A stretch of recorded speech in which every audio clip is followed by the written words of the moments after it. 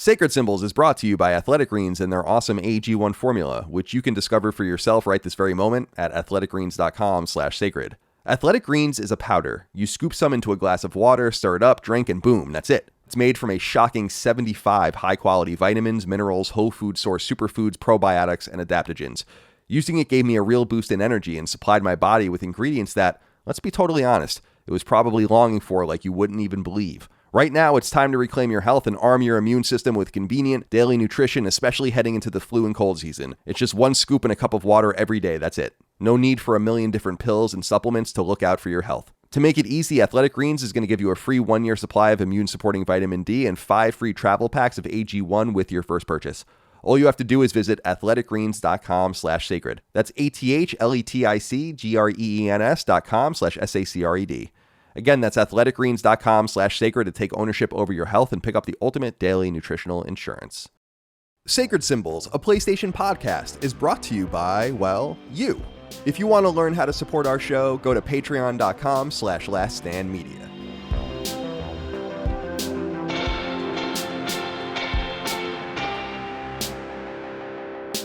Greetings and salutations. Welcome back to Sacred Symbols, a PlayStation podcast. This is episode number 222. Wow.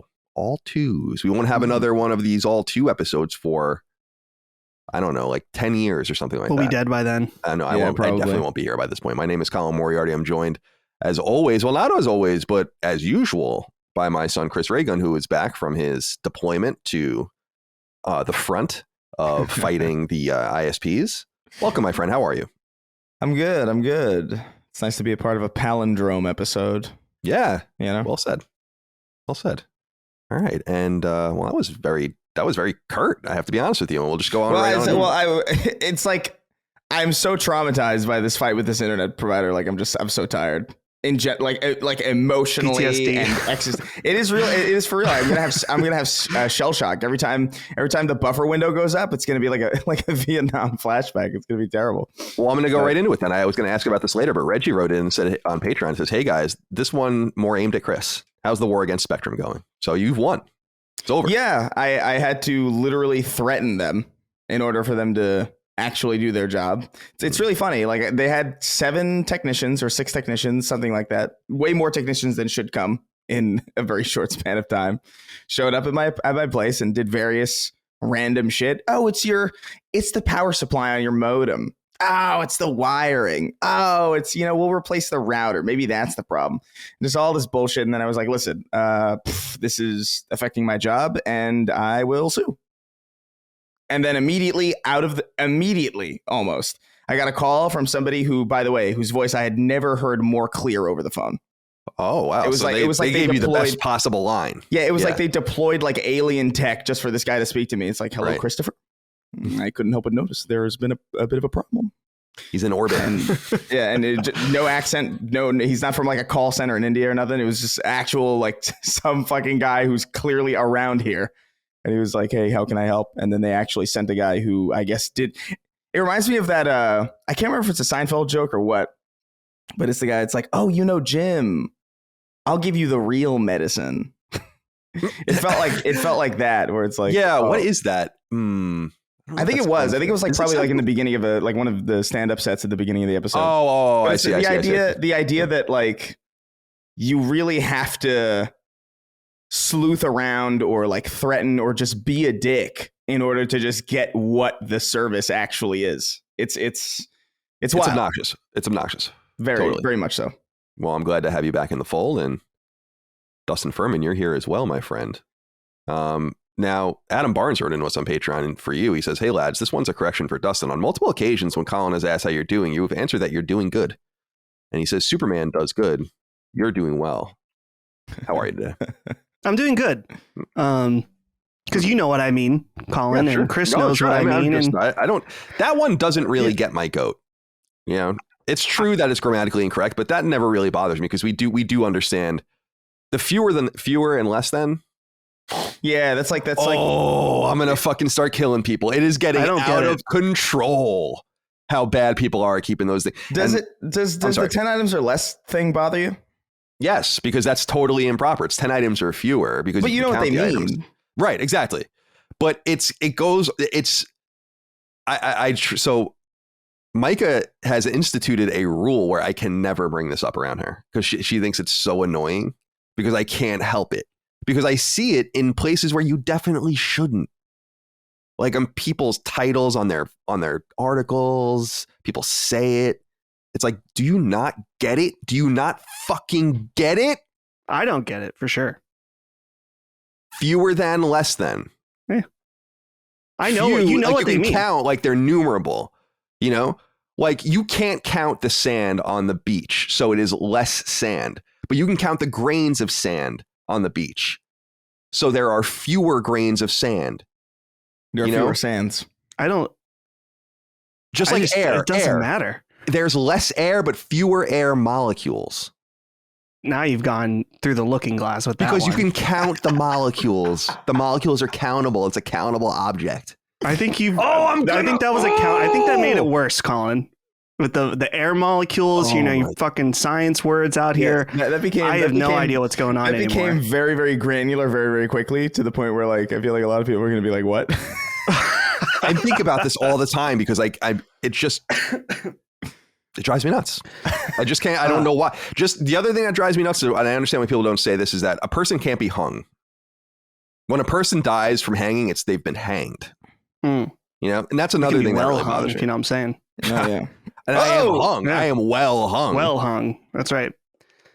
Not well I hanged. actually, yeah, I lied a little bit because I'm doing fine personally. I'm doing good personally. But if people listen to doing both, you know, right? You know, it's been all right. But if people listen to the Sacred Symbols Defining Duke, I've been getting over a real bad sickness since Sunday that I was like wiped out. Yeah. And so now Holly has had it the last few days. So I'm kind of on the upswing. I'm good enough that I can take care of her, or at least have been the last few days. And now she's like kind of getting better. And so it's just been annoying the last few days, just being sick and coughing and stuff like that. You were down with the sickness.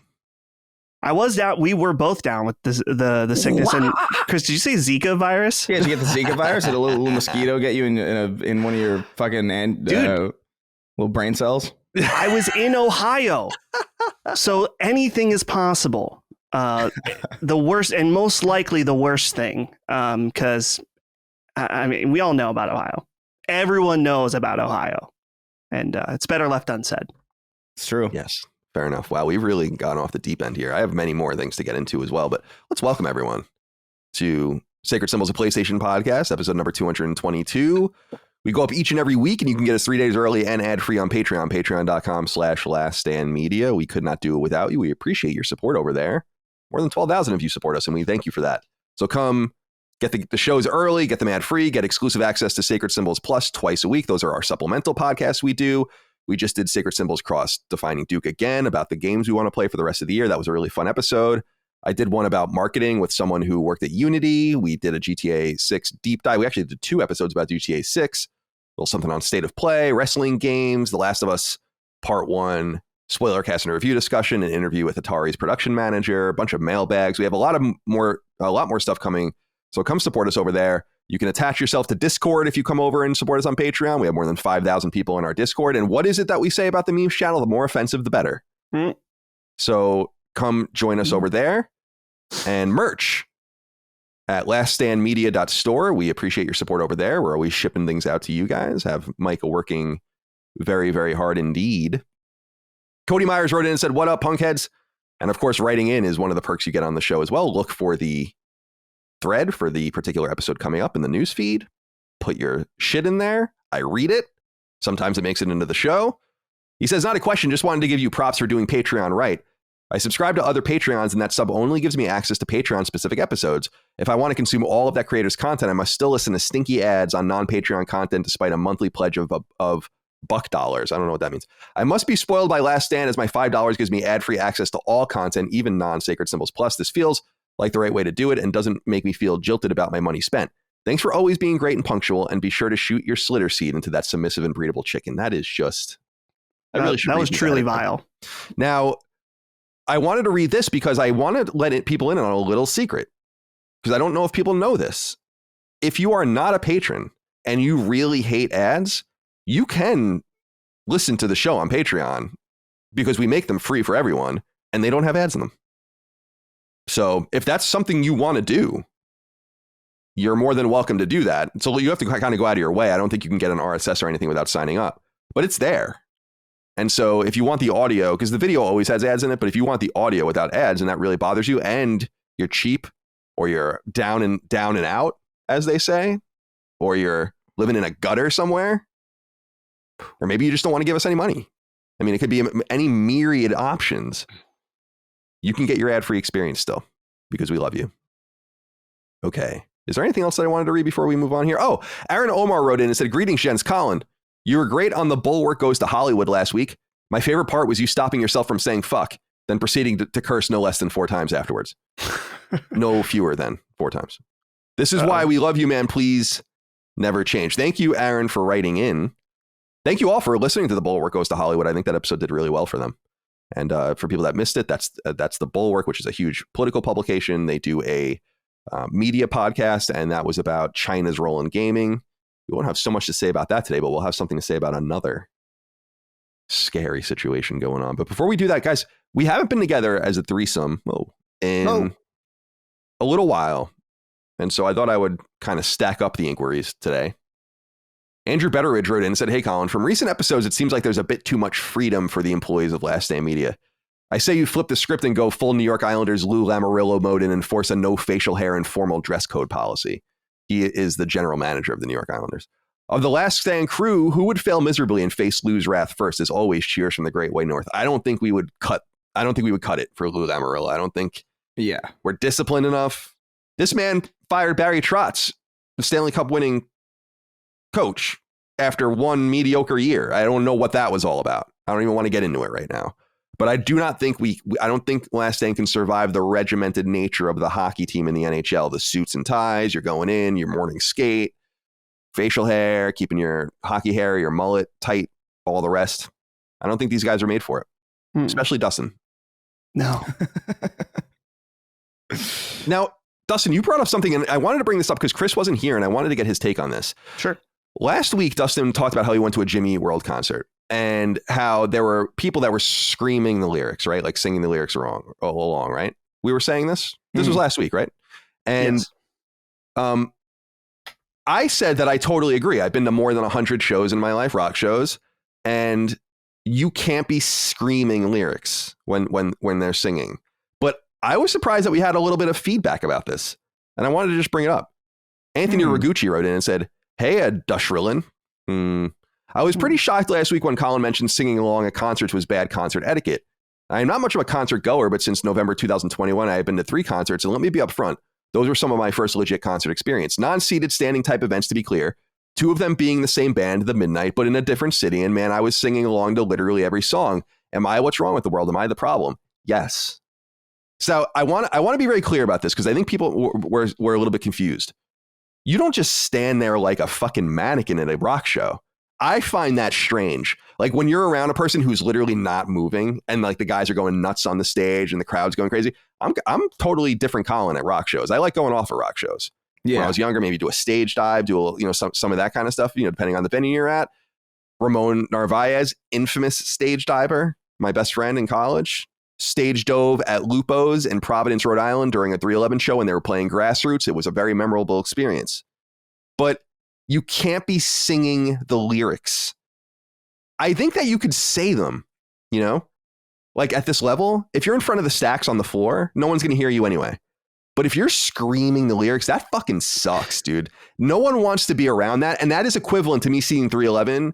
And it's like, well, why do you do that to the guitar or the bass? Like, do you do that at the fucking concert? So Colin, why do you think I want to hear you singing the lyrics when they're right there? Right? Like, and I'm there for that. So that is part of concert etiquette. I can't believe that there's any pushback about that. Colin, that's what I didn't mention that last week, and I really should have because it was a really important component. Is that this girl, I don't want to, it wasn't just that she was singing. It's like, oh, I could hear her a little bit in the back of my ear. Think atonal screaming as loud as possible, this close to the back of your head. It's a little bit of a different thing. And I understand people are like, oh, Of course you're supposed to sing, and I get it. Yeah, I'm in support of some singing at concert, atonal screaming, and the other thing, singing the guitar solos. Actually, it was atonal screaming the guitar solos. Oh I my shit God. you not. Dude, that's not acceptable. That's insane. That was not acceptable. Like, that's just on it. That's the exact point I'm making, is that why do you feel like you should do that with lyrics and when you're not doing it with anything else? I mean, that's fucking psychotic. I think, Colin, it was the song Bleed American. You know this song. There's a great guitar solo at the end. I heard this guitar solo in one single note screamed into the back of my ear at this show. But I'm no fun, apparently. You're no fun, Colin, because you don't want that. Salt, sweat, sugar, and asphalt. It's a good song. Is that what they were doing in the back of your head? Yeah. You sound better than they do right now. It's way better. That's the thing. It's like that's the biggest kind of that is the what do you call it? The big variable, right? In that situation, because like I've definitely been at concerts where everybody's singing. And it's kind of a great time, sure, because everybody's like nobody sounds bad. Like for some reason, everybody around you sounds pretty good. But then I've also been in points like standing in areas in concerts where like everybody's singing and the people around you just do not. It's not even like you're not a great singer. It's like you don't understand the basics of how to sound like a thing. I'm mesmerized that these people even learned how to speak by mimicry. Like it's crazy. But I don't know. Like I think it's mixed. Usually, for the most part, I would prefer most people do not sing at the show, generally speaking. But I do think there are certain points where like there are certain songs that lend themselves well to like mass audience participation. You know what I mean? And I think the band will usually kind of invite that. But I'm fortunate enough to, in most of the concert experiences that I've had, although like a few of them have been sitting concerts, and you don't sing at a sitting concert. You're insane if you do that. But generally speaking, I think like about 90% of the times that I've been in concerts and people have been singing around me, it hasn't deterred me because the band was still way louder and everybody around me did a pretty decent job of like kind of like almost like background vocaling almost.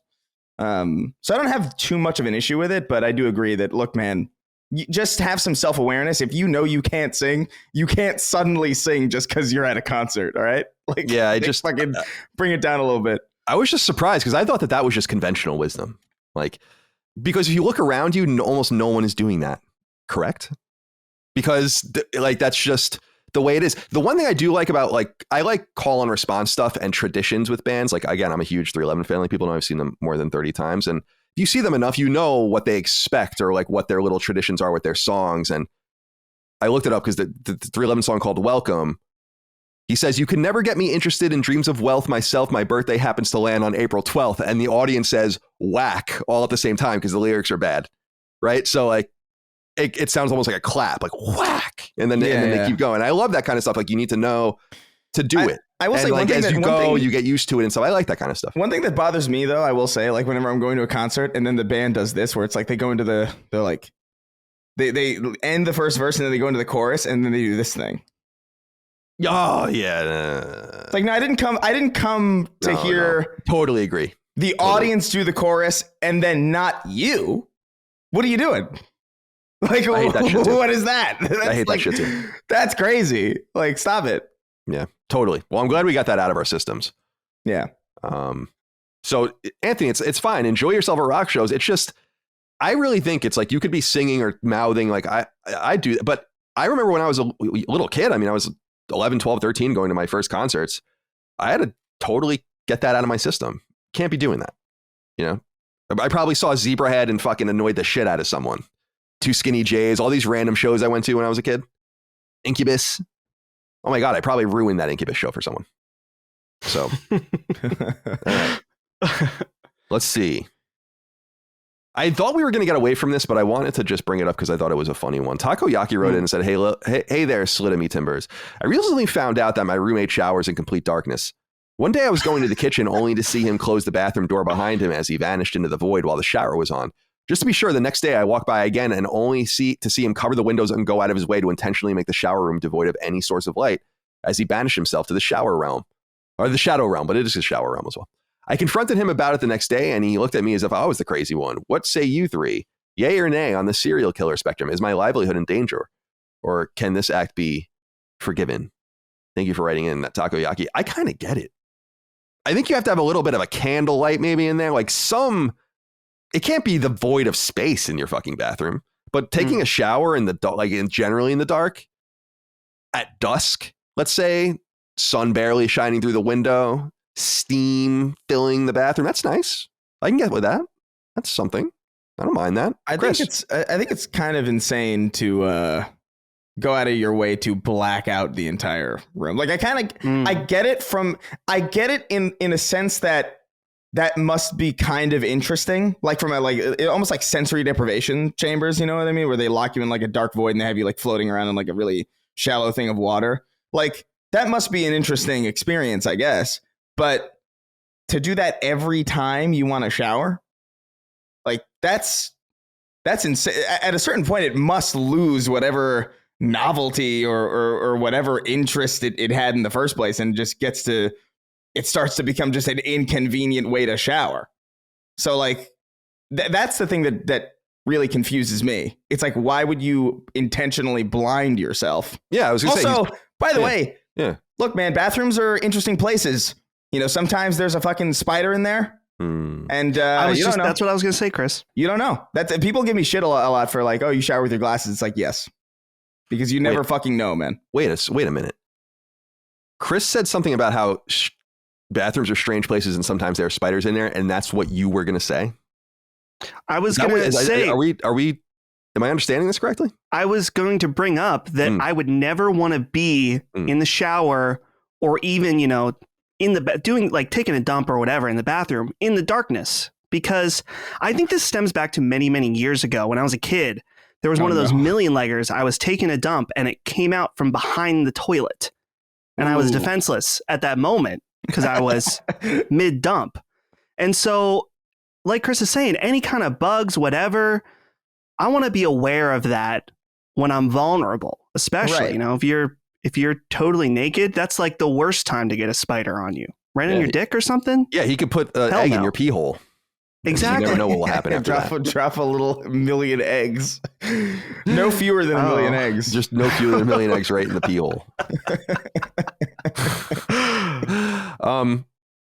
Okay, let's just move on. I don't even want to say anything else about that. DSan21 wrote in and said, Sacred Simps, this is mainly concerning Dustin. During the Sacred Symbols Plus about the most recent state of play, Dustin talked about the discomfort he feels in viewing extra bodacious anime-esque ass and titties. This was in relation to the Stellar Blade trailer. My question is, are you a prude, Dustin? I, for one, will take all the ass when it comes to my video game characters. What say you about this? I think that what I was trying to convey was, I think this is a thing, especially with video games. So we're talking like 3D models, where it can be made with so much physics, so much shininess, maybe gloss, that there's something about it that is a bit off-putting to me.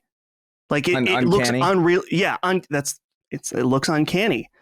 And it's not that I don't know, it's not like I want to throw up or whatever. It's not like super gross, or I'm not afraid of it. It feels kind of strange to me that someone might be actually into that in some way. I don't have any problem with an anime titty here or there. I mean, of course, or anywhere really. Anime titties for all, but specifically in that game, Church. If the time calls for it, sure. Time calls for it, Colin. Sure. So, I think that's kind of a better explanation of what I meant. Fair enough. I'm prude. Yeah. I don't even deny it. Chris? I don't mind it. In fact, this happens so infrequently that when I saw the Stellar Blade trailer, I was like, oh, I kind of missed this. It's kind of fun. Chris it's kind of fun to have. Titties. I mean, I don't have a problem with it. I never really had like a weird aversion to it or a weird like obsession with it. It was just sort of like, yeah, okay. Sometimes you get video games like this and whatever. But it's been so long since I've seen anything that's been so blatantly like that it's kind of like it's the same thing as like when we started getting color in like there was like this period in like 2005 to like maybe like I don't know 2010 where every game was like very gray or very beige, very very dreary, and we started getting color, and that was like, ooh, that's nice. But then we just got oversaturated with color to the well, it actually works on a lot of levels, but we got oversaturated with color, and then to the point where it's like I would see a gray game and I'd be like, ooh, what's that? Because it's different. It's kind of like the same thing now where it's like Stellar Blade looks interesting to me purely because I don't know anything that is out currently that looks like Stellar Blade. And I haven't seen anything that looks like Stellar Blade in years. I can't even remember the last time we had like a game like that. It's like maybe like I'm really trying to like I guess you could argue NieR Automata, but I wouldn't even argue that really. Like, that's almost like kind of maybe occasionally a little fan servicey. But even then, not to this degree. I'm all right. Sure, it's out there. I just in the mainstream space, it doesn't seem like it's predominant. Yeah. Anymore. And I'll be real, man. Sometimes, like when I'm playing third-person games and I can choose my character, I'm choosing a woman like 90% of the time. Because you want to look at that. Because I'd rather be looking at a woman, quite frankly, sincerely. Sure. I don't know. I consider myself, I guess, a little prudish. I always said this, like when Dagan and I were watching or doing Knockback for all the Game of Thrones seasons, and we were talking about that. I'm like, Jesus, it's like so gratuitous, the sex. Like, why does it have to be like this? But I don't mind it occasionally like that. I just don't want it to be awkward. But I think fan service is its own thing. And I don't mind any of this stuff existing. So it's not really like an existential thing for me. I just think some of this stuff's just not for me. Like I feel awkward playing some of this stuff. So to each his own. But thank you for writing in, Desant. Papa Fridge wrote in. Let's congratulate him. He says, hey, CDC, just wanted to write in and say that you've converted my now wife into the cult that is Sacred. She's been listening to Sacred as we drive over our relationship, and now she's picking out Vita games for me to play. We even listened to last week's podcast as we drove up for our wedding. So thanks for helping me make her a gamer, or at least to help me with me and my nerd self. Cheers, boys. And remember, nerdy wife, nerdy life. That's true. Mm-hmm. I am, for the very first time in my life, I'm engaged to her. I'm with a woman who is a video game player. Like, that's the first time in my life. And it is really nice. I always thought it was important. People always tell you, seek out opposites. Seek out someone that brings something new to your life. And you should. And I have done that, but I brought it to the extreme many a time. That's how Colin Moriarty ends up with like a sorority girl or something like that. Back in the day, it's like, that doesn't really make any sense, but it happened. And so I agree. And I'm glad to hear that. Welcome. We could use a few more female listeners as well. I think that's an endemic problem in hardcore games podcasts. We need more of those ladies. I don't know. What is it? Do you not like to hear the constant conversations about peeing and spiders down the spiders and all this? Well, we have more peeing stuff coming up, so don't worry about that. Oh, good. Sacred Symbols is brought to you by the banking app Chime and their suite of basic banking options, which you can learn more about right now at chime.com/sacred. Credit is a scary word, but that's only true if you're woefully irresponsible. For normal people in the adult world, credit is a necessity, and building your credit is essential so that you can rent an apartment, lease or buy a car, or even score a mortgage, and a million other smaller reasons too. So how do you build credit? You do so carefully, responsibly, methodically. And a great way to get going is with the Chime Credit Builder Visa credit card. Listen, I'm going to let you in on a little secret. I buy virtually everything with a credit card, and then I pay it off immediately. Doing so nets me a positive ping on my credit rating and costs me nothing because I stay financially responsible. You can be doing the same exact thing right now with the Chime Credit Builder Visa credit card, which comes with no annual fees, large security deposits, or even a credit check necessary to apply. See, by using credit and then paying it off instantaneously for literally years, I was able to build an exceptional credit score, which got me my current awesome mortgage rate. But you need to start small, start somewhere, start sensically. And for those just getting your financial sea legs, the Chime Credit Builder Visa credit card can be a great option for you. So start your credit journey with Chime. Signing up only takes 2 minutes and doesn't affect your credit score. Get started at chime.com/sacred. That's chime.com/SACRED. Again, that's chime.com/sacred for access to basic banking options and an award-winning banking app. The Chime Credit Builder Visa credit card is issued by Stride Bank NA pursuant to a license from Visa USA. Chime checking account and a $200 qualifying direct deposit are required to apply for the secure Chime Credit Builder Visa credit card. Regular on-time payment history can have a positive impact on your credit score. Impact the score may vary, and some users' scores may not improve. Out-of-network ATM withdrawal fees apply except at MoneyPass ATMs in a 7-Eleven or any Allpoint or Visa Plus Alliance ATM. Sacred Symbols is brought to you in part by Curology. the custom skincare regimen you can discover at Curology.com/sacred. I must admit, the timing of this week's Curology spot is quite serendipitous indeed, because the season is a-changin', and I noticed it pretty much right away. My skin has always been dry. You should see what my hockey gloves do to my cuticles.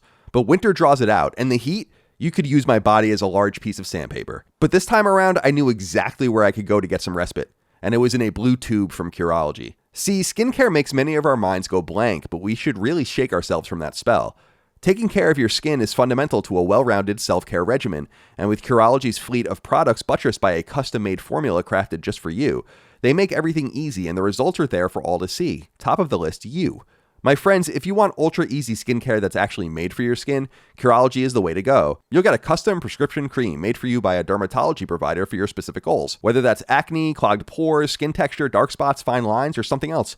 You start by taking a short online skin quiz, and if it's a good fit, they'll ship you your formula right to your door. It's that formula that's most important because using the results of your aforementioned quiz, Curology is able to hone in on your specific needs like a heat-seeking missile. And like I said, you will notice the results.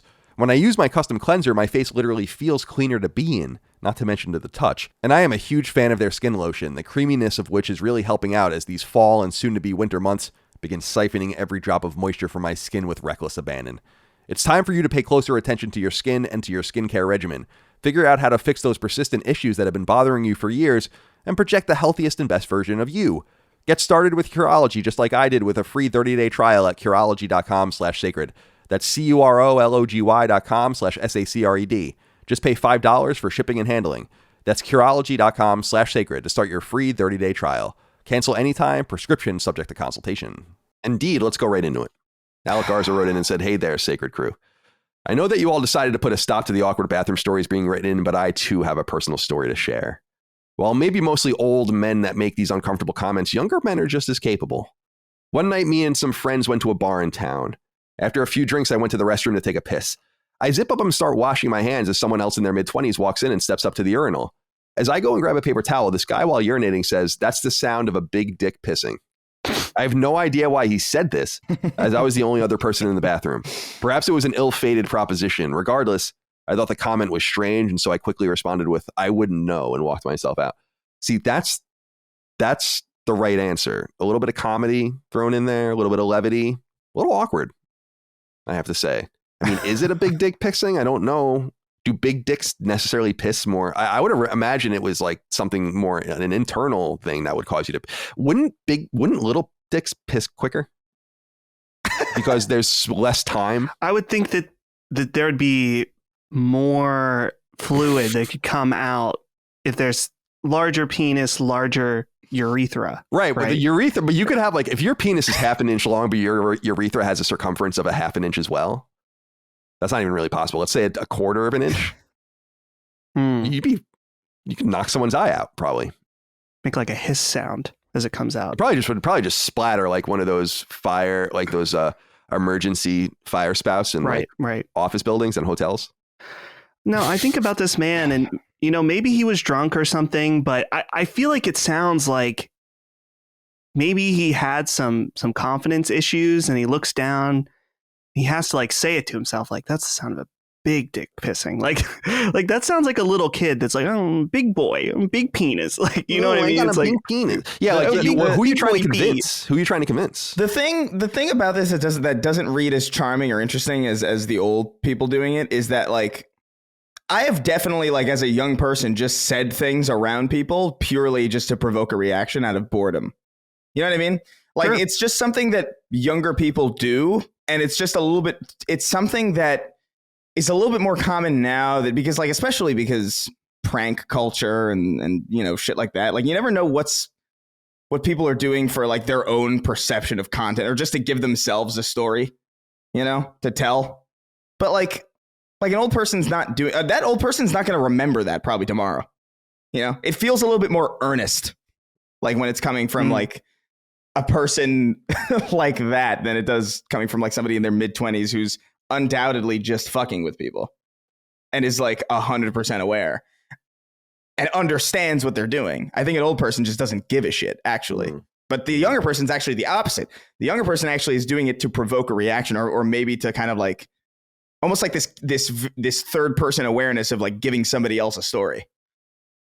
You know? Totally agree. There are many possibilities. Many. Appreciate you setting them in our brains. I like the self-deprecation, by the way, with penis size generally, because you got to keep everyone on edge. Like, what is it anyone's business how big your penis is, one way or the other? Are the people in your life, person in your life, satisfied?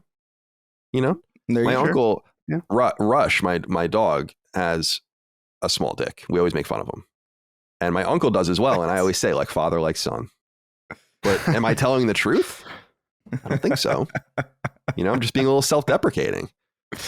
I'm Italian. That's so fucking Use your imagination. The idea of bullying a dog for having a tiny dick is really hilarious. Well, because my uncle's dog, he has like a French bulldog.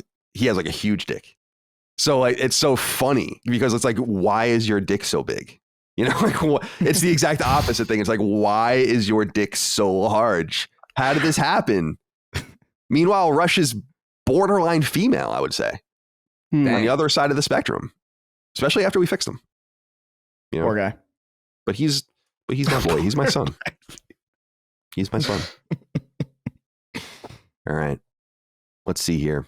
Oh, Jeremy S. wrote in and said, Colin, you claim you're a pacifist, yet you spend much of your non-gaming hours consuming fight porn content. How do you explain this conundrum? It's true.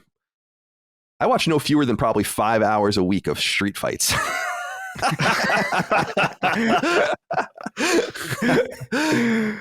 I love watching. I love.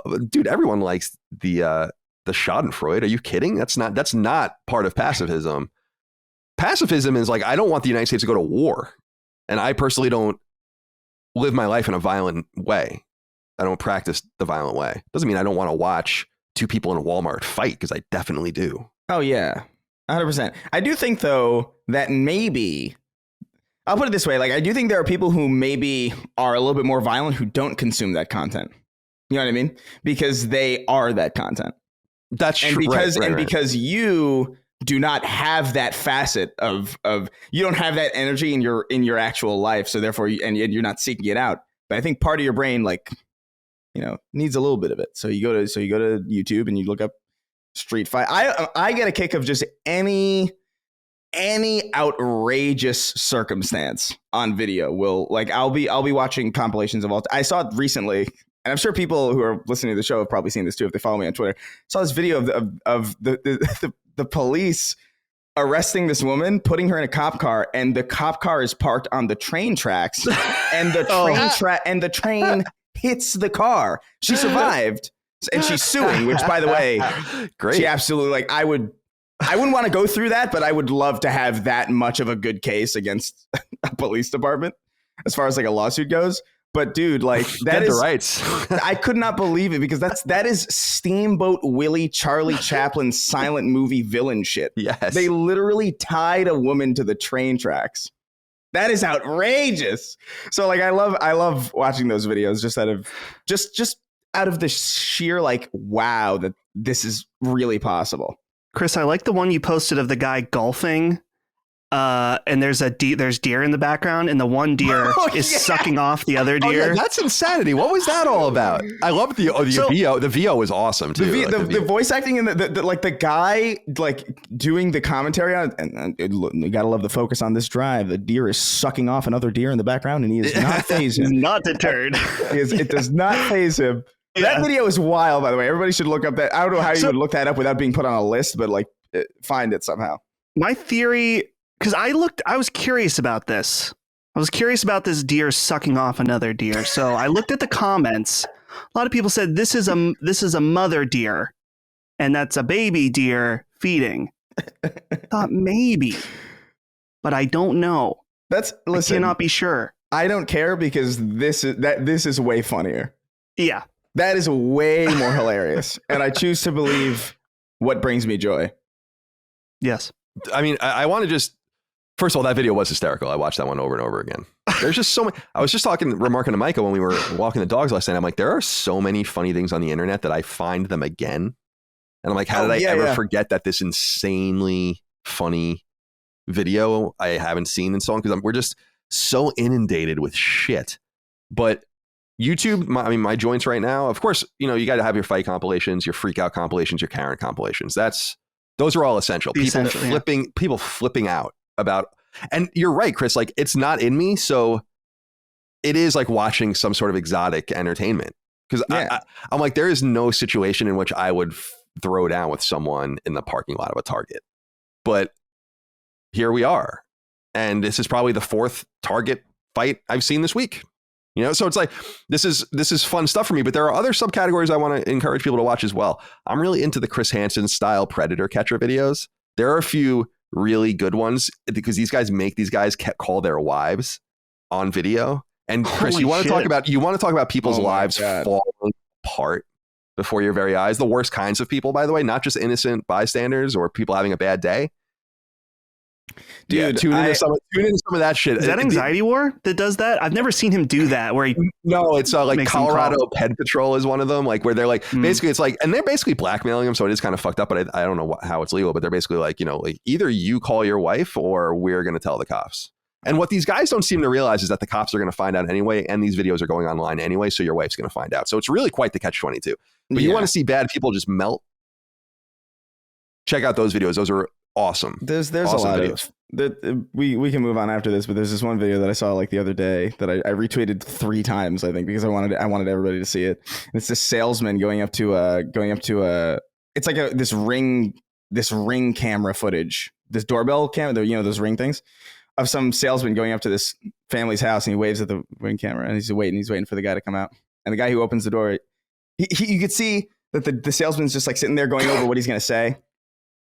And then the guy opens his door, and it's apparently like a black guy. And he goes like, "Hey, what's up, man? I live over there. That's my house. Like, we're doing solar." And we were just going around talking to, and he says N-words. Oh, yes, yes. And he was like, and then he goes, "Oh, I'm sorry, man. Neighbors. I didn't." And then the guy goes back into the house. He's like, "All right, bro." And then he's just like, "Nah, man, it wasn't even like that, man." And then he just walks away in just complete shame. And he's like, "What the fuck did I just do?" I wonder if it's like, the company. How do you do that? That is astounding. Look, man, I don't know. These things are amazing. And there's no shortage of just videos of people just fucking up in like a colossal way. Totally. It's just like we're inundated every single day with new stuff. And sometimes I just find shit way later. That guy was totally and probably had the worst possible intrusive thought, Oh, yeah. Like, and then just executed on it. Like, what if I said the worst possible thing right now and then he did it? Yeah. Like your inner monologue or whatever. It's so horrifying. I know that video. I couldn't even watch it because it was so cringy, Like, or like even I had to like, I can't. I watched it so many times. I could not stop. Just the body language of just the body language in proportion to what he's done is hilarious because he just goes like this. It's like a.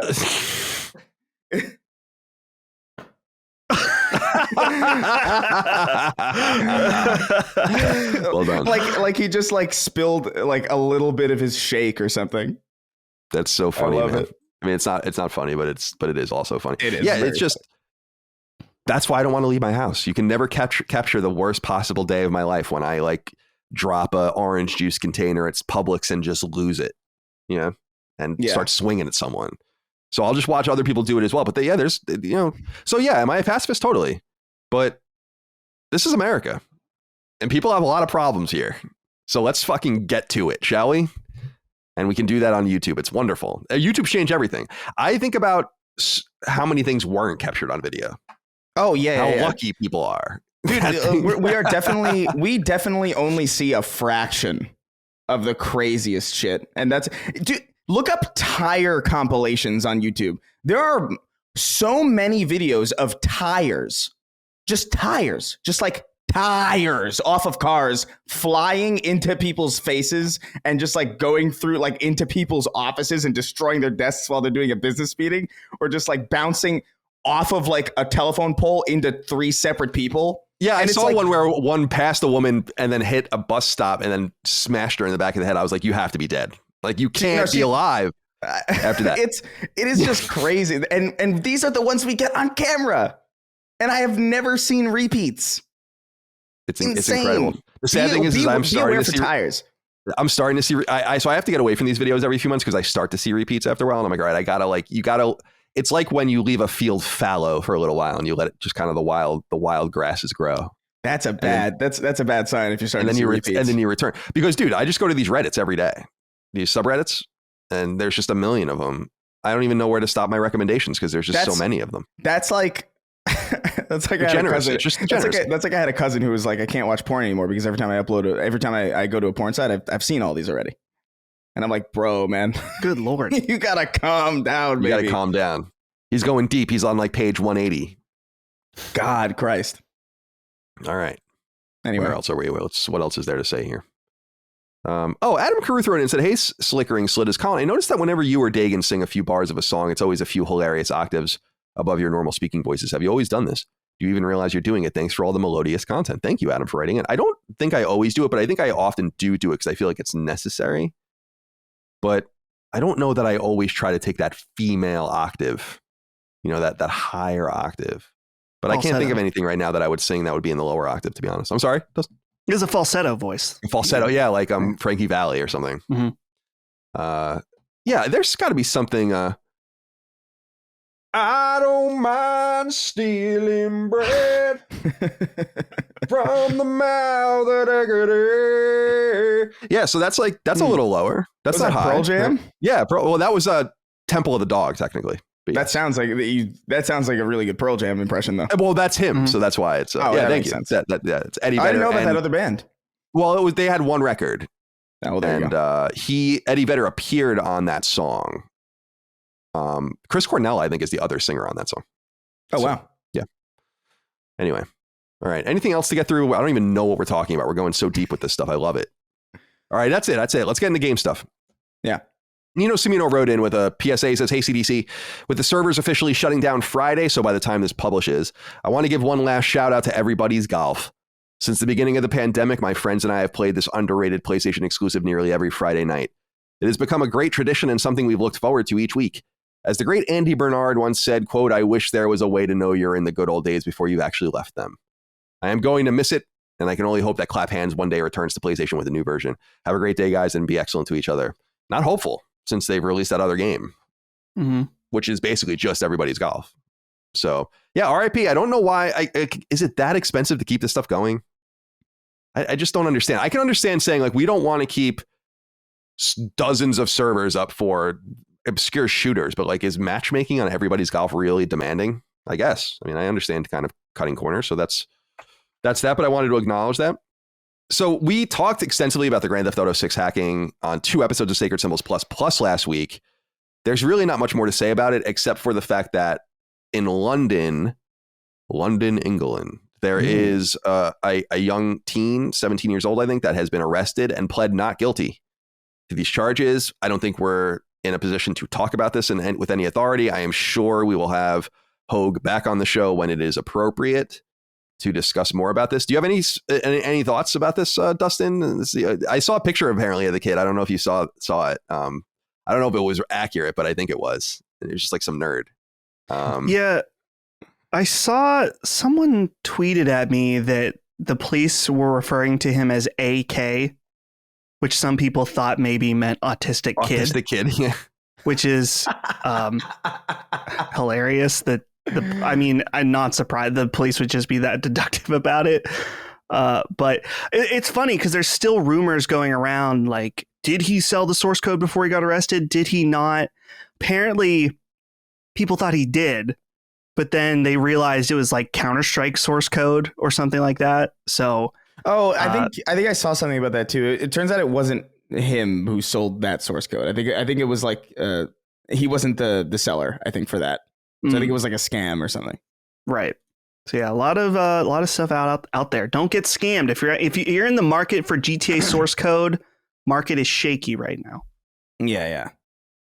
Okay. Let's move on. There is troubling news. I thought we had a letter about this, but maybe we don't. So I'll just get right into it. Saudi Arabia, the Saudi Wealth Fund, has revealed that they are going to invest an enormous amount of money into video games. And this comes from a press release from Savvy Games Group, which is the new Saudi-run gaming fund that will try to get into video games and esports. So it's going to be a lot of esports stuff that we don't really care about. But this, remember, I wanted to remind everyone why this matters. The Saudi government, Saudi Arabia is a country in the Middle East, a petrostate. They have a very, very, very wealthy sovereign wealth fund, meaning a government run and operated assortment of ownings in various enterprises. And recently they invested 5% in Capcom. They invested 5% in Nexon. They own a ton of shit that has nothing to do with video games. Prominently, they are currently conducting the Live Golf Tour, LIV, if you want to read about it. They are poaching a lot of players away from the PGA and giving them extraordinary amounts of money, although they're not really getting any high quality players or players of the highest quality, I guess I should say. They are getting tour players. So this goes into this whole notion of sports washing and this idea that the Saudis are in a little bit of trouble because they realize they see the forest for the trees. They have a lot of money. Oil isn't going anywhere. Petroleum, fossil fuels aren't going anywhere. They're always going to be important, but they're going to be less and less important, I assume, as time goes on, as we get a grasp on renewable energies and all of the rest. And they realize that they cannot rely on one income source anymore to buttress a pretty nice social state that they have going on there, all things considered. You know, good roads, nice, accoutrements around your various cities and all of the rest. And so a certain expectation of lifestyle. So they've wisely, I think they've done the smart thing by saying, we want to take our sovereign wealth fund and start investing in random things. Like we have to get away from oil. And so they're doing that. They're doing that in sports. They're doing that in entertainment, and they're doing that in gaming.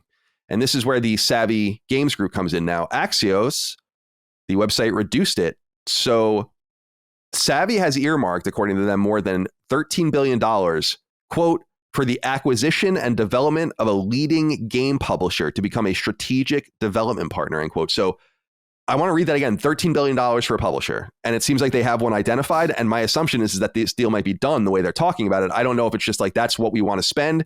We're going to go and chase something, or we have something in mind. $13 billion is about twice as much as Microsoft spent for Bethesda. Although I think if that deal were done now, that would be about the price. So you're thinking about a Bethesda size publisher. This makes me scared because I think Square Enix is that Bethesda size publisher. And I really, really hope I'm wrong, because you would need way more money than that to get involved with Take-Two, EA, all that kind of stuff. That's not sufficient. Maybe it's Embracer. I don't know. Something like that. Another $18 billion, according to Axios, is pegged for minority investments. And they want to establish 250 new Saudi-run game companies that will create 39,000 jobs. And it will be run by Prince Mohammed bin Salman. And that is another important point. The son of the monarch, newly appointed prime minister, the future leader of Saudi Arabia. Now, why does this matter? I know a lot of people are confused about why this matters. I'm going to tell you. This is according to the government of the UK, okay? So we know we have a lot of British listeners. With the launch, I'll actually start here. Men and women, this is in Saudi Arabia.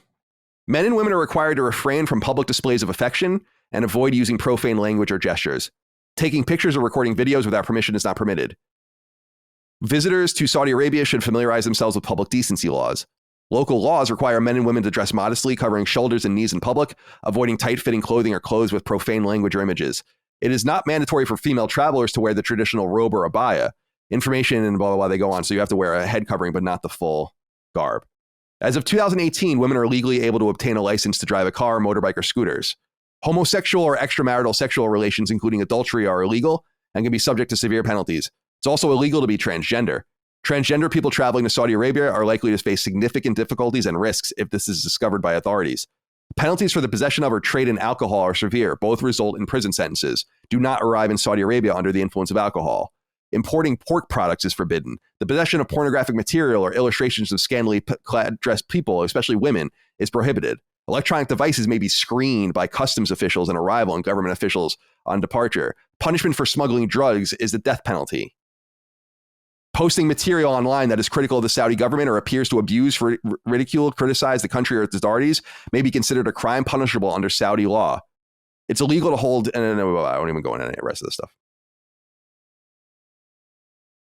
We have a society that closed, and they're going to make games. And they're going to fund Western video games? That doesn't make any sense. Something has to give. Either they don't believe what they are saying and doing in their own country, or that is going to leak into the things that they invest in.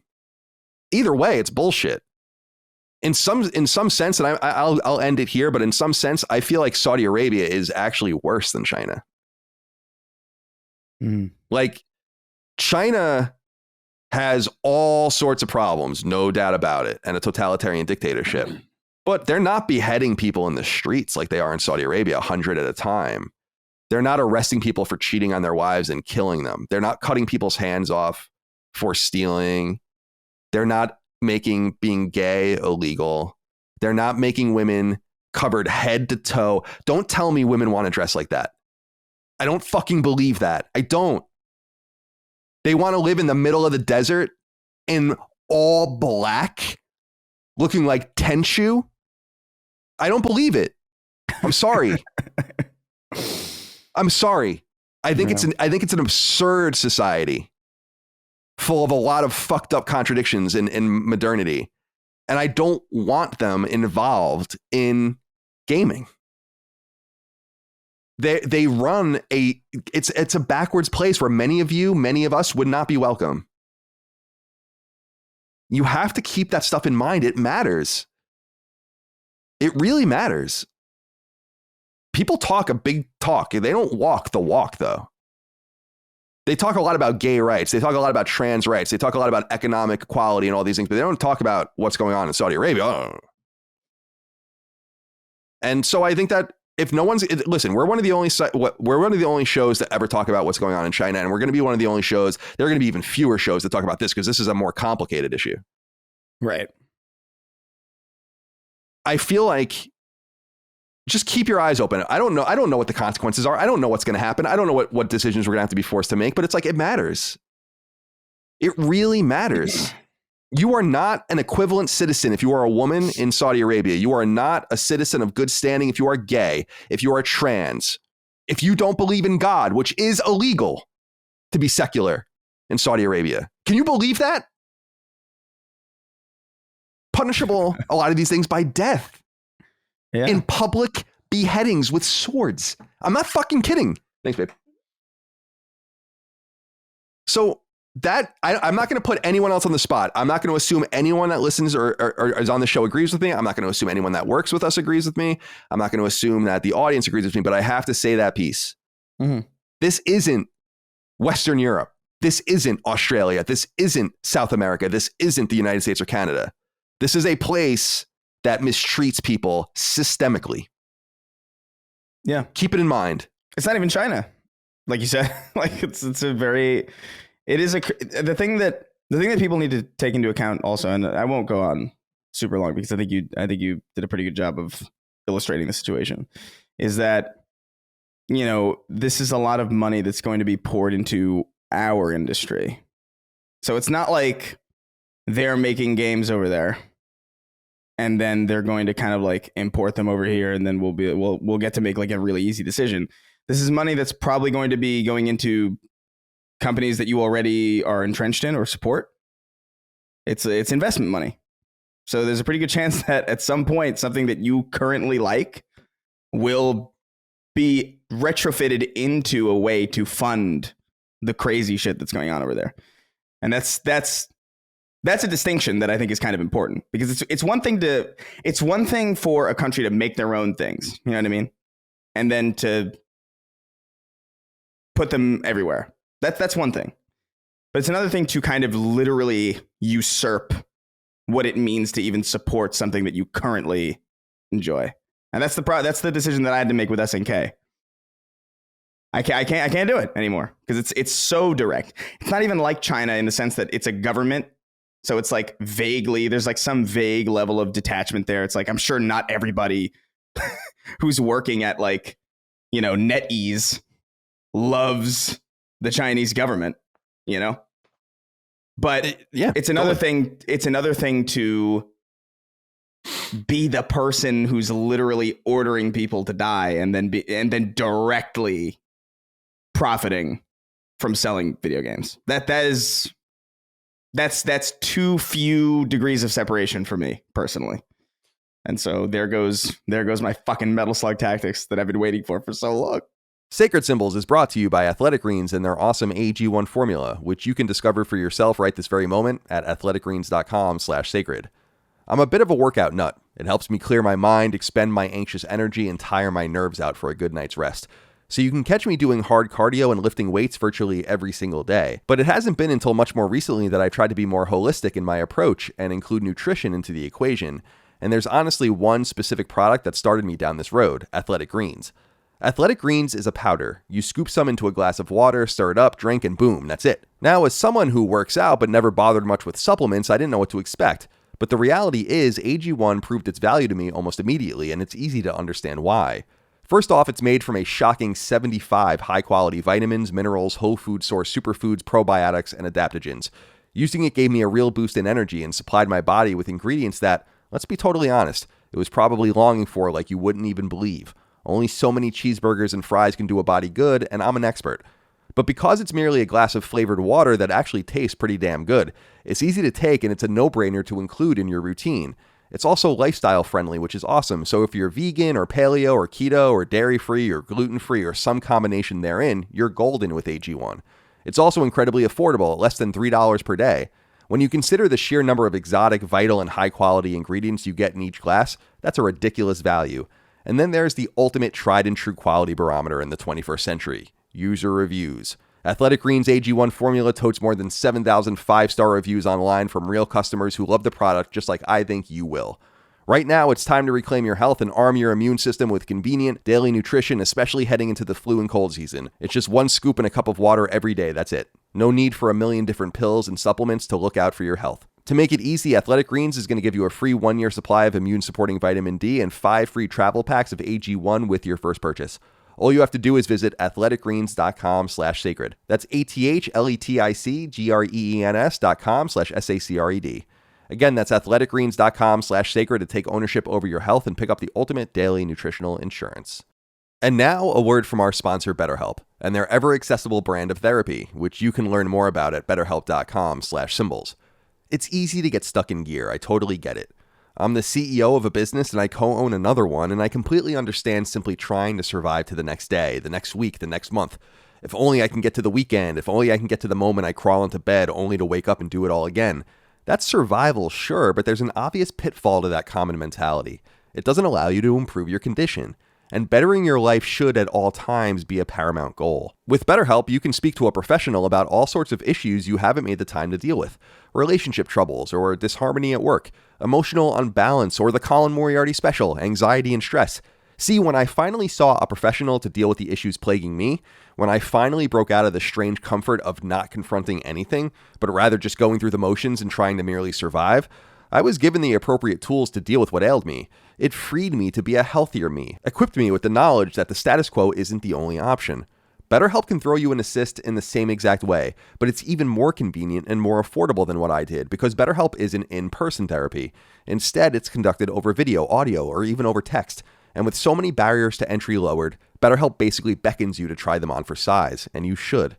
This is your life. You have one shot at it. Make the most of what's before you and leave no stone unturned. My friends, when you want to be a better problem solver, therapy can help get you there.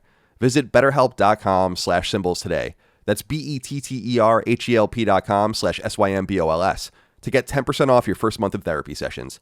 That's betterhelp.com/symbols for online, affordable, professional therapy that can help you right now.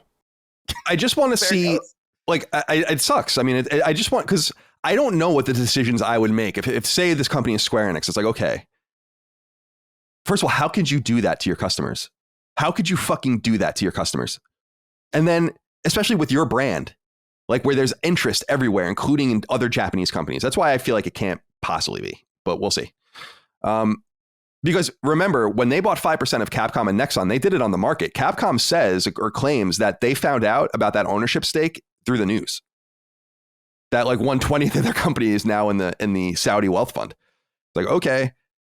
So I don't know what decisions I'm going to make and how it's going to affect our lives, but I think that we have to continue to hold people accountable at the very top to make the right decisions so that the best possible outcomes trickle down to the consumers. And anything else, I think, is just unacceptable. And I want to read this before we move on. And Dustin, I don't know if you have anything to say after this, but this comes from the State Department. So I want to just encapsulate this, all right? Now, I'm not the hugest fan of the State Department, of course, but human rights issues include unlawful killings, executions for nonviolent offenses, forced renditions, forced disappearances, torture of prisoners and detainees by government agents. So first of all, we have a couple of unlawful killings, obviously, in the United States, very high profile, but generally these things don't happen in the West by rule, right? There was also reports of arbitrary arrest and detention, political prisoners, arbitrary interference with privacy, criminalization of libel, censorship and site blocking, restrictions on freedom of peaceful assembly, association and movement, severe restrictions of religious freedom, citizens' lack of ability and legal means to choose their government through free and fair elections, trafficking in persons, violence and official discrimination against women, criminalization of consensual same-sex sexual activity, prohibition of trade unions, which is the funniest part, because it's like this this industry is becoming so left-wing that we're seeing unions pop up. I don't think Activision could even have a unionized anything over there in Saudi Arabia. So I just wanted to bring this up. And of course, what happened to Jamal Khashoggi, the American journalist, who was killed by the Saudi government as led by Mohammed bin Salman. I don't mean to be political. I know people are tired of it, but I'm sorry. I am also tired of no one talking about this and pretending like it doesn't matter. It matters. The economics of our industry matter. The politics of our industry matter. It matters. I'm not going to be convinced that it doesn't matter. I'm not going to stand down on this issue. Whoa. So I know people are probably tired of hearing it, but you're going to hear it. This isn't okay. It's not normal. We don't want this kind of stuff involved in the games industry. What don't you get about that?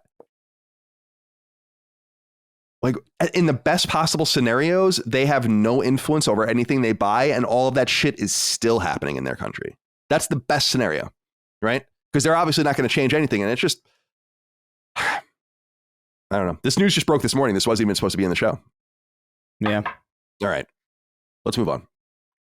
Stadia. This has nothing to do with us. Of course, I just thought it was interesting and people would be interested in knowing. The Verge reports Google is shutting down Stadia. And they're refunding all Stadia purchases, hardware, software, and DLC. And people, I guess, are moving on that work on it into other parts of Google. So there will be no layoffs. The service shuts down January 18th. I think that is a very generous deal.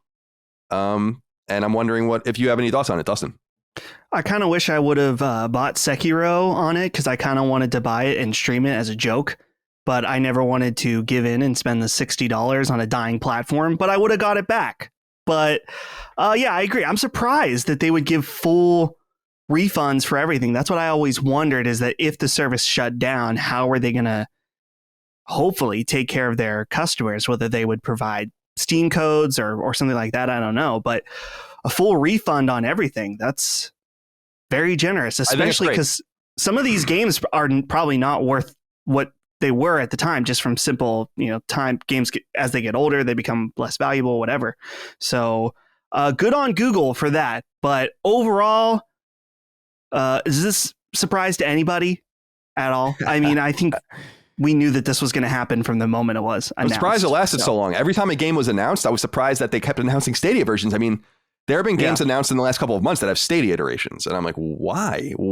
How can it be that anyone is playing this? I just don't believe it. And it turns out they're not. Chris, do you have anything to add? No, this doesn't. I think the second I heard about this, I was like, oh, well, this is not long for this world. It's just not. People streaming video games is cool. It's a very interesting tool set to have available to you, but it cannot be the primary way that you engage with this medium. That was their big mistake, especially as the major competitors to their market were offering both streaming and, full proper download running off of base hardware, no latency. Like, I mean, I stream some games sometimes. Absolutely. Like, I mean, Colin, obviously you and I have been dabbling around with the Backbone. And it's cool, right? It's a nice thing, but it's not where I would play all of my game. And it's certainly not where I would play primarily. That's like end of the day. Like I'm winding down. I need something to kind of lull myself to sleep, or maybe I'm like waiting for laundry to finish or something. it's a very specific utility, and to market an entire platform off of that very, very specific utility was just a decision in just basic R&D that I'm actually astonished that Google even made in the first place. But at the same time, this is yet another one of these abandoned Google projects, off in the pile with Google Plus and Google Glass and I don't know, Google. There's a whole website dedicated to it, or whatever the fuck they're making. I don't know. Google Graveyard, I think, is the website. Right? I looked it up. I tweeted on June 6, 2019 when it was announced. I don't want to spoil anything for you guys, but Google Stadia is going to fail. So, yeah, it's not. I'm surprised it lasted so long. I mean, I know people that worked on it, so I'm not celebrating that. Yeah. Well, I mean, they didn't get laid off. No. They're still there. So it's just not the right product. Google's not the right company. No one wants to play games with a Google platform. It just doesn't work like that. I don't think you can assume that you have a place at the table in gaming. Look at the companies that are in gaming. Like they're very, so when you look at it, Nintendo, Sony, and Microsoft, they're just kind of a random array of companies. Nintendo is a gaming company. Sony is a gaming dominated company, and Microsoft's a tech company. You could have any number of companies switch in and out, and it would have made perfect sense. If you rewound 30 years ago and you told me that Sony and Microsoft would have video game consoles, that would have really made no sense to anyone. Like what? And then when you hear things, it's like, well, Panasonic was going to get involved, or Philips, or whatever. You can see a future where it's like, well, maybe they were the ones that ended up making it. And of course, there are various Philips. Isn't there a Philips? Was it Philips? CDI. CDI, right? But didn't they do a GameCube? Wasn't there a GameCube by Philips or by one of those companies that was? I think there was the Panasonic. Panasonic, that's what it was. Yeah. Panasonic, the shiny one. Right. Yeah.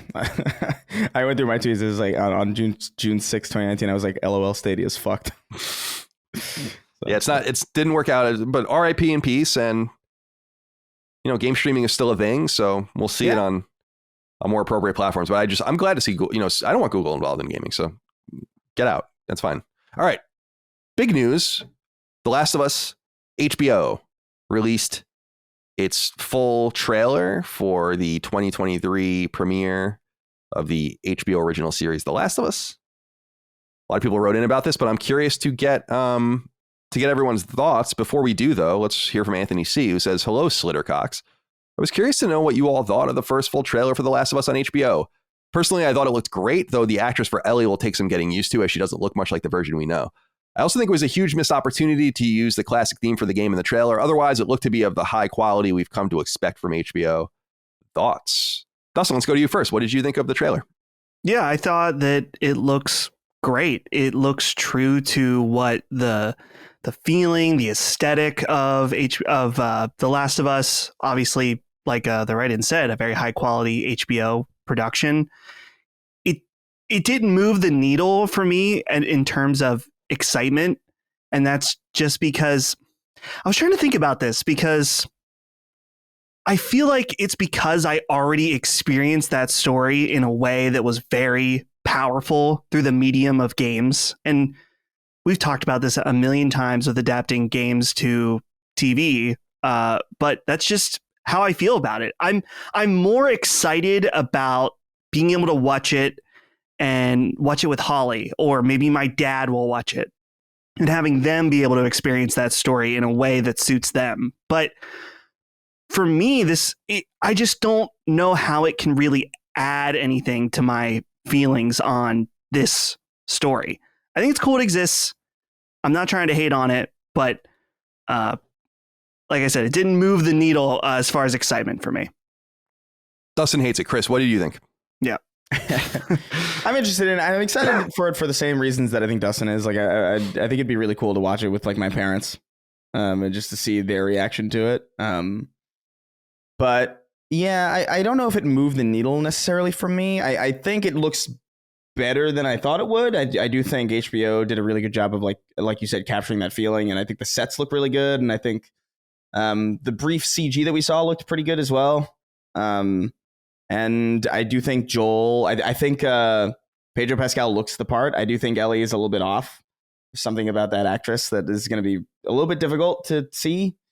But again, we haven't seen the actual show yet, so who knows? Maybe it'll be fine. But I just think it's one of those situations where, you know, I'm curious about it, but I'm not excited. I think this is one of the few video game television adaptations that I think makes sense for live action. So I'm interested to see how they pull it off and how they do it. Because Last of Us was already such a realistic kind of like gritty world. I do think, I mean, I do think maybe like an Edge Runner style animation could have worked as well, but at the same time, I do think it works more than like Halo does, or even more like than The Witcher does. So, I'm interested. I think it looks great. Excited about it. My general notion on this stuff is that I don't feel like this stuff needs to exist, and I'll get that out there. Like I don't think the world. I don't necessarily think we're any better off with The Last of Us on HBO. I don't think so. However, they're doing it. All right. So now that they're doing it, we can acknowledge what it is. And I think it's very well made. I think that there's some interesting stuff in the trailer too that's being overlooked. There is one specific scene where I'm like, this is definitely not from the game. Like, this is definitely something that is being told from the perspective of before anything happened. And if you go to 1 minute or 101 on the trailer, you'll see it. And I won't spoil it, but this is not from the game or anything we've ever seen from the mythos of The Last of Us. And I wonder what it is. It can only be one of 2 characters, I think, and maybe a character we've never even met. I don't want to spoil it too much, but it's cool to see like a few things. Like Left Behind is told in this story, you can tell, which is cool. They show a scene from that, so that's going to be incorporated somehow into the main plot. And I love that scene where they're behind the glass and the cortis and the infected is going on the other side. The clicking noise is perfect. The sound effects are awesome. I can't wait to see how that combat works. And it's so funny that Bella Ramsey is Ellie because she has that famous scene in Game of Thrones where she stabs. I won't get too crazy, but it's like a crazy stabbing moment. And she's going to have like one of those leaping stabs probably in this too, because that's what Ellie does. I understand what people are saying about her not being quite right for Ellie, but I think the problem is that she doesn't come off quite young enough, even though Ellie, the thing with Ellie is that she's older than she looks. And I think that's part of what makes Joel want to protect her. She's not a little kid, and but she kind of looks it. And they did a little bit of something with that with part 1 as well to age her up a little bit, I think. So I think it looks really, really good. I don't know if anyone else has anything else to add, but yeah. Okay. Oh, I wanted to talk about this actually quick before we move on. Peter Long says, "Hey CDC. The Last of Us HBO trailer has amassed over 10 million views on Twitter and almost 5 million on YouTube in a little over a day. And we are about to see The Last of Us have the same boost. I'm sorry, are we about to see The Last of Us have the same boost that Cyberpunk 2077 and The Witcher had sales in 2023? Will Factions see a boost in sales as it launches, or will it be soft like part 2 was? I don't think you can ignore the possibility that, and we're talking about Cyberpunk a little while. Actually, we could talk about it next. We might as well just do it. Is The Last of Us could see a huge resurgence. Like part 1 could have been a much more canny move than it seems. And I think it's all kind of lining up for them to maybe sell a few copies of this game. We don't know how it's sold as of now. We'll know in the next NPD. But I think that that's entirely possible. And it's been good to see The Witcher and Cyberpunk have a good response based on their support on Netflix as well. And we'll just go to that story right now because CD Projekt, the developer, announced that Cyberpunk 2077 has now surpassed 20 million copies sold.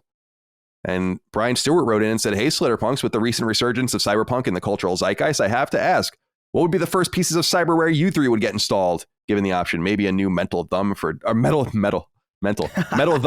perhaps a Weeb alarm for Chris, possibly some more robust legs for Colin to more easily manage that large Italian hog. Hopefully this isn't too out of pocket, and thanks for everything y'all chooms do." Thank you, Brian, for writing in. I was happy to see those sales numbers, although, again, it's such a complicated situation because how can you forget where it came from? It does matter. I don't know how to feel about it. What do you think about those 20 million copies sold, Chris? I think it's, look, I've always been of the mind that Cyberpunk 2077 is a great video game. I was really lucky and I had a really, really positive experience with it. Crashed, I think, maybe like once or twice in my entire experience, which, not great, but I didn't get game breaking bugs. I just didn't have the experience that a lot of people had.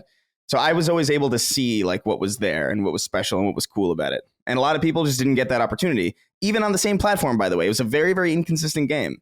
And that will never I don't think that'll ever be washed away necessarily. Your first impression is everything. Because even if it doesn't necessarily overtake the narrative of, let's say like a No Man's Sky situation where they really pulled that out of the grave, No Man's Sky for me will always still be that game that needed to fix itself.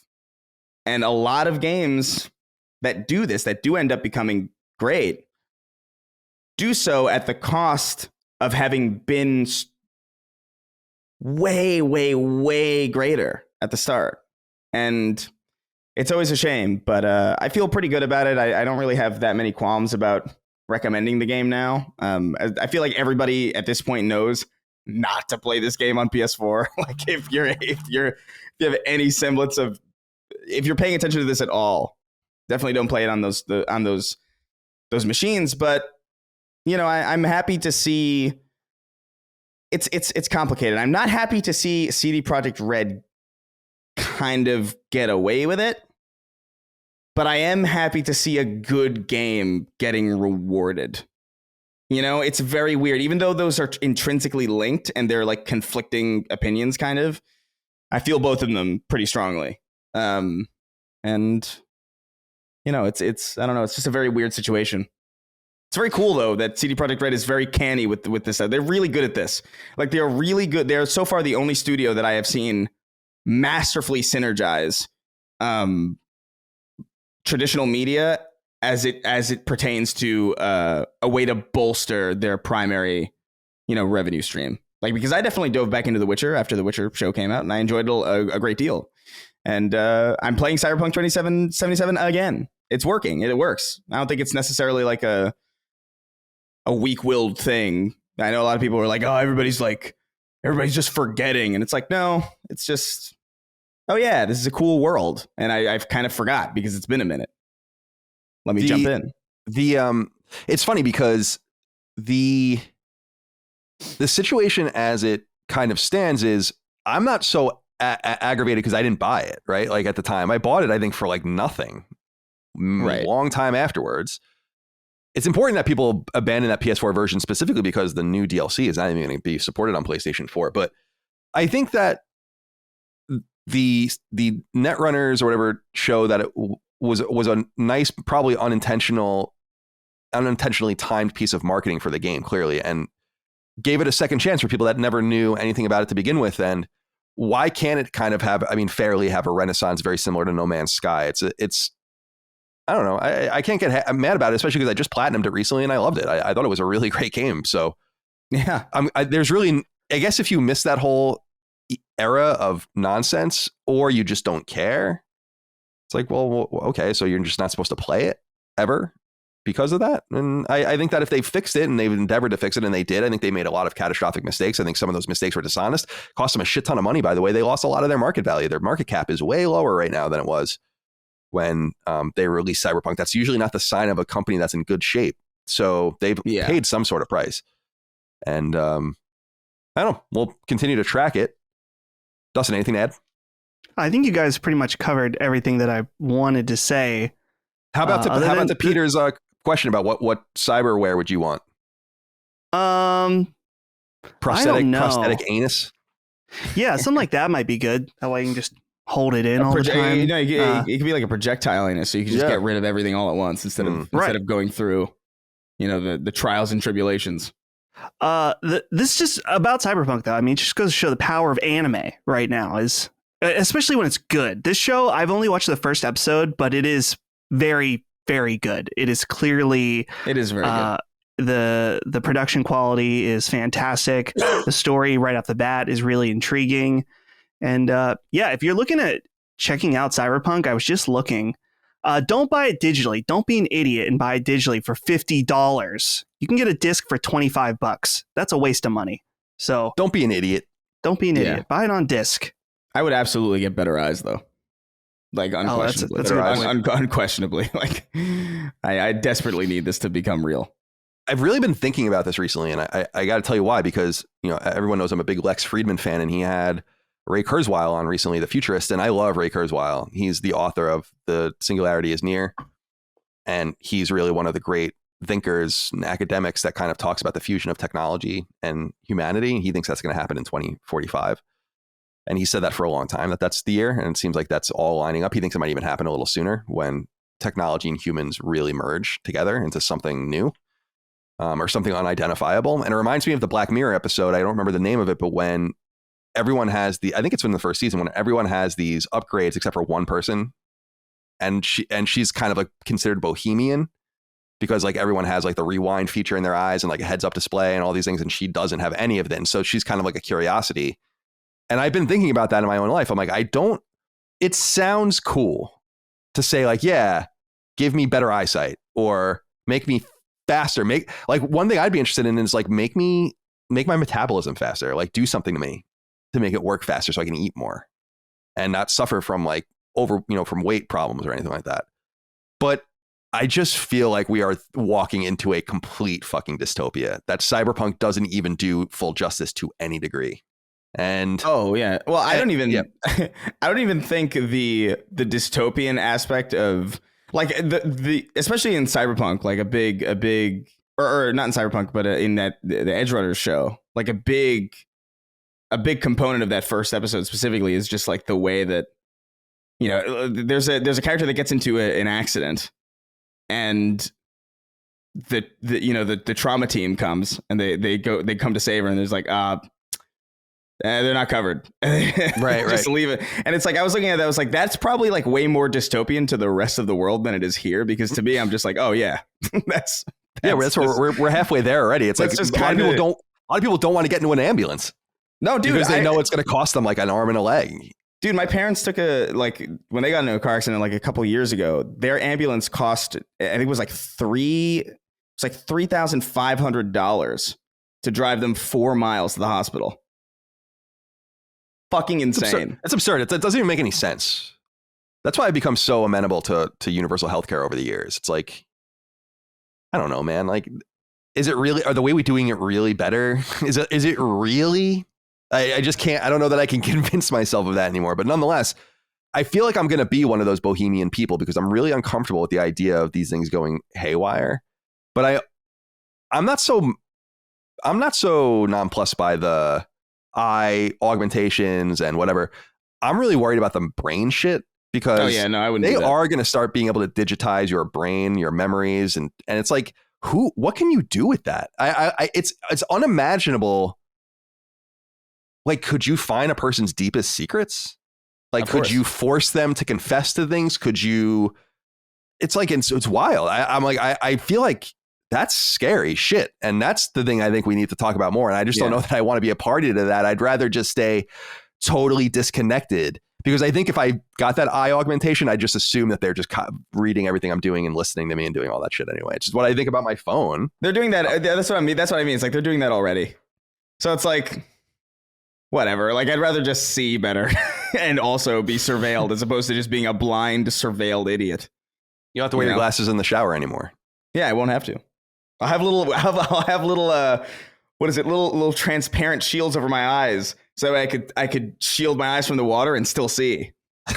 That's so dumb. Those are just glasses. I know. I guess so. It's like how streaming services were supposed to solve cable plans, and now we just have cable plans again.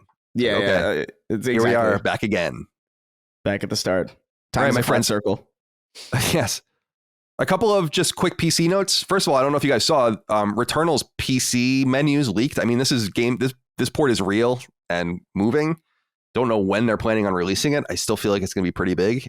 I really want to go back and play the DLC. I don't know why I haven't done that yet. I feel like I'm wasting time when I go back to old games.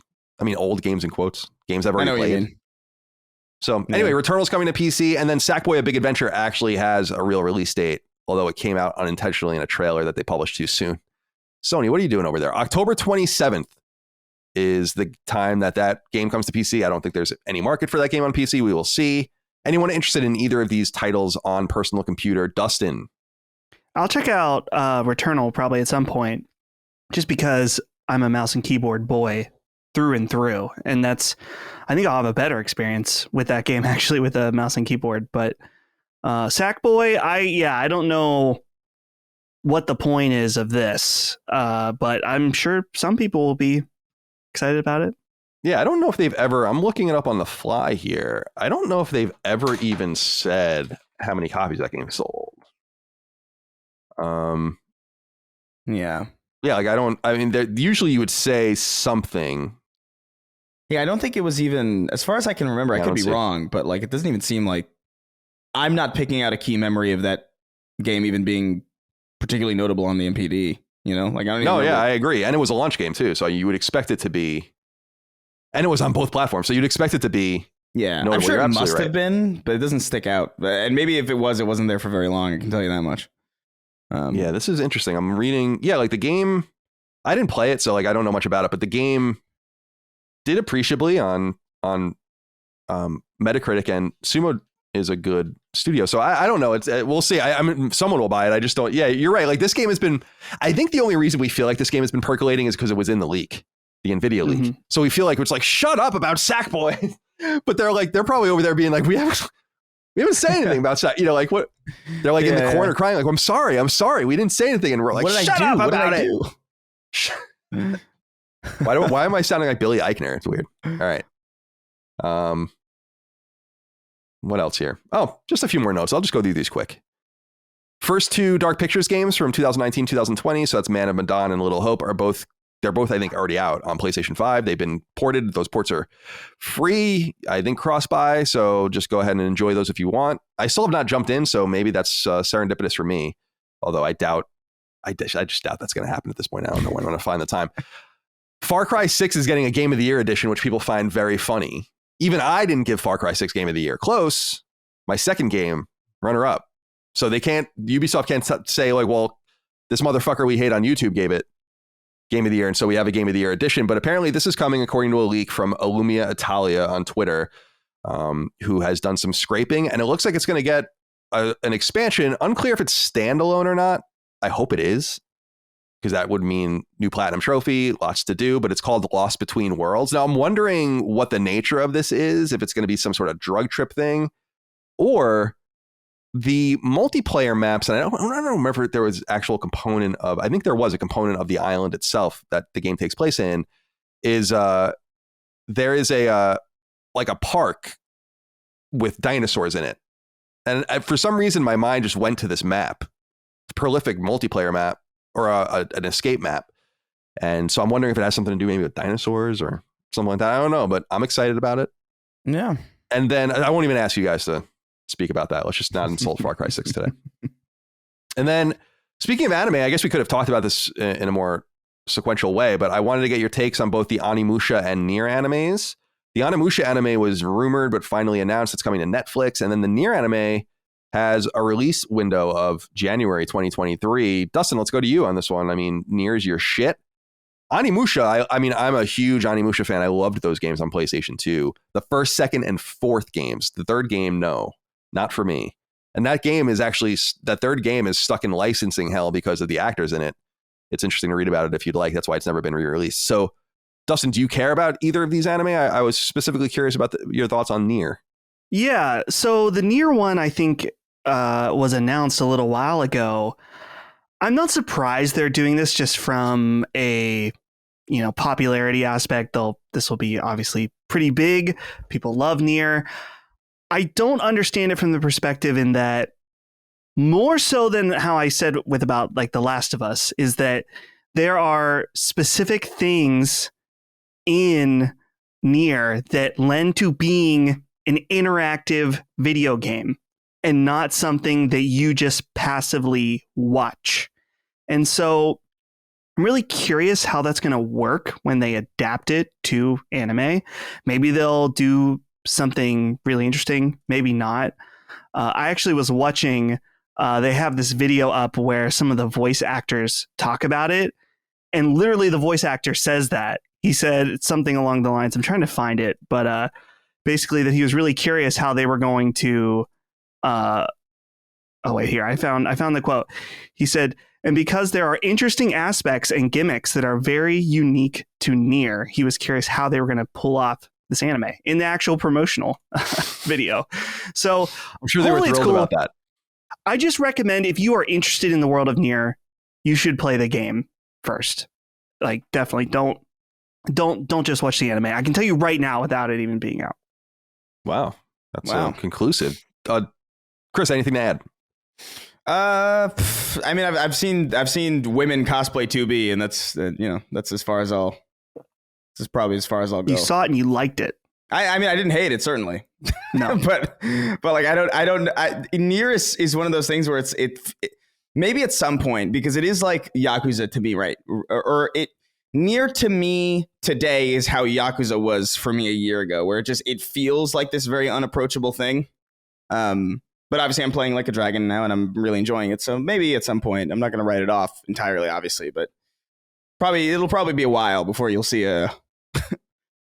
of any amount of audio or video of me talking about NieR in any real way. Fair enough. Be a hot minute. I've tried NieR a couple of times. I just couldn't get past the intro. I'm just like, I don't want to play this. I don't know. Automata, I mean.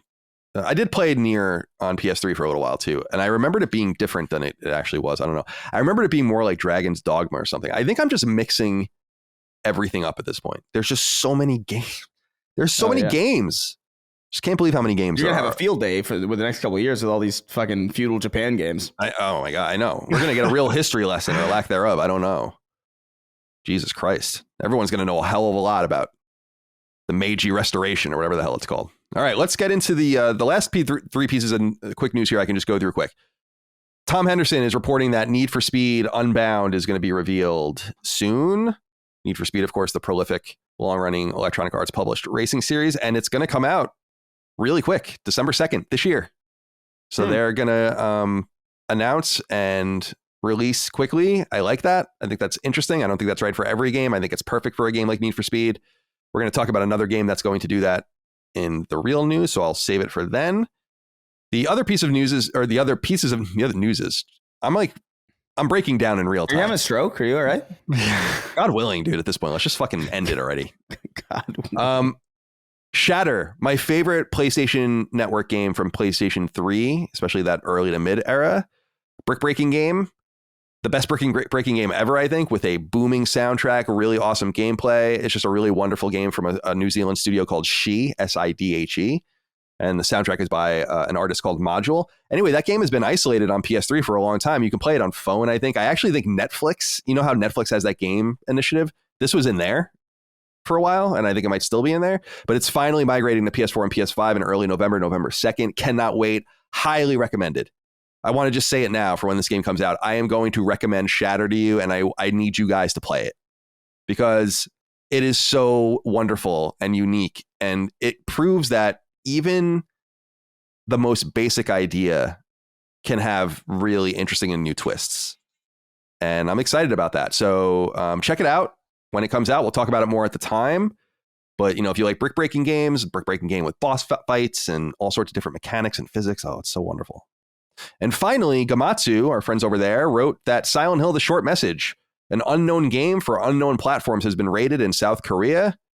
The name sounds like it's going to be some sort of prequel, so I'm not too excited about it. What I want to see is who made it. Is this Bloober Team? Is this something from another studio? Konami itself? Who the hell knows? So we're going to keep an eye on that. I'm sick of talking about Silent Hill until we have something to actually say about it. All right, let's move on to what we're playing. Let me look here. Dustin, I think it makes the most sense that we start with you. Sure. So I finished up Suikoden, the first Suikoden game last week. Thought it was really good. Fantastic time. And I was trying to wait a bit before starting the second one. But then, I don't know. I think it was because when I was really sick a few days ago, I thought, fuck it, I'm going to do what I want. And I just started the second one. And immediately, there are so many improvements from the first one. Like there's a shared inventory system. There's an actual bag instead of having 6 individual inventory systems, which there's still a little bit of that, but they fixed it. And one of the other thing I've noticed right off the bat is that the animations, like the actual animations of the sprites, are much, I wouldn't even say improved. They just exist now. There's like actual characters actually doing stuff, interacting with one another, stuff like that. I'm not super far, so I'm not, it hasn't like completely sold me yet. Like I haven't seen what the I guess the big deal is about this game. I'm not saying it's not there. I just haven't played enough to fully know that yet. But I'm excited to keep playing and get more into it.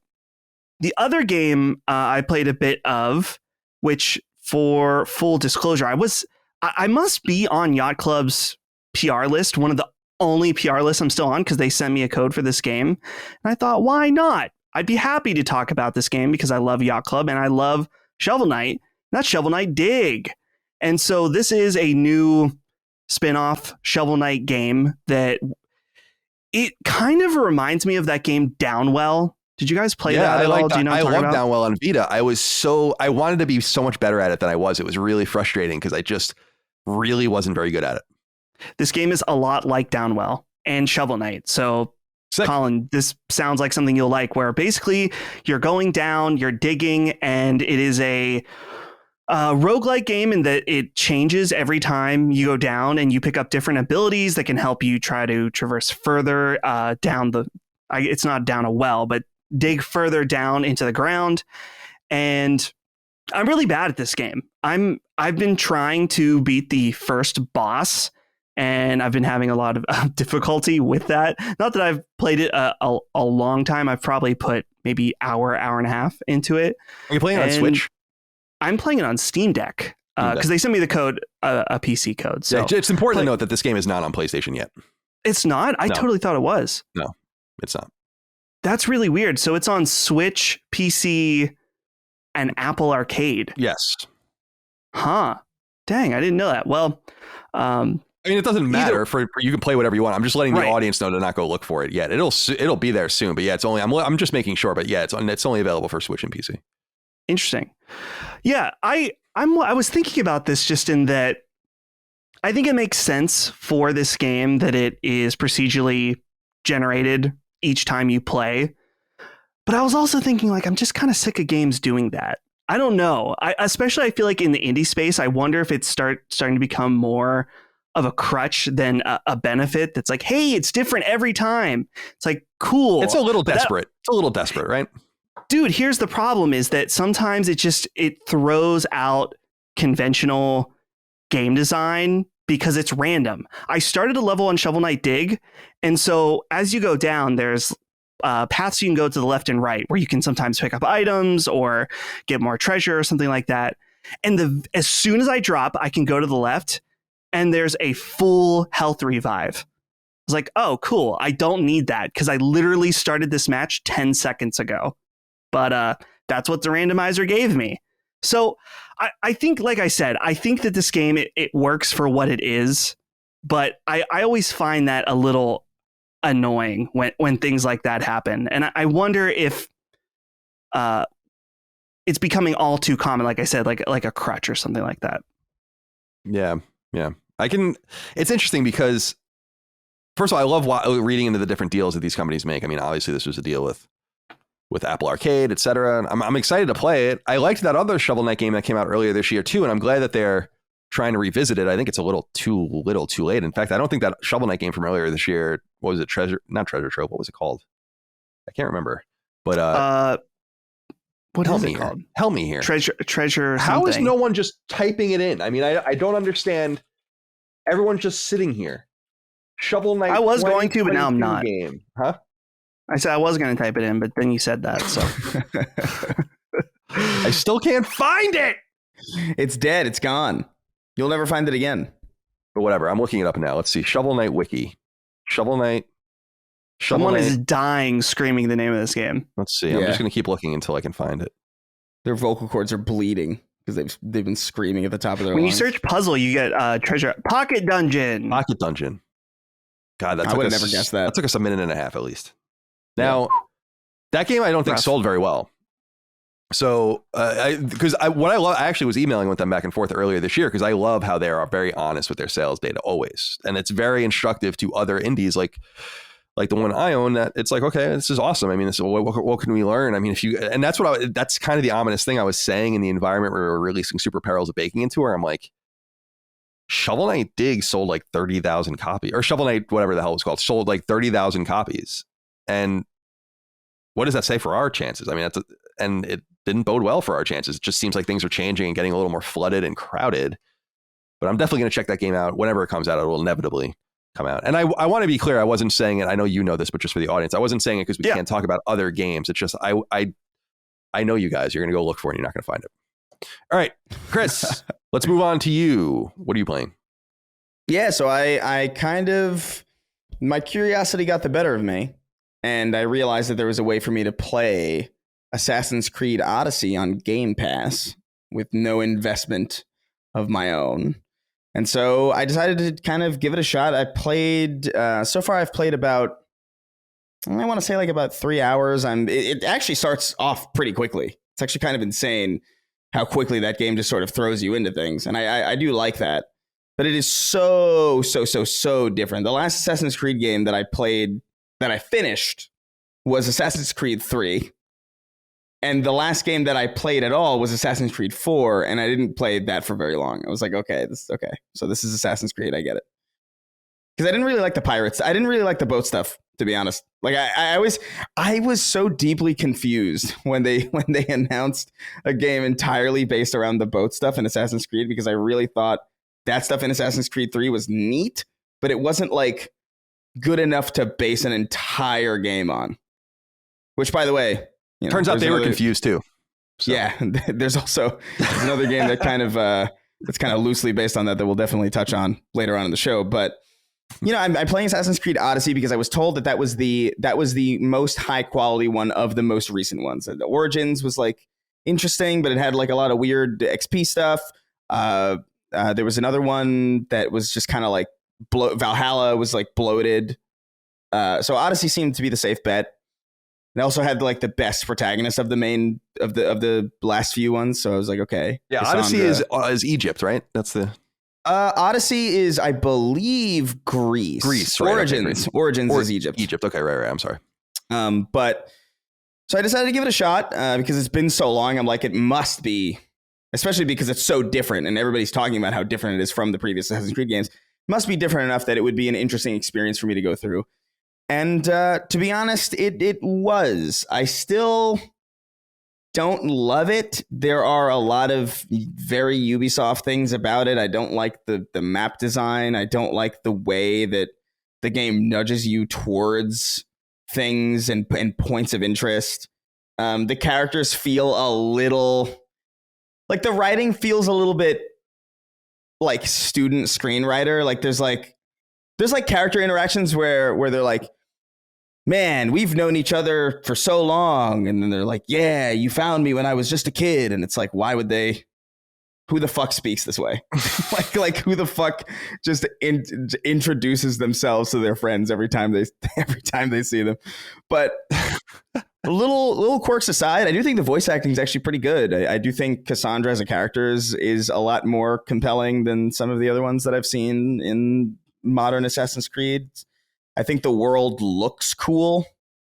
There's a lot of interesting cultural choices because it takes place in the place that it does. So there's like a lot of like little language things with the language that they have fun playing around with. The combat is very, very different. Very, very, very, very different than what I remember from the original Assassin's Creed. There's like entire like ability systems and skill sets. And there's like there's like Spartan charges and Spartan kicks and stuff. And it is, I don't know, it's interesting. I don't know if it's got legs enough to really pull me through the entire experience because it's already kind of losing me on certain aspects, but I'm going to give it a fair shake. I'm going to play it for another, I want to say like probably like another 10 hours or so, see what I'm feeling about it before, but it's more Assassin's Creed. It's more modern Assassin's Creed. So if anybody's like already playing this, it shouldn't be like too much of a surprise. Or if anybody's played like more recent ones, it's not super different from those as far as I know. But what I'm really excited about, or the thing that I'm really loving is Tunic. I really love Tunic. Like, I don't know if I'm at the part yet where it gets crushingly hard. I'm not feeling that personally. I do feel the difficulty ramping up a little bit as the game progresses. As the game progresses, but it's like it feels paced like really, really well. And I picked this game up like a long time ago, and then I put it down, and I picked it back up again recently, and I can't really get enough of it. I've been playing it pretty much every night for very long periods of time, and I just love the way this game looks, man. The vibes of this game are so enjoyable. Like, it's so relaxing to play. It's why I can't even conceptualize it being really all that hard. I know it gets hard, but I can't conceptualize it because even just combat and exploration just feels so soothing. Just the art design and the way that the sound design of everything and the music that accompanies you. It's not Minecraft exactly, but it feels like Minecraft adjacent in the sense that it just like really calms you down. And it's just gorgeous. I love this style. Like, it reminds me of, not exactly, but it reminds me of like the style of it is like unique in the way that, oh my God, Octopath was. It's not that same style, but it feels different to other games in the same genre in the way that game does to me. Like, I love the way the water looks. Yeah, it looks like blue paint. Yeah, it's like a really gorgeous game. And art design is such a huge thing for me. Like, I will suffer through some really infuriating gameplay mechanics if what I'm experiencing is really, really gorgeous, really, really striking, and really, really atmospheric. It's a huge component of game design for me. That's why I loved that Switch. Oh my God, what the hell was it? It was the most recent, not the most recent maybe, but like one of the more recent Zelda, Link's Awakening. Oh, the Link's Awakening remake. I know exactly. That is a very similar aesthetic to this, I think. Yeah, like Link's Awakening, almost entirely I was pulled through by just how beautiful that game presented itself. Like, because some of those mechanics are incredibly frustrating. That is a wildly frustrating game to play, especially by modern standards, and just the obtuse way they fucking dole out. I didn't beat that game until I was older. When that game came out on Game Boy, I got stuck in that game and I could not get past it, and I just didn't know what to do. I hit a brick wall, man. Like, I hit a brick wall and I had to put it down, but I didn't want to. You know, I just had other things to do. But like, this is one of those games to me, Tunic. It's beautiful to just move through, and I'm really enchanted by it. Yeah, I agree. I've been playing Tunic as well. We'll move on to me here, I guess. Yeah, it makes sense. So I bought Tunic when it came out on PS5, and you can say my knee. It's my knee. And that wasn't a fart. That was my foot moving, by the way, in case anyone heard it. I'll let you be the judge on if that's true or not, but it wasn't. So Tunic is a Zelda-like game, and I'm really enjoying it too. Chris, have you gotten the shield and rung the bell and all that? Yeah. I've got the shield and the bell. Yeah, so that's about as far as I've gotten so far, and I feel like I have run into a wall because I'm reaching these turret enemies that are just destroying me, and they're hard to lock onto if there's another enemy around you or whatever. And I'm finding that a little frustrating, but I got to say the whole instruction manual mechanic is just dope. I mean, it's just the whole meta game is dope about how you're learning the language and you can't read the signs and you don't know what your items are and all that. And you're finding these guides and then it fills in things going backwards. It's brilliant. And yeah, I love it. Reminds me of the old days. Really money well spent. Looking forward to playing more of it. And that leads me, though, to a question, I guess 2 questions. Chris Murray wrote in and said, Colin, a few episodes back, you mentioned how you were going to suck it up and play through Final Fantasy X on your Vita. You mentioned starting it and then went radio silent on any progress. Did you once again put it down and decide you can't do it, much like Final Fantasy 15? I did enjoy 10 when playing the whole way through it, and it matures as it goes. Even Titus, I don't know how to say his name, kind of. And echoing Dustin, Final Fantasy 15 does have a dark, somber, and impactful ending. I can say Final Fantasy isn't what it once was, that's for sure. And I long for the days when we can just see trophy support for the early games on PlayStation, for the love of God. That would be nice, Chris. No, so I did play Final Fantasy X for a couple of hours, but what happened was the backbone. And once I got the backbone, the Vita became redundant in some strange way because there's just turn-based games that are perfect to just play with that thing.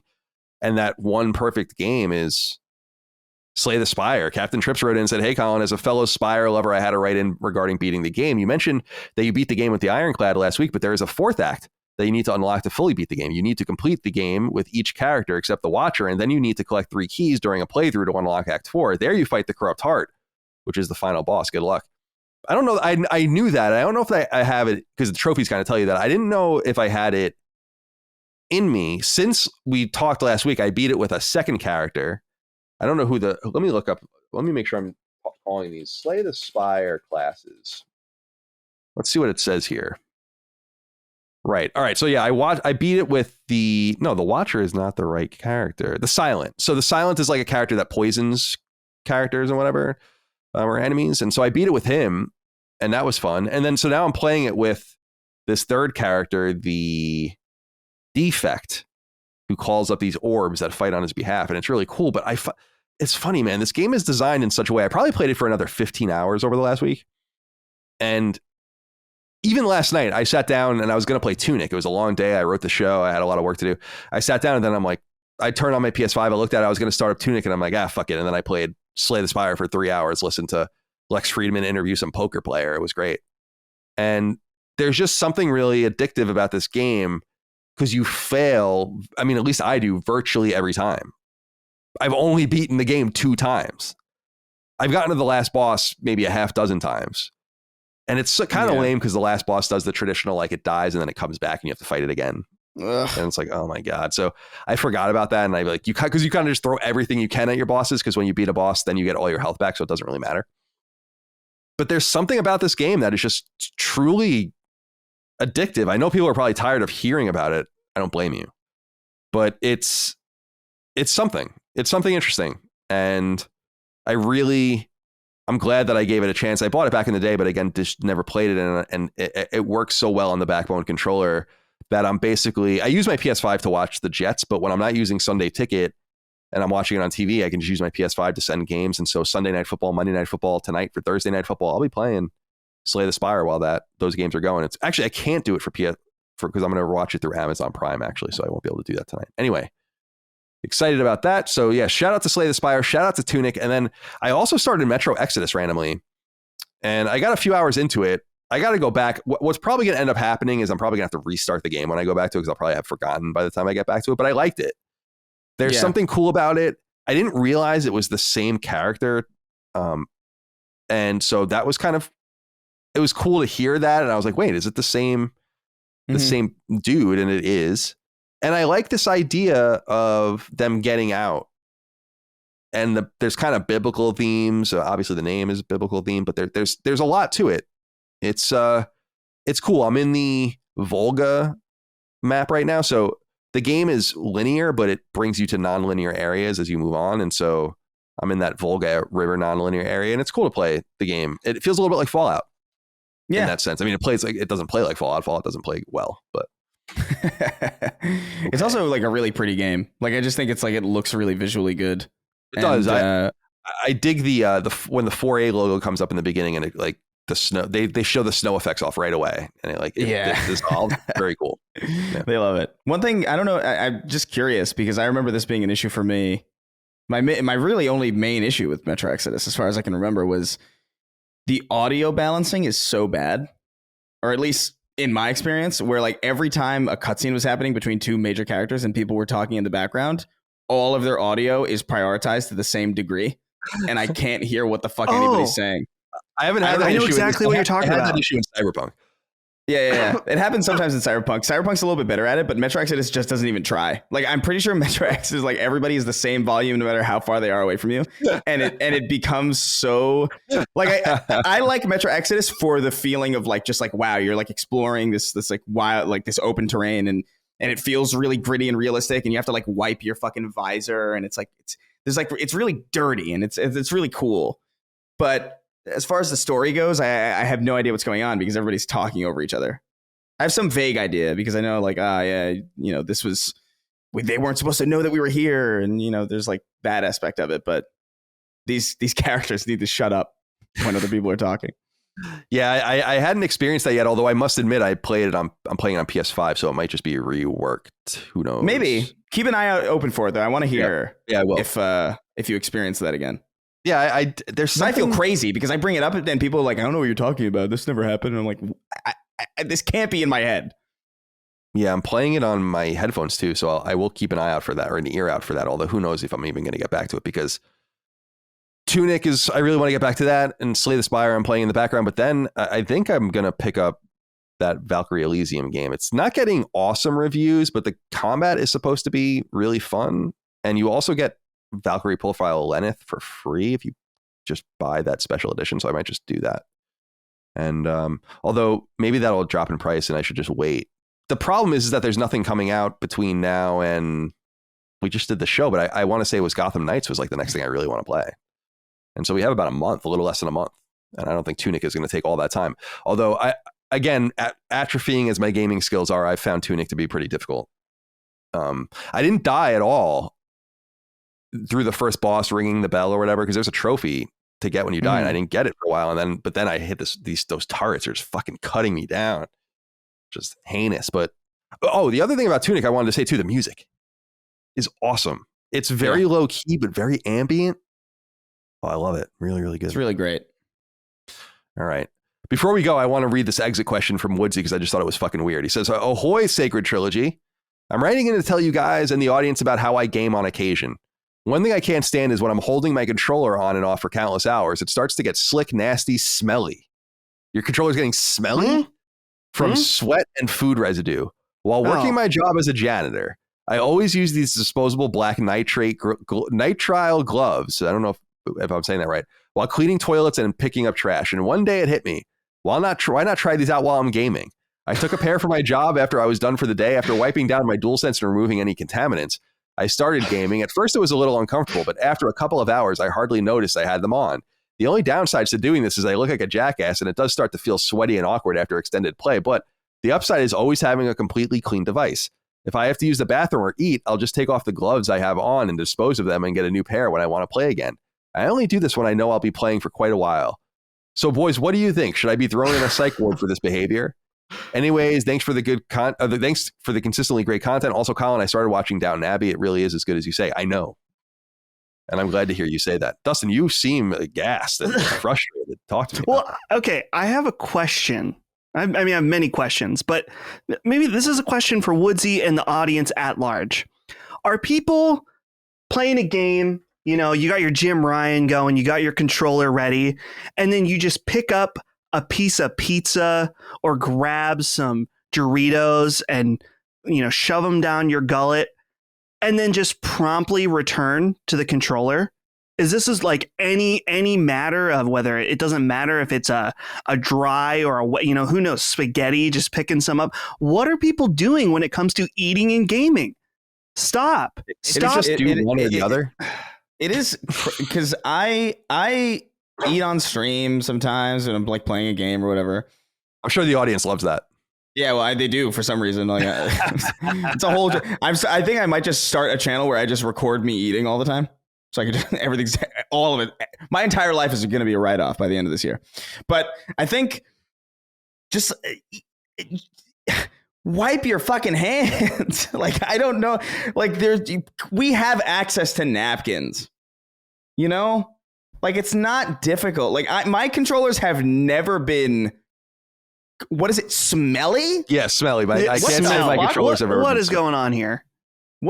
Are you incubating it in your asshole? Like, yeah. What do you, like, I don't understand how a controller even gets a fucking smell on it. It's like, whoa, dropped it in the toilet. It's like, yeah, I don't understand either. That's why I had to read the, not to insult you too much, Woodsy. It's just, it is a little psychotic. Like, why can't you just do one or the other? This is what I was saying about people walking and eating. And when I lived in a city, it's like, just go where you're going and then eat. I disagree with that. Or eat and then go where you're going. Just everyone relax. Just clean. Here's the main thing. It's just like your hands. Just wash your fucking hands, please. Please wash your hands and don't touch your controller immediately after you eat something. Anything, by the way, anything. Even if it's like, for me, it's like if it's dry, if it's like a chip, if it's like a fucking piece of pizza, if it's like a sandwich. Never once am I going from food to controller. It's usually like, and you know what? I'm guilty of this a little bit too. If I don't think it's like that much, I'll do one of those. For real. I'll do one of those. Sure. Okay. But like, I've never been in this situation where my controller has smelled and is covered in sweat and blood and cum and tears and all sorts of bullshit. Like, I don't know what people are doing with their controller. The 3 best things in life. Shitting, coming. And what was it? Sneezing? Pissing, shitting, and crying. coming. Oh, crying. coming and shitting. Tears come and feces. Welcome to Sacred Symbols. Welcome, female listeners. Yes, we're glad to have you with us. Yes. All right, let's get into the news as it's presented itself this week. There are only 6 items this week. A big piece of news, though, and again, I promised that we would get back to this topic of games being announced and then quickly released, and we have another example. Number 1, in an unexpected but welcome news, publisher Electronic Arts and Koei Tecmo-owned developer Omega Force have revealed Wild Hearts, a so-called hunting game or a hunting-style game that EA first teased only a couple of weeks ago, begging the question why they didn't just wait to reveal it all at once. Yeah, I'd just as an aside, I don't understand why companies do this. Like, you have people's attention, get it, do it now. Nonetheless, this title, being funded through EA's popular Originals brand, already has a release date. It launches on PlayStation 5 on February 17th, early in 2023, and thankfully it's foregoing last-gen hardware.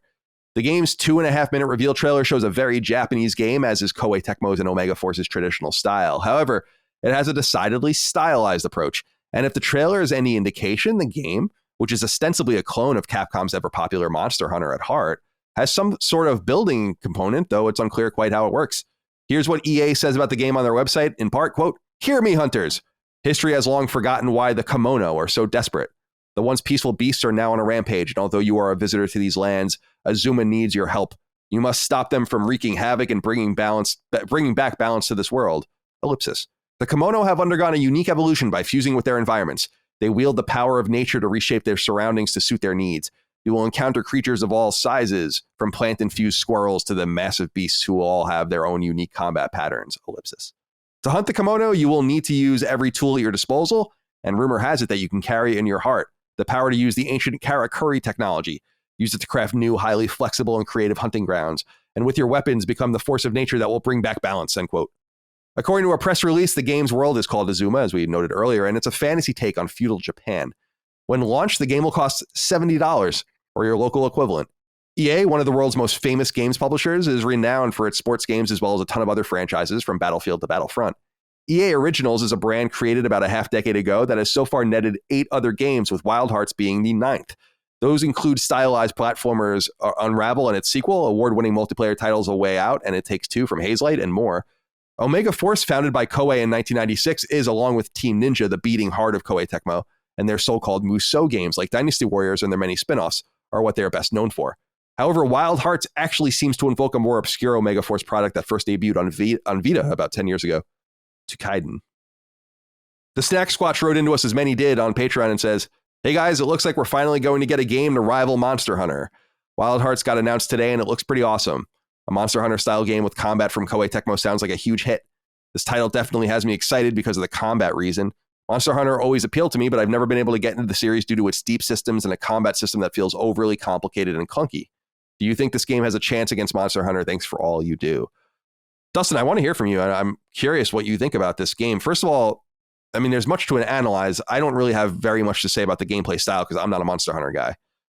But I played Monster Hunter, I guess, style games that I've enjoyed, like Freedom Wars. But generally speaking, these games are not for me. I'm much more interested in the developer, the publisher combination, how this relationship even got off the ground. It's a very unusual combo. And I love this idea that they're just announcing this game and it's ready to go. I mean, I would assume that with a February 17th release date, it's content complete and going to go gold in the next couple of months. So what do you think?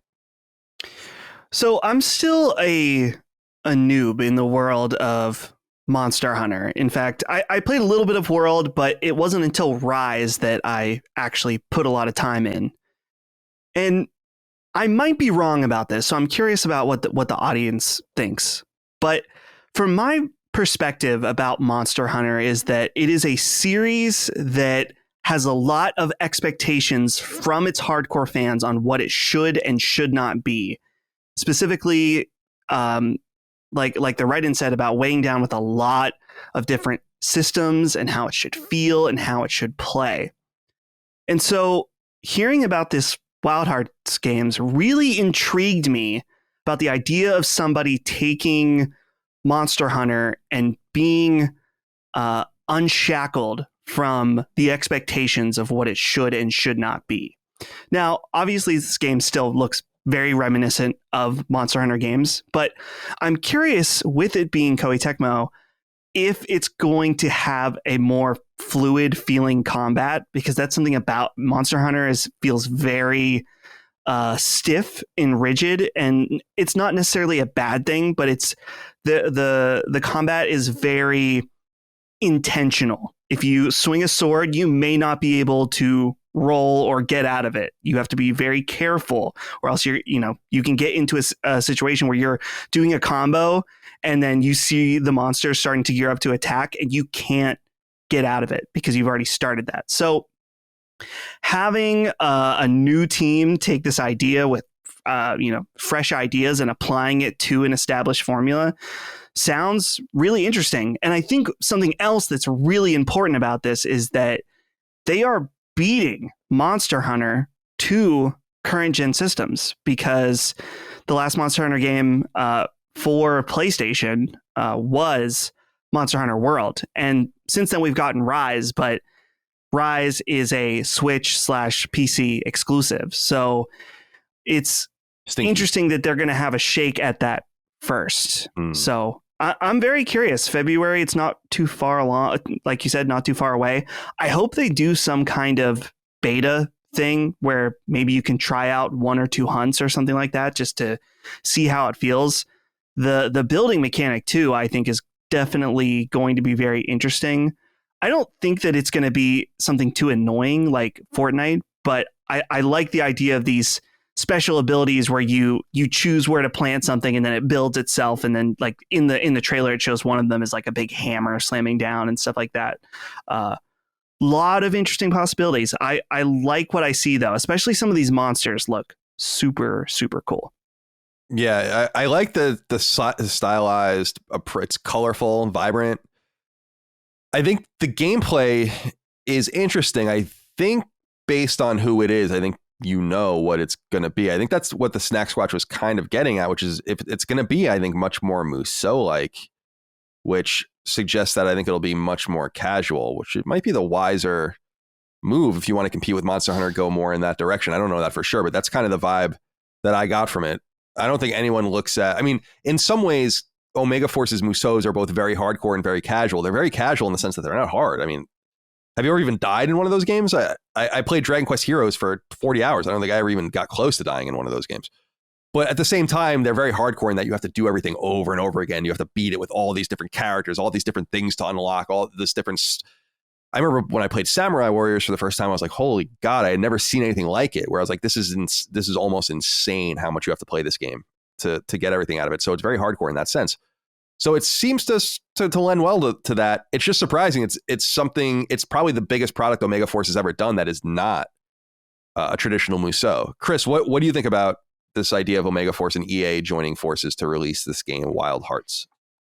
I think it's really interesting. And I was spending a lot of time while you guys were talking, just like looking at trailers, or just like kind of reading up a little bit on it. And it does seem, I don't know if they are taking a casual approach to Monster Hunter, then I'm all for it, because I really like the idea of Monster Hunter. I'm really into the premise and the intention of that game. And I always wanted to get into it, but there's something about Monster Hunter itself that feels very, I don't want to say alienating, but there's a certain way that's a good way to put it.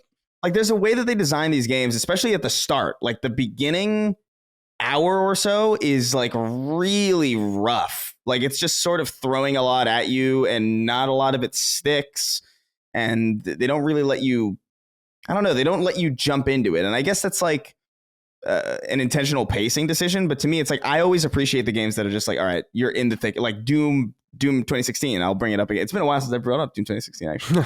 But the way that Doom 2016 just throws you in there is really attractive to me, because I like a game that teaches me how to play through just throwing me in the thick of it, and just like letting me figure it out as I go. And I know that Monster Hunter is a lot more deep than Doom 2016. I know there's a lot of systems that maybe are a little bit more complicated, but I still feel like I would rather just figure that out. Like, I never understood the people who are like, oh, I didn't know you could do that. It's like, you don't press all the buttons at the beginning of a game to see what everything does. It's a weird thing that people don't do. It's funny you say that. In Tunic, because again, it doesn't tell you what it does, and you get your first health potion, and it just kind of goes into the corner, and then you get like one of those vases with that are filled with money, and I'm like, I don't know what to do. So I pressed R1, it healed me. I'm like, all right, and now I know what that does. I pressed, equip that thing, and it's smashing on the ground. I'm like, all right, now I know what that does. Like, you have to. It is surprising when people play games that don't know.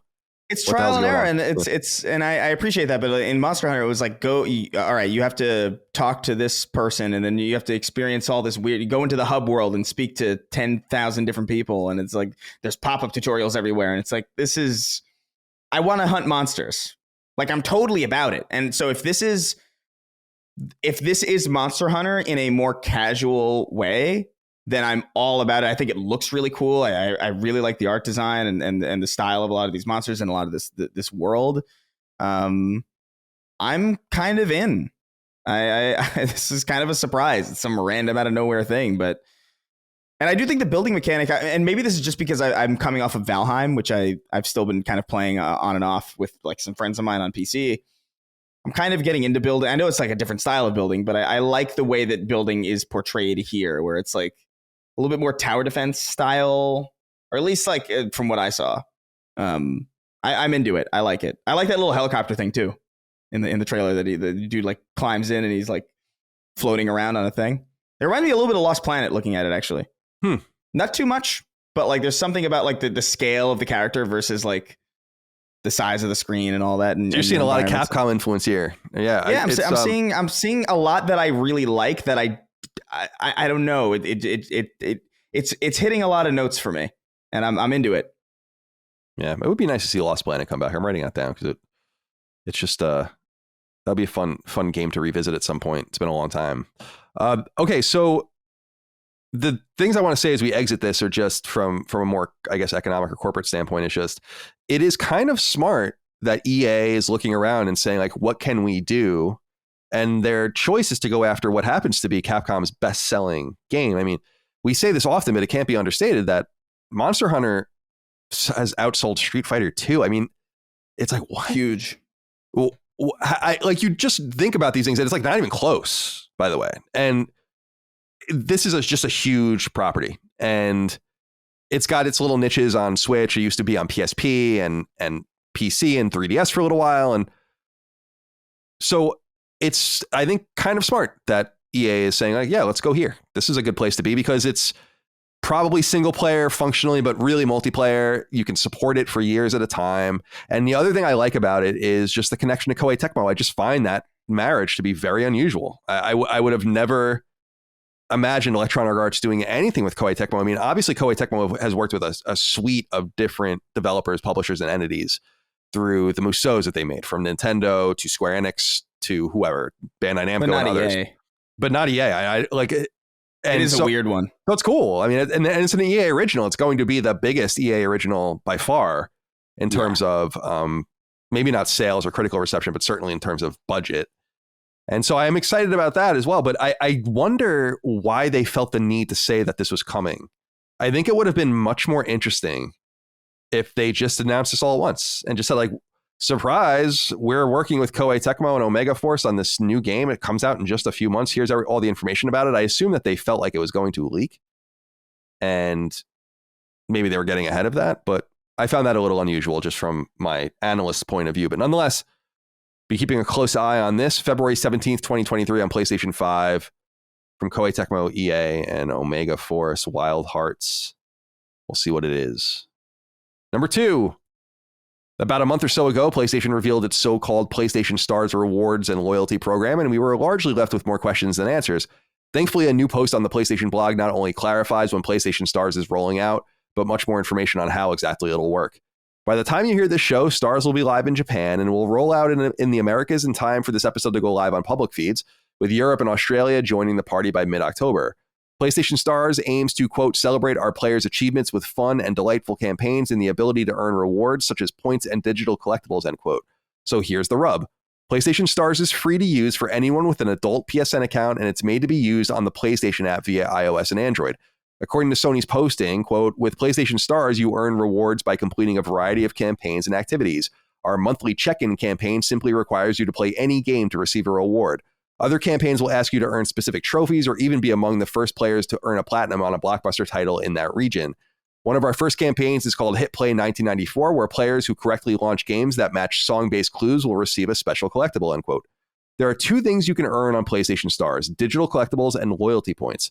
Loyalty points accrue to be spent in the PlayStation Store, while, quote, digital collectibles are beautifully rendered digital representations of things that PlayStation fans enjoy, including figurines of beloved and iconic characters from games and other forms of entertainment, as well as cherished devices that tap into Sony's history of innovation. There will be new collectibles to earn regularly, ultra rare collectibles to strive for, or something surprising just to collect for fun. The digital collectibles you earn or acquire can be arranged on a display case within the PlayStation app. You can also set the display case to be viewed by others if you choose, end quote. PlayStation Stars will include 4 separate status levels, quote, based on the number of non-common trophies earned for gameplay, as well as full game purchases from the PlayStation Store, end quote. And importantly, quote, these digital collectibles are created just for our loyalty program, and while some can be rare, they are not one of a kind, nor does it leverage blockchain technology. They cannot be resold or traded. Digital collectibles can only be earned through PlayStation Stars, end quote. All right. Dustin, let's go to you. What do you think? PlayStation Stars. I mean, I find this to be pretty cool and completely inoffensive. There's just nothing to be mad about with this. That's the thing. Like, I don't understand any consternation about this. You sign up for free. It costs you nothing. There's nothing to trade. There is nothing to sell. You only gain net benefits. I am sure that they've done the math and the bean counting to assume that this works for them in some way, but it just doesn't seem to be like one of the things that is even worth being offended by. And I'm interested to see what it is. Yeah, I think that overall, except for one thing, it is, like you said, a net benefit. Like it's just stupid little fun things to collect. And I saw something too that there's also did I see something online where someone showed that there's like games that you can get from getting points as well? I don't know. I know that you get money, or you can turn the points into money to spend on the PSN. So it's one in the same. Okay. Yeah, maybe something like that. But either way, I think the most interesting aspect about this rollout is the tier system, which I think I saw that you had a. We have a question here. I'll just give it to you. Yeah, because I think that's kind of the big hot topic around this launch right now. Simon Lee wrote in and said, gents, just wondered what your thoughts are surrounding the VIP support you can get via the new PlayStation Stars program. Seems like it's not gone down too well in Japan. Can't imagine it going down well in other markets too. So Simon is talking about what Dustin is referring to, which is that apparently in this 4-tier system, the higher tiered you are, you get priority support from PlayStation customer service, which is, I understand why people are upset about this. I won't say any more about it for now. What do you have to say? Yeah, I feel kind of mixed on it because I feel like PlayStation support, it's one of those things where people already hate them. And so it's kind of a weird reward is to be able to bypass one of the most annoying aspects of your company. But at the same time, I feel like it makes some sense that it's like, well, these people spent the most amount of money, so they want to take extra care of them, I guess. But at the same time, if you're dealing with a technical issue, like if your PlayStation's fucked up, it shouldn't matter if you spent $5, $100, or $0, whatever. They have the same responsibility to their customers to treat them fairly. So it just creates a weird situation of have and have nots, especially. And you don't want that, especially when it comes to your customer support that already isn't very good. Yeah, that's fair. I think that the major contradiction here is just that the people that are most likely to be in need, or the least likely to those most casual or the most in need are the least likely to have this high level of coverage, and so it doesn't quite shake out. I'm sorry. Yeah. It's a double-edged sword though. Imagine if you're a new PlayStation owner, you buy a PlayStation 5. And let's just say out of the very small % chance you get a DOA console, and then you go to log on. It's like, you don't have the priority access because you haven't spent enough money with us yet.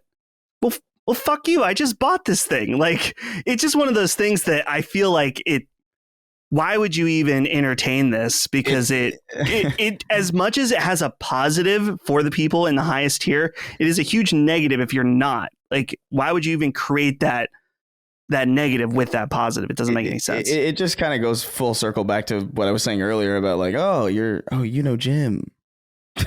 Yeah, we'll give you the real customer service. Right. Like right. it's exactly that. I'm not a fan. That's easily the worst part of this. Like easily to me, like, because it's just like, I mean, if you really want VIP support, just like threaten them. As I've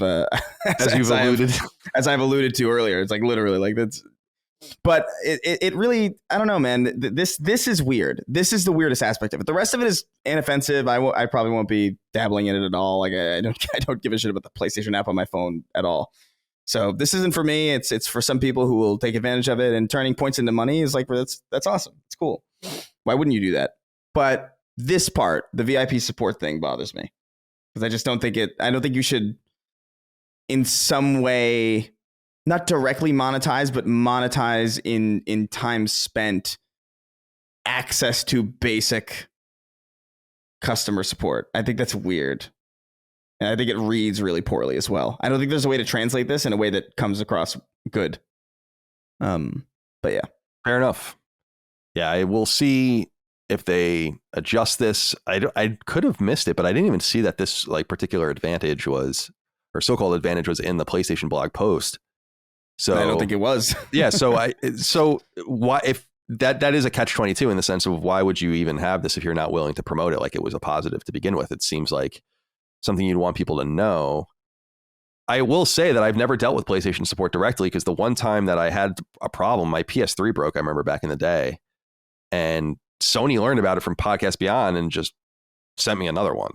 And I was like, okay, like I sent them the one in the coffin. It was definitely not the one I got back. And that allowed me to kind of skip that during those days of access journalism. But I am long past those days now. And so I will reserve judgment until I have to interact with them myself, although I hear bad things all the time. I mean, people write in on a constant basis to the show. I just don't really read them because I can't. I think people think I can help them. Some people think it's like, you have insight into this, or can you like push a button? I'm like, dude, if they knew that you were talking to me, they'd probably like bump you to the back of the line again. You don't. No, I can't do anything for you. I will say customer service in general is so bad now because so much of it is just like robots. You know, just like, totally. Press one if you're a dumb little bitch boy and your little machine doesn't work. You know, it's like, all right, well, I got to be so crude. Yeah, don't insult me like that, please. Don't insult me. Casey Icenoggle wrote into us on Patreon and says, "Good day, gents. With PlayStation Stars officially launching in the West next week on October 5th, is there any specific type of digital collectible you'd like to see? I personally would love to see a cool figurine of Nathan Hale from Resistance, or even a cool collaboration of all the Sony mascot characters over the years. Keep the great work. Have a wonderful day." I think that's what's going to be fun about it. I'm curious to see. I can't quite visualize it, so I want to see what it is. I don't think it's going to be anything crazy or like that exciting, but if it's all about earning, I like that it's about earning non-common trophies. So that it eliminates all of the trophy games like from contention. Those don't count, which is nice. Yeah. So they're counting that in some way. You're accruing some sort of probably nominal amount of money to spend on the PSN. I mean, you can't really go wrong in these various ways. I'm not really upset about this at all. Even the VIP stuff, it just seems like that is a bad decision, but is it really that big of a deal? Like, is I'm uniquely annoyed by it. What is given certain recent situations that I've had to deal with? But yeah, as far as like collectibles, I think it'd be really dope if you could collect body parts of Jim Ryan like they're Exodia. Holy shit. Like it'd be like left hand of the Forbidden One and right hand of the Forbidden. And then you could put them both on a DualShock and then it would unlock that image. And maybe they could even animate. They could like animate Jim Ryan lifting the controller up. Yeah. I hope Jim Ryan is the first digital collectible. Yeah. Dude, yeah. Colin, I sent you guys in the chat just because I'm confused about this. I mentioned about points and earning a game like Sekiro. So it looks like, based on this image that I found on Twitter, that you will earn some kind of gold coins, which you can use to unlock store credit. But there's also a section in this tweet with these screenshots of, it says PlayStation Store rewards, and has like Hades for 6,250 coins. You can get Sekiro for 15,000 gold coins. Yeah, so if you save, because it's like 1,750 coins is 700 yen. So that's about $5. Yeah. So yeah, I guess, is that even worth it then? I mean, how could you not? Yeah, I don't know. I can't read the screen, so I don't know what it says. Otherwise, there might be some clues there as well. But I'm illiterate both in Japanese and in English. Well, we'll learn more about this as it rolls out. I mean, the next time we all meet up, we will have used this thing, I assume, if you're interested.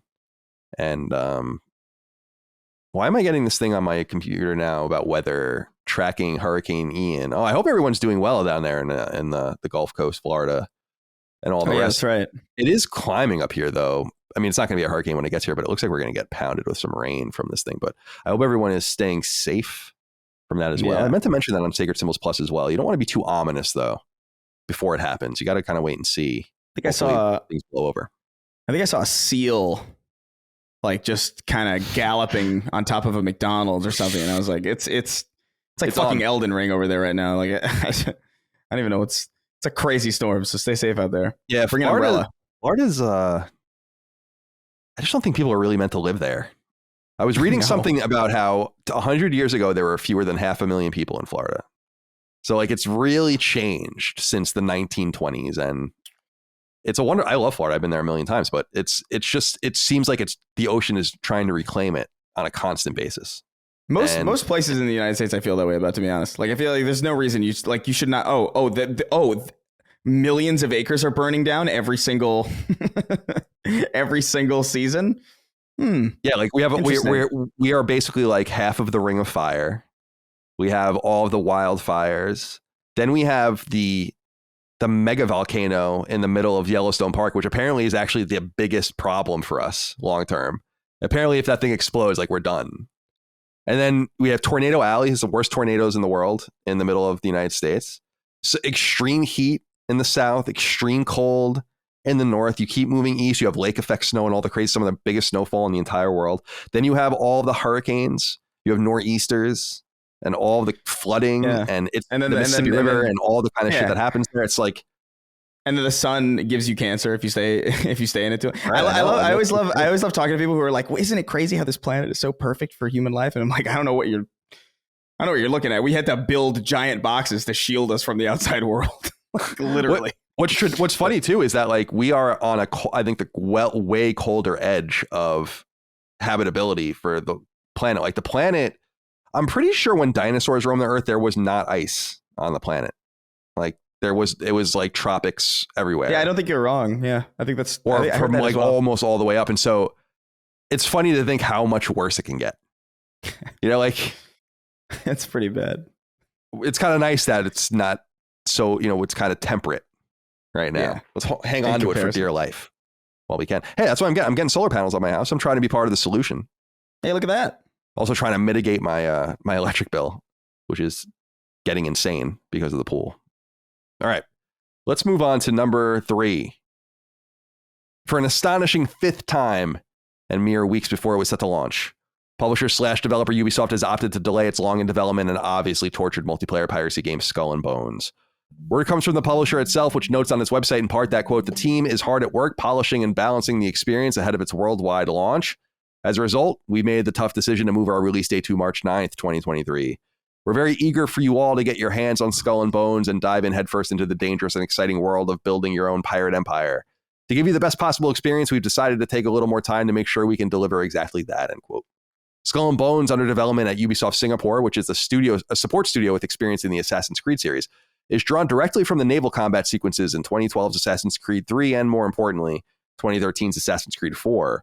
Skull and Bones, which entered development at a shocking 9 years ago, was revealed all the way back at Ubisoft's E3 press conference in 2017. That was before the show even existed. At that point, the game was announced for launch on PS4 in 2018. It was then delayed 3 times with 3 new release years, 2019, 2020, and 2021. A 5th delay brought it to 2022, where it was finally given a date, November 8th. It'll launch almost 4 months to the date from that point.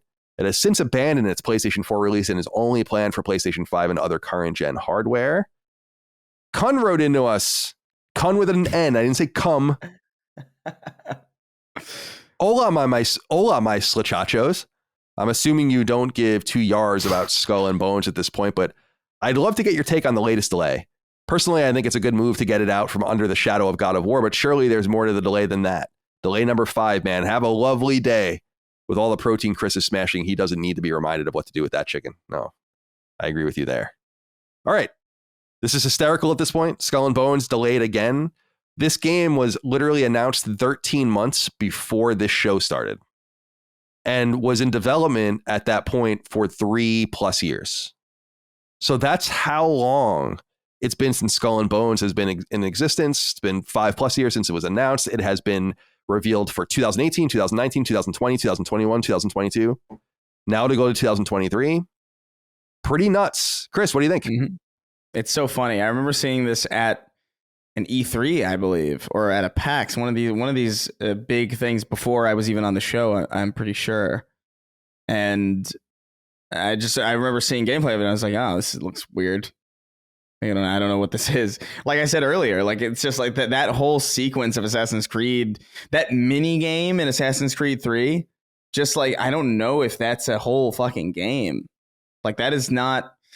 It was kind of quaint too, because weren't you like doing a lot of it automatically? You were like sending people. Yeah, it was fairly automated. I mean, it wasn't super fleshed out, and maybe that was what they were thinking. Like maybe we can just flesh this out and turn it into something, because it the community did like it. I remember people did enjoy Black Flag quite a bit when it was out. It was not my cup of tea at all, but this is it is funny. But just from a foundational idea standpoint, I mean. G4 was a better idea than this. Like I don't understand what the idea here was, and even just putting it at that date. What was it? The day of God of War or the day before or something like that? It was the day before. Yeah, November 8th. That was also just a weird move in general. Like it was what was that even? The 5th delay. That's crazy. This reminds me of well, it's not as bad as Beyond Good and Evil 2 because it's been like 2,000 something days. But I don't know, man. This has a dead game written all over it. Yeah, that's the whole. I have no faith. That's my whole thing. Is I don't even know what you're trying to do at this point. What can you be possibly trying to extract out of this game? You're ruining its reputation at the very least. I feel like it's better to just get it out to be real. Yeah, I'm confused by that too. What do you think, Dustin? It's one of those things where they either die this year beside God of War or die next year and maybe have a little bit more of a chance based on some feedback they got in their closed testing or whatever. So I guess, I don't know. I feel like if they feel like they identified some key things that they can change, that can give them a little bit more of a shot. And as of right now, I was looking at Game Informer's list of games next year, which we know is going to be insane. At the moment, this list has 2 games in March. Skull and Bones on March 9th and Resident Evil 4 Remake on March 24th. So between the giving it a little more time to iron some things out and maybe giving it a little more breathing room, I can understand why they would do this. Maybe there's a chance in March, but I don't know. It doesn't seem like there's very much excitement behind this game at all. I want to know. I want to hear from anybody in this audience who's excited about this. Like sincerely, I want to hear that perspective, because I have not met a single person. I have not seen a single person on social media. I have not talked with a single person. This game is on nobody's radar except for it being in the news for being delayed so often. So I'm just genuinely curious where they are. Yeah, it's confusing because I just feel like maybe this should have just been canceled. I mean, how much money has this cost? So, I mean, it's being developed in Singapore, certainly cut rate, no doubt. But certainly, I mean, even delaying the game 4 more months is millions of dollars. Just to support the studio, move things around. I don't know, man. I think what they're testing the bounds of is, does reputational damage matter or not if the game is good? And I think that they're just hoping that the answer is no, it doesn't matter, because look at the games we've talked about before. Look at Cyberpunk. Look at a lot of games that have recaptured their reputation in some different way, like No Man's Sky, where I don't know. I just think that maybe that's the game they're playing, but I just feel like this reputationally, I would never be able to get away from that.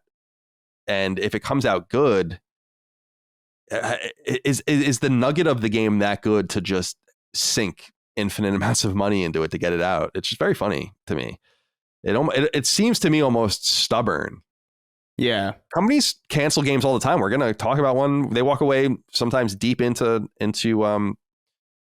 financial holes. And they're like, well, it's better to just lose the money now than to lose even more and time and all the rest. So anyway, we'll see what happens there. But number 4, good news for people that are excited about this sort of thing. I'm not, but a report on website gamesindustry.biz indicates that the ESA, the American trade organization that lobbies on behalf of the games industry and runs the once popular trade show E3, is planning a major comeback. And with people's recent appetite for tighter presentations and productions, maybe 2022 will be the right year to stage that comeback. Now, the website sources note that E3 is set to return in mid-June 2022, which we already knew. Now we have a better idea of how they plan on splitting the days up. June 13th and 14th will be for industry people, and the 15th and 16th will be for the public. The ESA apparently has 3 goals with this new E3. Quote, make a better business event where it's easier to connect, meet, and conduct interviews. Make a better consumer experience where there are things for fans to actually do, and partner, support, and be friends with everyone announcing games in and around E3, irrespective of whether they're actually in the convention center, end quote. Anyone who's been to E3 knows that it's centered around 2 massive, loud, obnoxious halls with corridors between them. That'll still exist, but there will be some sort of weird... I'm sorry. Where am I here? That'll still exist, but there will be quieter E3 setups as well, and an apparent return of the legendary Kensha Hall, where old E3s would stash some of its weirder products. Do you guys know anything about Kensha Hall? Have you ever heard that term before? No. Oh my God, it used to be like legendary. I'll tell you guys about it in a second. Indies will also be invited to showcase their games in the aforementioned concourse hallways. E3, or Electronics Entertainment Expo, was founded in 1995, and though it was first held in LA, there were a couple of years where it actually took place in Atlanta, Georgia, and another year, a decade later, where it took place in Santa Monica, which is in LA County, but not really Los Angeles. Before E3, games publishers and developers would have to showcase their wares at places like CES, where their products would be largely overlooked. E3 eventually went from trade show to public show in the mid-2010s and was last held in 2019. COVID essentially killed the event, which tried to half-heartedly segue to an online format. Whether it can still do the old-style E3, however, remains to be seen, and we'll find out in about 9 months. Chris, I'm eager to go to you to see what you think of this, because I know how much you miss E3. I think that I feel like things are coming back sufficient where something like this maybe could work, because I think there is a contingent of people that are just eager to get back to normal, go back to do these things again. And while E3 might not have a long-term life, I feel like it's got, ironically, this has kind of given second life to things. Like I bet you COVID in some weird way gave second life to bands that can now tour, because people are like, oh man, maybe I'll never get to see these guys again, or I didn't get out of the house for 2 years. And so I just feel like E3 benefits from the same sort of rising tide. What do you feel? What do you think here? I think that's probably true. Look, I don't I don't love the ESA. The ESA has had many controversies, many mishandlings. I remember there was that one year where they just gave everybody's information to, what was it like? I can't remember what the specific was. It was just like, no, I think that there was just like a live unencrypted document with everyone's information like, on their website. And they just let it slip, and it was like really, really easily accessible. And then people, I remember my friend of the show, Sophia Norwitz, is the one that found that document. And I remember being really mad because people were blaming her for it. And I was like, what the fuck are you talking about? You know, she emailed them, told them about it. It was just there out in the open. It's like, how dare you? That's some good old fashioned journalism, frankly. But that was crazy. And that definitely reputationally hurt them. Yeah, no, absolutely. But I do think there is something special about E3 that is very, I don't know. For me, it's very missed. Like we get some cool directs and we get some cool state of plays every now and again. But there was something nice about just having a week of time dedicated to just new shit all the time, and then just getting a break and just being able to get away from that and spend time with our video games again.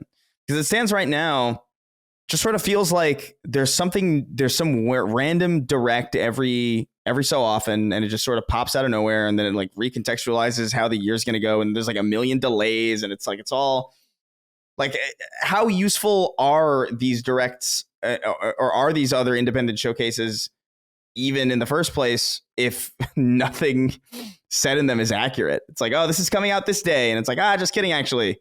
It's like, well, okay. Why'd you have us? Why did you do this 8 times this month? only for half of it to be just completely false anyway.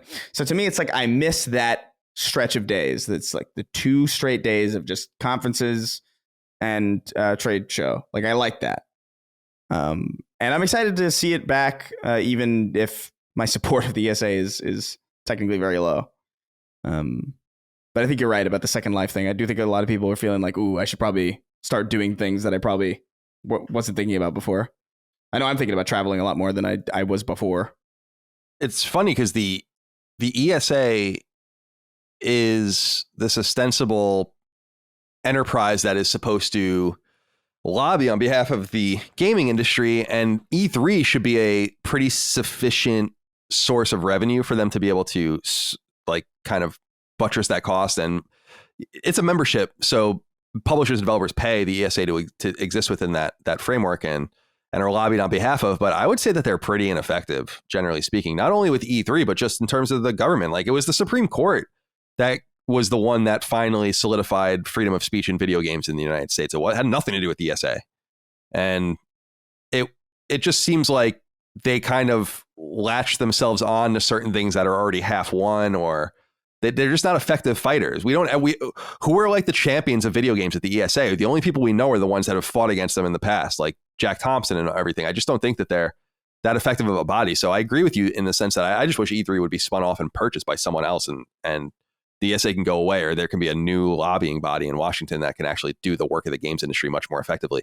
Dustin, what do you make of the possible return of E3? We've all been, and I've seen enough. Personally, I have no interest in going back to it, but I just know, I feel the tenor of the games industry right now. I feel like E3 2023 has the potential to be something really big, if not for the games, just for the social aspects. I think a lot of people are teaming right now to get out. Oh, definitely. And I think what's exciting about this is that they seem to actually have learned some lessons from the last few years where they opened it up to the public, where it was very frustrating for anyone who was actually trying to work there with a surplus of thousands and thousands of people that didn't used to be there before. And it's not even just trying to like keep it exclusive for the press or something like that. It wasn't changed in any sort of way to accommodate for that. And so to see them take kind of the Gamescom model and do media or industry only days and then do, open to the public days is a very much a welcome change. And so I'm curious about this. Obviously, everything has changed in a lot of ways since the last E3. So I expect this one to be different. Everything has changed for me as well. And so I was thinking about, like, do I try to go to this? Because I don't really have a reason to. I guess if I went, I could talk about the things that I saw, but we don't really do that type of coverage. So the only reason I want to go is purely selfish reasons, because I enjoy the spectacle and the celebration, but it's far off. Who knows? Maybe they won't even let us in. I mean, that's also a very real possibility if I wanted to go. I'm not going to try to go, so it doesn't matter. They can eat my asshole for all I care. They didn't do anything to me. I don't know why I'm so upset with them. They're not like what was that, Reed Pop? We don't like them. Well, are they tied? Oh yeah, I think Reed Pop. Oh yeah, so now? Reed Pop is doing E3 now. Yeah, we're not going to be allowed in there. Oh yeah, they can go deep as far as I'm concerned. But guys, I got speaking of random, I got we weren't speaking of random. I'm just going to bring something random up. I got an email here from LabCorp, like the company that does like labs for you, your lab, your blood work and stuff. A new private way to track male fertility status, introducing the men's rapid fertility test. About 50% of fertility issues are attributed to men. Our new men's rapid fertility test is FDA cleared at home and allows for fast, easy, and private assessment of 2 key factors in male fertility: sperm concentration and semen volume. Why am I getting this in the mail? I don't understand. How male fertility tracking? Loud enough. How can it help me plan my family? Help me when it makes sense, I guess, if that's what you want to do. But I'm going to go ahead and click here to update your email preferences. And it just brought me to a random website. So I guess I'm just going to continue to get more of those. Thank you for that. Semen volume. You didn't want to hear that term today, did you? But you did. No, I just wasn't expecting to hear it. No, you know? no. Number 5. Polish shooter studio People Can Fly, which most recently released 2021's Outriders on behalf of publisher Square Enix, was apparently deep into development of a project with rival publisher Take-Two, and Take-Two has pulled the plug, leaving the game in the hands of the developer itself. Word comes by way of People Can Fly, which released a notice due to it being a publicly traded company in Poland that a deal with Take-Two, which hadn't even been revealed, has fallen through. People Can Fly notes that, quote, it has received from Take-Two Interactive a letter of intent to terminate the development and publishing agreement by means of mutual understanding between the parties. This agreement pertains to Project Dagger, a new action-adventure IP that has been in development for the last 2 years under the direction of People Can Fly's team based in New York, end quote. People Can Fly will apparently be on the hook to pay Take-Two back for advances based on the financial conclusion of the game, which People Can Fly now fully owns, and which it can take to another publisher. The dev's CEO said in part, quote, we strongly believe in Project Dagger's potential and are now committed to continue its development within our self-publishing pipeline, end quote. The studio considers the game still in pre-production and the game will run on Unreal 5 as the team is now moving it from Unreal 4. What's perhaps most interesting here, however, is that People Can Fly confirmed that their other project too, all under code names. So they went deep into this document if you read. And I don't know if a lot of people notice this. Project Gemini is the top of the list, which it's making with Square Enix. Considering the meaning of the word Gemini and the nature of the studio's work with Square Enix, this can only mean one thing. Outriders 2. Yeah. 2 other games made for self-publishing are called Project Bifrost and Victoria, with another in the concept phase called Project Red. They're also working on 2 VR projects. People Can Fly, founded about 2 decades ago, was once owned by Epic, and they worked on the Gears of War franchise for some time, in addition to releasing Bulletstorm in 2011. Their first games were in the Painkiller franchise and never saw release on PlayStation platforms. I was interested to hear this because this game was never actually fully announced. But what was more interesting is the instinct, and I'm curious to gauge your guys, because we don't really know what this other game is, but I wanted to gauge your guys' take on my instinct that Gemini must be Outriders 2. Dustin, what do you think? Yeah, I mean, if they're working with Square Enix on it, the question that I have for you, Colin, is that is Gemini... Would there be any kind of tie lore related for using that word with Outriders? Yeah, definitely. So it could be yeah, something I feel like that's a safe bet. In that constellation or whatever. But I'm trying to remember, there was a story about them not necessarily making any money on Outriders. Yeah, they never made. Right? They released a statement saying some months ago that they've never received royalty payments. And so that insinuates that Square Enix rather has not made a profit on the game yet. Now, that's kind of fast and loose, though, because Square Enix could be taking losses, writing those losses off. And those losses could be like marketing and all those kinds of things. And they could be just putting all the money back into the next game. So it's not to say that they're not getting paid. They're just not getting any royalties. So they got paid. Right. Sure. Yeah. We'll see. But would that indicate that they wouldn't want to do a sequel then? Yes. And that was something I wanted to get to, because I think that they indicated, first of all, they specifically called out Outriders as having a future. Not only when the game came out, but remember when they announced they were selling all that shit to Embracer, Crystal Dynamics and all the rest, they said, we're continuing certain projects in the West, and Outriders was one of those projects. And I think it's the milk cow situation. I think they look at it and they say, we don't have to really support these guys. Clearly, they have 6 other games in development. So we don't really need to support them so much. We can probably dump something modest like $50 million into an Outriders sequel and extract something worthwhile that we can get back to Game Pass or something and make half the money back, then see what we do with Outriders from there. Like, we've invested too much at the top. I'm sure they've looked at it and said, well, there's no licensing fees. So Marvel Avengers probably did way better than Outriders, but they don't owe anyone else money. It obviously did way better than Babylon's Fall. Babylon's Fall has been discontinued. So I think they just kind of chosen their game. And I mean, that's my theory anyway. Chris, do you think that I'm right, or do you think this could be something else? Because it's possible that they're making something else. The name Gemini and they're talking about the future of Outriders just, I think, says it all. Yeah, I mean, I'll take your word for it. Like, Gemini to me is like a pretty nondescript term, but I know you played pretty deeply in 2 Gemini. That's why I thought it was. My only main point of skepticism is like, would they be so like? Because usually, as far as I know, and as far as some of the ones that I can recall, a lot of code names are usually not so referential. They're usually intentionally misleading, like red herrings. So it could be Gemini's too. I think you're probably right. If it's mainly the fact that they called out Outriders as having a future, and the fact that it seems like really their only. It seems like really the only thing that made Outriders, for all of the failure of it, I guess if you want to call it, it was a pretty big splash. Like it made a lot of people played it. I loved it. It was my game of the year. I loved Outriders. I thought it was awesome. Yeah, so I mean, it does make sense to continue with it.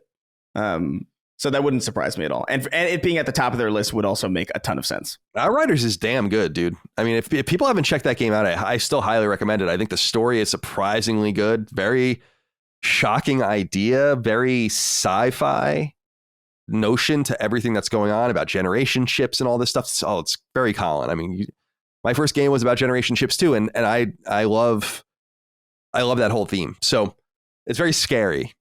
It's scary that the idea of that generations of people would just be captive to a ship in which the idea is to just get further to the place that you're trying to go, but you never see it, and you never saw where you came from either.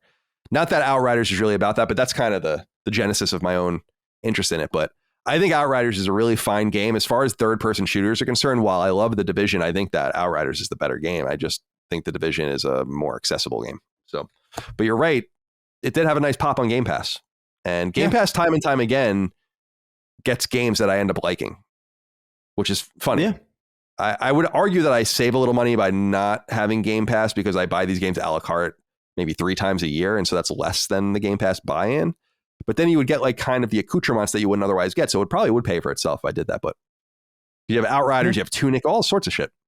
Yeah, I think I would even probably, I mean, I would bet Game Pass is a large reason as to why a 2 is happening.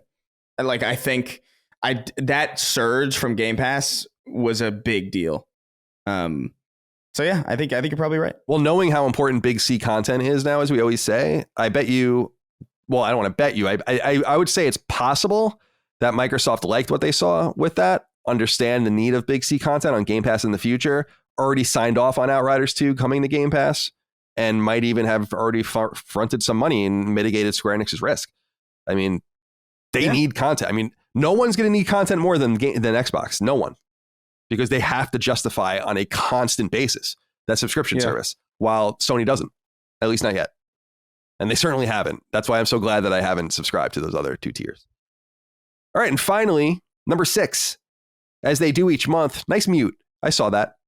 Sony has revealed the free slate of games for PlayStation Plus subscribers, this time for the month of October 2022.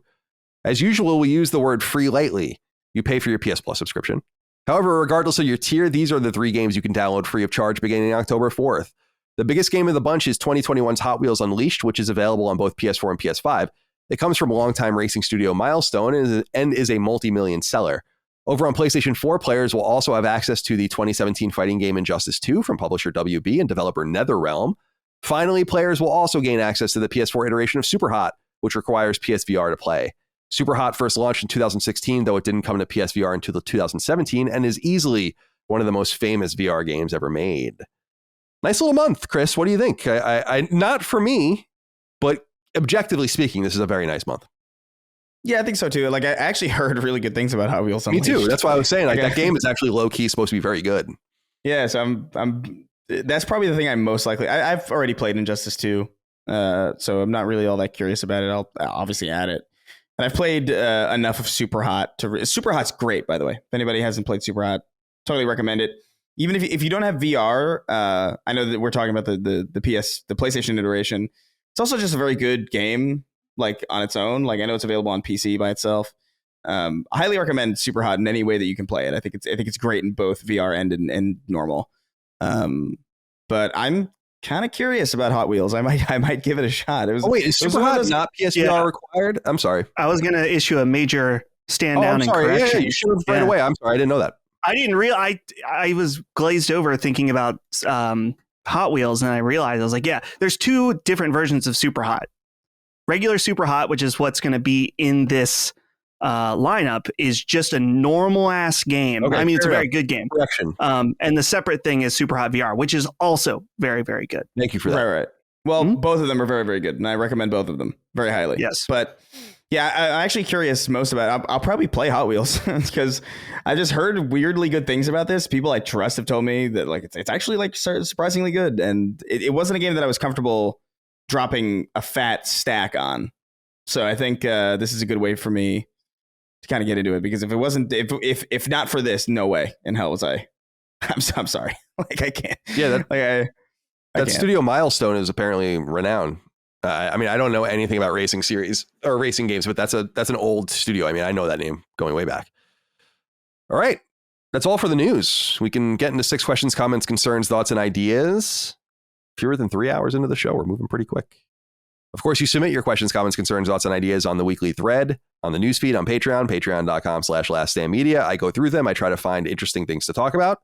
Of course, I put them throughout the rest of the show, as you've noticed. But we try to get 6 random ones here to walk away with. Jeffrey Taylor Willingham wrote in. He's straight out of 18th century England with that name. He says, "Greetings, CDC. What kind of a game will it take for Sony to get back the praise of old? The discourse around their latest games have been interesting to say the least, and while I thoroughly enjoyed Horizon Forbidden West and The Last of Us Part 1, and also eagerly anticipating God of War Ragnarok, the common complaint seems to be their games are becoming formulaic. What changes would you like to see in a first-party PlayStation game?" What do you want to see, Chris? We're getting to the point where we're going to see something. I think we're going to see lots of things. I don't know if it's going to be this year or early next year, but there's much to say. And I continue to say that what we're going to see is going to be in some way unexpected or at least unusual for PlayStation. And I really do believe that's why they're not saying more at the current time. Who the hell knows if that's true or not, but that's just my feeling. And I don't mean from a quality standpoint. I just mean like we are used to our single player dad simulators and Sad Dad and post-apocalyptic and Motorcycle Man and all the kind of shit that we're playing. And I think it's going to be a very different swath of kind of games with those peppered in. So I'm wondering what you might want to see that would differentiate, and to Jeffrey's point, kind of let Sony regain its mojo as being the top tier company that, in my mind, and I've said before, I think is suffering from the so-called PlayStation tax at this point. I do think, well, first of all, I think what we're going to see is we're going to see a lot of free to play stuff. I think we're going to see a lot of multiplayer focused stuff. And I think we're going to see a lot of stuff that doesn't look as traditionally good as what we expect out of PlayStation. I think we are going to see some weird shit that people are going to be like, that's a PlayStation game. Because the necessity of competing in this live service environment is a high one. And I think that's what's on our horizon. What I would like to see is just stuff. I don't even need a game that isn't a third-person action adventure. I would just like a game that looks different. You know, I would like to see a Tunic, you know, or a Link's Awakening or a Octopath Traveler. I'm not saying in the sense of those genres, but I feel like we're missing a lot of a key reason as to why video games are so interesting, and it's the fact that we can make them look like anything, and we really can do so much with video games, and we just haven't been doing it. We've been doing a great job at making things look really realistic and mimicking our own world, and that's cool. There's value in that for sure. But when I look at even with like the art style even with like the art shifts between games like God of War and Last of Us, where they're very clearly different art styles, clearly because, you know, one is Norse and one is realistic. They don't look as different as, you know, Metro Exodus and Tunic. You know, like there's this variety that's really deeply missing, not just from a gameplay perspective, but from a visual perspective as well. And I just want to see these great teams flex their artistic muscles a little bit more and give us something that, you know, isn't something that we could already visualize. Like when I envision The Last of Us 3, I know what that looks like. Like I know what The Last of Us 3 is going to look like, if it's going to exist. If there's another God of War that follows this kind of exact same gameplay format, I know exactly how it's going to look. And I would like to not know. I would like to see Naughty Dog come out with like, hey, we're making something, and I could not predict it. Maybe a fantasy game, according to some rumors. Yeah, I would love that. That's what I want. That's really it for me. Like, well, I just need more diversity in this stuff, because like I really think art design is so important, and I feel like it's kind of taking a backseat to hyper realism as technology gets greater and greater, and especially as AI gets better and better at rendering that kind of technology, like for Like a lot of people don't even do environment art in the same way that they used to. Like a lot of it is like, hey, there's an AI that we can sprinkle onto this map and fill it with grass in places that make sense, you know. And it's like it'll look really realistic, but you know, it's I don't know. I miss the feeling of being impressed by a game's visuals, not from fidelity, but from vision. And I just want more of that out of Sony, because I feel like, quite honestly, like of the big players, like they're kind of the most lacking in that regard. I think Returnal was the most interesting game that I've seen come out of them in a while. And even that was kind of like, you know, a little bit still realistic, but like, and also not really. I mean, that's technically a second party game, right? First party exactly. now. So I mean, they didn't even incubate that truly internally at first. And so what I agree with you. And what the shame is that the studios that can help differentiate them are just deployed in other ways. I mean, this is the real shame of Media Molecule just being wasted, just absolutely wasting away for fucking 10 years with this dream shit. No one cares. I'm sorry. It's over. It is. They missed their chance by like a wide margin to really do anything with it. And it's crazy because like over on there's some videos circling on Twitter of like Halo's Forge mode or whatever, and it's like people making like crazy, and I'm looking at that and I was like, that just looks like it's literally just a better Dreams. Like people are making some wild wacky shit in that, but there's also, what's this, a story and a functioning multiplayer suite, you know, like, you know, it's got a lot of problems, of course. It's like I just put out a 35-minute video ranting about everything that's wrong with it, but you know, when I look at Forge mode and I'm like, oh, that's just better Dreams, like, and Dreams is all that is, that's a rough situation, man. And I would love to see Media Molecule do something else, like actually a video game. They have to. I mean, there's no way that they can't be making something now at this point. I do not understand. They've missed their. I mean, even if they get it out on PC, Dreams on PC, it's like it's whatever, man. It's too late. It's too late. And I think that opens up the possibilities of Dreams a great deal. But until you can export your games, it's what we said many times. Why in God's earth would you learn Dreams when you can just go learn Game Maker or Unity or something like that? I'm telling you right now, if you have some propensity to make games, like you should go use the actual game making tools out there and learn those. You're wasting your time. You can't export anything. You're actually unironically better off using Forge, because Forge actually has like a scripting tool that is borderline identical to like Unreal Engine node graph scripting. Like it's actually just straight up. It looks like what I remember scripting looking like when I was dabbling around in Unreal Engine. And that is way more valuable than like, I don't know, picking up like an abstract paintbrush and like, you know, I don't know. Dreams had a shot to be like really interesting and really cool when they put it on, if they were to put it on PC around the time of launch. But since then, I mean, just like even just the Dreams engine must be pretty antiquated at this point. It's been so long, and I don't know. I want them to make something. They are probably the studio that would most be able to really bring that diverse visual flavor and visual flair and language to Sony's first party. And if they are not working on something, I don't know what the fuck Sony's doing. Yeah, I don't either. I mean, it's BAFTA award-winning studio, gave you Sackboy and Tearaway, which were both visually appealing games. Sackboy is still a relevant character today. And I just don't understand. I mean, it's just a shame because the other studio would be Insomniac, and I just think that they're so... I mean, what can they put? They might be working on one other game outside of Marvel now. You know, it's like... So they're kind of wasted. I think there are a few other contributors out there, but it's just...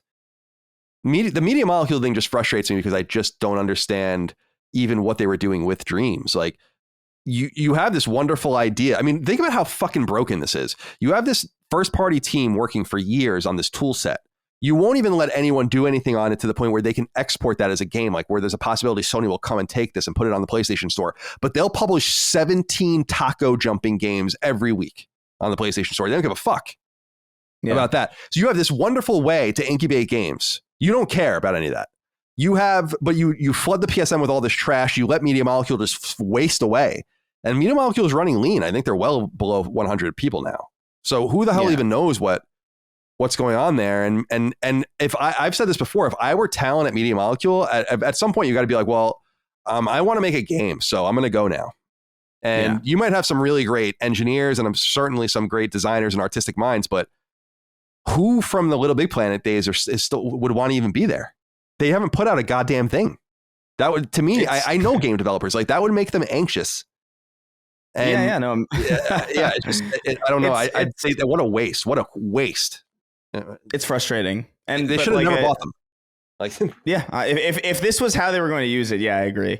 But I don't know, man. I just that visual design, especially when I look over at Nintendo and you got like Metroid Dread and the new Breath of the Wild and then like obviously like Link's Awakening, which all look so strikingly different. And even on Microsoft's side, where you have Double Fine, which like always makes unique stuff and will continue to probably make unique stuff. And then even Obsidian with Outer Worlds and Pentiment, which looks nothing like Starfield, which looks nothing like Forza. Like there's a lot more diversity everywhere else. And it's a little frustrating because I do think like pound for pound and like as far as like quality goes, single player experiences here on the PlayStation platform are like so high in quality that why can't we get that with some visual flair?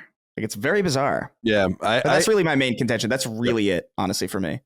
And I think that, just thinking of the studios, Dustin, that can come help remedy this, Pixel Opus obviously will probably make something striking and interesting. Although I thought Concrete Genie was very visually interesting, but I didn't think it was very fun to play. I don't know. I wasn't into it. Team Asobi obviously is going to have that more cartoonish take, but it makes me sympathetic in some way to this notion that it's like, man, we do miss Sly Cooper from Sucker Punch. Man, it would be nice to get more Ratchet from, and maybe we will, from Insomniac, from the North Carolina studio. And you have this, that, and the other thing. Obviously, Media Molecule London can do a little cute thing, Fire Sprite, whatever.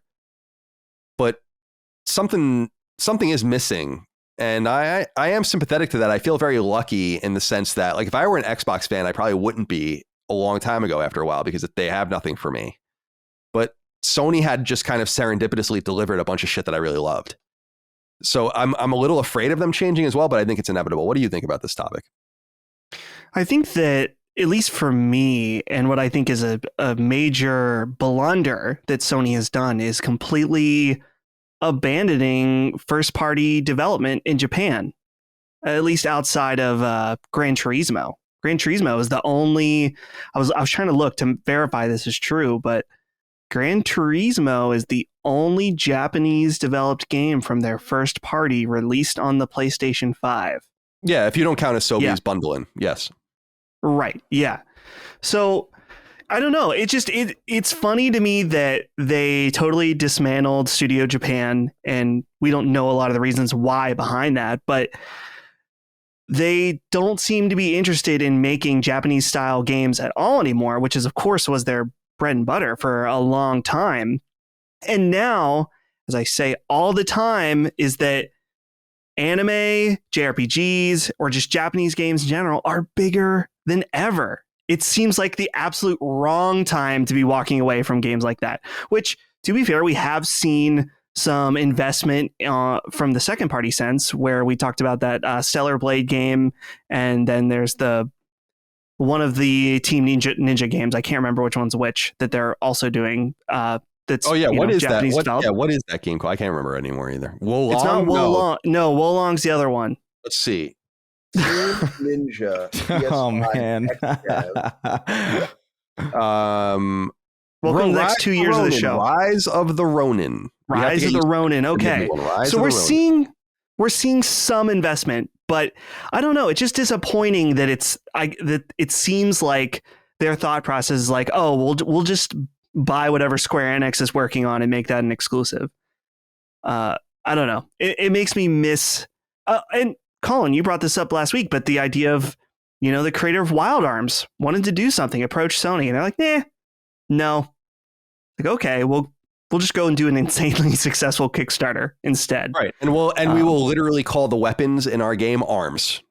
And we dare you to sue us. I mean, it's like, it's so funny. Like, these companies, you can tell that when they are rebuffed in this way, they get mad and then they do the closest possible facsimile to shove it in the face of the companies. It happens over and over again. I don't understand how anyone cannot see that. At some point, you think someone would be... It was what I was saying to Phil Summers, the guy I had on that writes the hand-drawn strategy guides, where he got in trouble with Nintendo for doing that. And I was, if people watch that Sacred Symbols Plus episode, I was literally like, how are they so fucking stupid? All capital letters, stupid. That they see that, like that Zelda strategy guy, that hand drawn guy, and they're not like, how do we not employ this person immediately? Like, how do we not just go and get this person immediately? This is such incidental money where you can incubate things and come up with cool ideas. And what would have cost them to make Wild Arms 5, or Wild Arms 6 rather, which is what this game Armed Fantasia is, would have cost them the equivalent of what the Kickstarter is, which is nothing. Yep. And then it's just like a write-off. And I'm not one of those people that just says write-off and doesn't know what it means. It literally is just a write-off. If it doesn't make money, it's like $5 million, $7 million, like whatever. You're Sony. And it doesn't cost you a lot of money to keep games going at the barrier. Like there was a time where too much was coming out. I think that the mid to late PS3 era just had too many games.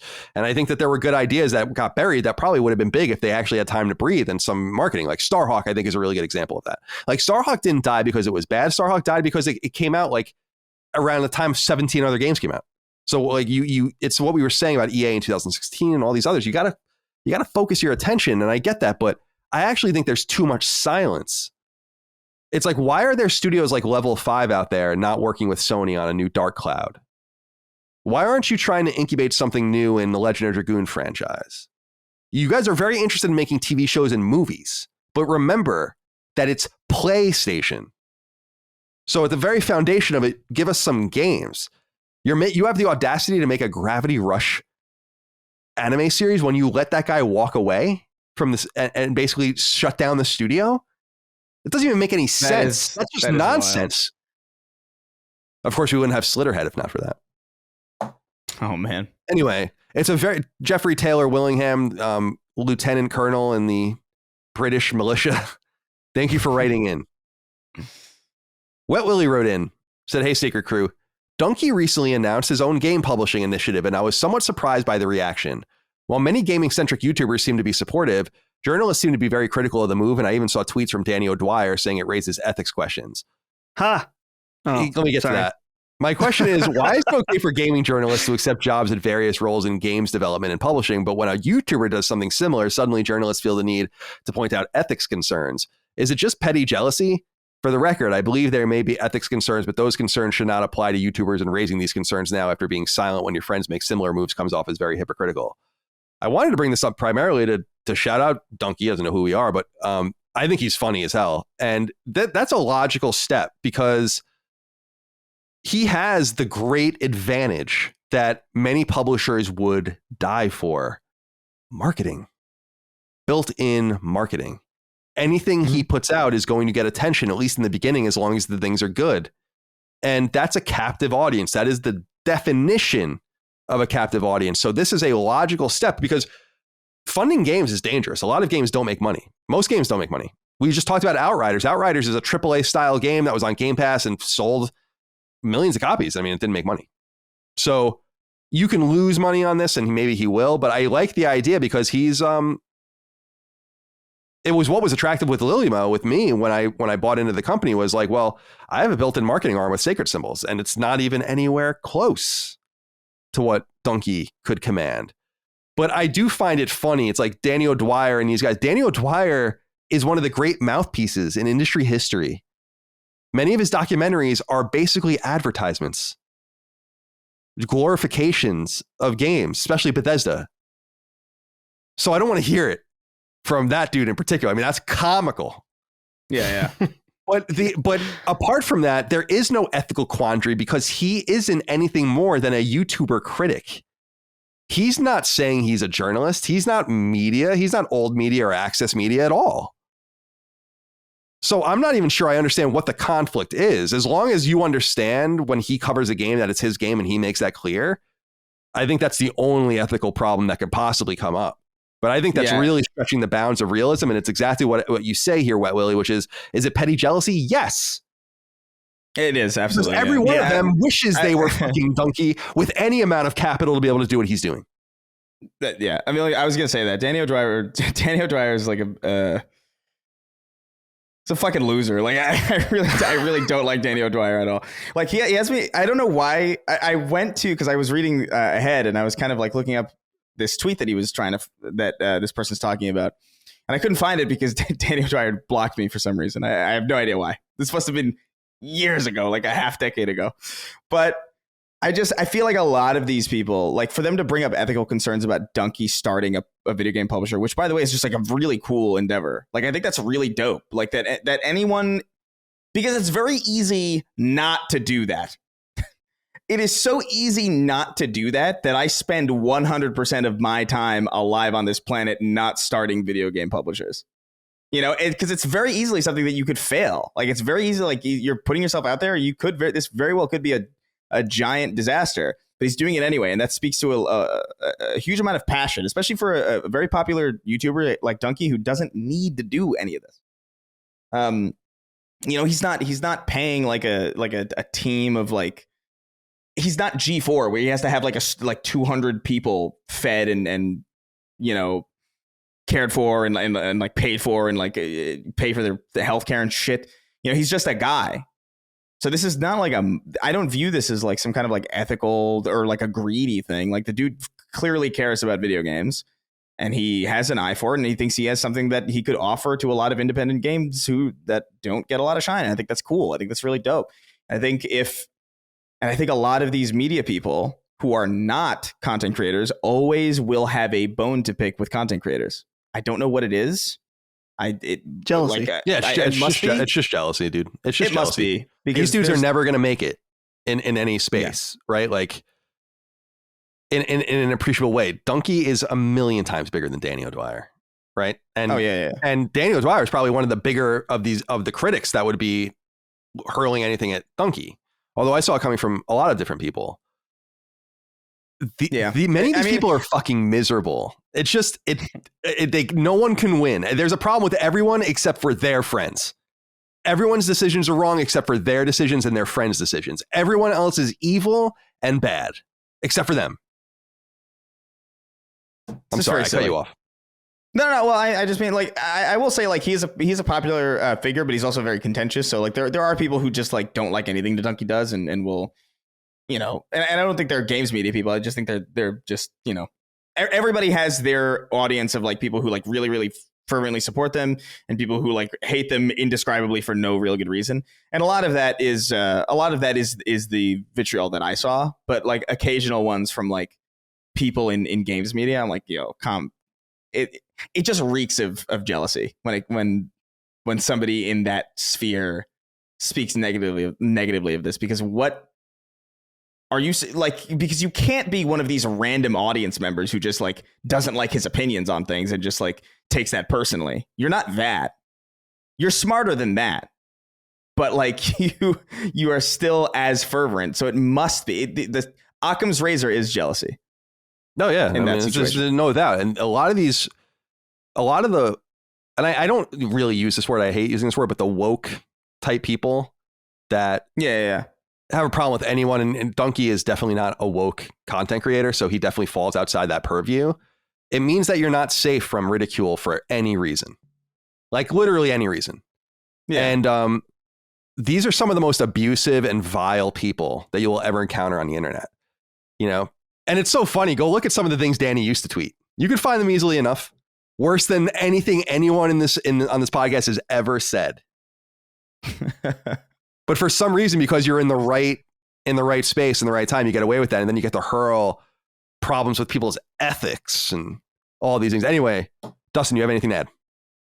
Yeah, the thing that I think is so funny about Dunkey is that I am confident that he knows exactly what he's doing in some of these videos to piss these people off to his advantage. I saw a lot of people were mad that in this video, he says, it's simple. All I do, I won't publish bad games. I only will publish good games. And there were I saw some tweets of people that were mad, like, oh, it's just that simple, isn't it? It's like, no, he knows full well this is going to be a difficult thing, but he knew that would piss you off and you would tweet about it. Like, I don't think everything, with Dunkey as a critic, I actually don't agree with him. I would say most of the time, but he is entertaining and funny, and I appreciate his perspective on things. But without a doubt, he has this ability to enrage people that are on the media side, and I think that he does that to his advantage very well. And so, and the funny thing to me about the ethical question, like, okay, let's break this down. Dunkey helps publish a game. He highlights it on his channel. Assumingly, he'll say, hey, I'm publishing this game because I believe in it. Check it out. So two things can happen here. If you buy the game and it's good, great, fantastic. This is a good business interaction between everybody involved. You buy the game and it's bad. Then Dunkey's reputation is on the line. He put his stamp of approval on this. What is the ethical problem? Like, I don't even understand. Like, if he puts out the game and it's bad, then that hurts him. It's not okay. It's not okay for YouTubers to cross into games development. It's only okay for them to go work for Naughty Dog or whoever, right? It really is what it is. Like, they don't like seeing content creators do it because that's for them. Like, we earn this. Like, what do you mean? Like, it's okay that I get to sit in with Bethesda and do documentaries like and kind of Fallout 76, the game that didn't fucking work. Yeah, I mean, Fallout 76. It's okay for me to. That is what's so. I'm sorry, I just have to say this. Like, the idea that you would have an ethical concern about a YouTuber starting a games publisher, but you can go from games media to being basically a propaganda arm. And that's fine. And I mean, plenty of people go from like games media into development. Like, I don't even think that's particularly like a bad thing, really. Like, I just think that's just the nature of how like people know each other and how everything works, really. Like, I don't even think there's like a particularly harsh ethical line there. Like, you could maybe argue, but like, fucking whatever. If they're good at their job, whatever. Like, I don't give a shit. But to me, to raise that concern while you're literally on camera for hours hyping up 76 in Bethesda's studio, getting like patted on the back, and it reads so hollow and so hypocritical. Danny O'Dwyer's the last person who should be saying anything like this. Yeah, I mean, I agree. It's just what I was going to say about Fallout 76 is he's at ground zero for that game, like getting a lot of attention as far as I'm concerned. Yeah. It's like his connection to Bethesda, I think, is very weird. And it is ironic to hear someone like him say that. And he says, we got to drop the naive shtick that having opinions on games is a qualification for understanding just about anything about development. It's like, well, what do you understand about development? Because people tell you very curated stories about how games are made. You've never made a game. Like, are you somehow more qualified than him? It comes off as jealous. I mean, that is the way it comes off. It's like, you have mega access to publishers and developers who tell you very curated stories to promote themselves. None of them are telling you any of this stuff for the art of the game. Are you crazy? You're not fucking Ken Burns. Yeah. It's comical. And I just find the vitriol generally leveled at that dude strange, because it does come off as just being angry about someone doing much better and finding an audience. And lo and behold, this was what I was going back to with the dreaded W word, which was, it just seems like many people who've pigeonholed themselves there are never going to get out. You did that to yourself. You're the one who acted miserably. You're the one who points at everyone. And it's just this type of vitriol and coverage and tearing people down when they've not even try to get anything off the ground, and then projecting, which is what's just all this is it's too rich. And it needs to be called out. Lots of the most problematic people in the industry for many different reasons are the ones who have a lot to say about everyone else. Yeah, I mean, it is what it is. Generally accurate. Okay. Derek Beek wrote in. Dustin, we go to you? Yeah. Okay, I'm sorry. I'm like, yeah. Derek Beek wrote in and said, hi, when doing a patent search for a master's class that I came across one from Sony for 2020 called Method and Systems for Dynamic Quest Generation. The main point of the patent was to develop a system which would dynamically generate quests in a video game based on your performance and the attributes of your character. I was just wondering what you guys thought of this idea and if you think we could see it in the future. It was only patented in 2020, so it may be a while before we actually see any games utilizing it. Yeah, these patents are often not used, and they do take a long time to get through. Like the digital trophy patent is like 10 years old at this point, and we finally have only now seen it with the new PlayStation Plus tier. So it does take a while from time to time. Dustin, I'll go to you first. This idea of this really turns me off. Dynamic quest generation. I need people making my video games. It's a bare minimum. I understand you can use AI for all sorts of different reasons. Certainly, it shouldn't go towards the central predicate of playing the game, which is like, what is the point? Well, the point is the gameplay. So you should definitely have someone like handcrafting the gameplay. They're reading the story. You should definitely have people handcrafting the story, making sure things are there for deliberate reasons, have a flow to the game. We are becoming, again, such content whores, or at least the industry is going to require content sufficient that this kind of stuff's going to happen. And then it's going to be heartless, MMO-like trash, all of it. And like I've said in the past, I think that games are going to have selling points where it's going to be like no AI involved in the making of this game. I think will become a selling point in the future. What do you think? Yeah, this reminds me of Fallout 4 and the settlements. How that dude was always like, oh, there's a settlement needs your help. Settlement needs your help. Preston just like Garvey. Dynamically. Yeah, right. Just dynamically, continually to create more shit for you to do that is boring, that you don't care about. And yeah, comes back to what I was saying earlier about indie games and roguelikes, that it's just, I am growing more and more weary and annoyed of this type of game design, or I guess lack thereof of game design. So I don't know. I think that there is something to be said about using AI to generate content. Obviously, we're seeing that all the time now. We see those images that are created by AI and stuff like that.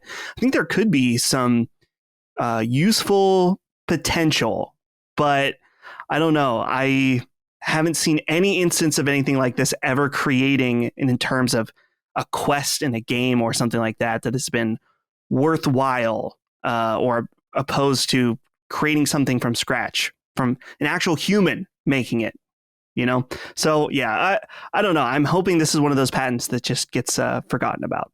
Chris, anything to add? It certainly will be forgotten about. We're going to see this. Yeah. We're going to see this at some point. It's I wouldn't be surprised if it already exists in some rudimentary way in some of the games that we've already played, to be honest with you. Like I think procedural generation and like AI stuff like that, like even Bethesda's been toying around with that since like Morrowind. Like I think the map for Morrowind was like made procedurally generated, and then they built like cities on top of it that they handcrafted, which I think is like, I think that's reasonable. I don't think you necessarily need like one person combing through every square inch of a large open map to make sure like every pebble is placed in the right place. But it does, you should at least have some level of handcrafted element there. Like, yeah, maybe an AI will generate the terrain, but you have to, you can make your own paths to it. You can carve it, or maybe you can like, oh, this is a good area, but like I'm gonna raise this mountain a little bit and like add some stuff here, and like maybe like make a path here, and like there still needs to be that intentional human touch, especially in the writing, which is what a quest is. Like most quests just distinguish themselves by the writing of like the quest line. So like the idea of having an AI generated quest entirely stem to stern, that's not really appealing to me. That's like that's like Google Translate making my game. Like I don't need that. Yeah, and yet we will have it. Yes, we'll see how it all pans out. I'm getting to the point where I'm getting concerned just seeing these AI engines operating so efficiently in art and even moving art now, like visuals, animation, and from stem to stern design, and then making it move. And it's like, I can see how fascinating this is, but this is scary as fuck. Like, I don't isn't art human? Like, I don't know. It's supposed to be what separates us from the animals. I mean, one of those things. Animals don't make beautiful things. They could be good. They could be decent. They make things. They can make a dam or a nest or something. But to me, it's the intent of expression. You remove that from humanity, and we're just animals. Oh, It's just not appealing at all. It's like, it's the antithesis of why we like fly to the moon and shit. Why don't we just burrow back in caves and we can just have fucking screens taped to our faces? But we're going to have to us anyway. I don't view it as that depressed. I view it as a little bit more humbling than anything. But I still would, you know, that doesn't mean I would want all of our video games made by AI. I think honestly a lot of problems would be solved if we stopped thinking of ourselves as grandiose. But that's a far deeper conversation than is ready for this. I just think like we need to really drive home the fact that video games cannot be made entirely by an AI. Like I'm willing to accept assistance, right, in certain things. But the second it goes into writing and character design and things like that, quest lines, story, holy fuck, no. Write your own damn story, please. One too many near-death experiences wrote in. Said, greetings, distinguished gentlemen. My question is mostly for Mr. Digital Colin, but I'd love to hear everyone's take. It has recently been announced that HBO will permanently remove the animated show Final Space from all digital platforms, as well as cease physical production of the first 2 seasons, with season 3 never coming to physical mediums. I was wondering what you guys think this does for the idea of digital libraries. Stopping the physical production of something is one thing, but totally removing all legal access to something people have already bought is absolutely insane to me. It's not that they aren't selling it digitally anymore, they are removing the show from people's Amazon digital libraries. As a collector of physical media, this scares the hell out of me from ever fully committing to digital media. I'd be livid if I bought something on the PSN, something that's basically a single-player game, and Sony decides to not only stop me from re-downloading, but also delete the game from my hard drive. Would love to hear all of your thoughts. I must say this was a moment of pause for me, because I did see this. And I'm not going to say it's the first time this has happened. It's not, but it's the most recent example of the flaw of the digital-only approach. But I will say this, and I know it's a little weird, but follow me on this. I'm not collecting games. I'm buying them, and they exist in this library. Very similar to how I buy books and then I read them and put them on my shelf. And I happen to have a bajillion books, but it's just because I've read a bajillion books and I like reading. And it's the same thing with games. Like, in other words, I'm not collecting them to collect them. So I don't feel this like attachment to being like, now I have 977 games, you know? And that's not really the thing for me. I know that that's like a thing for a lot of people, but I just principally don't like the limited transaction of saying, well, it's basically a long-term rental.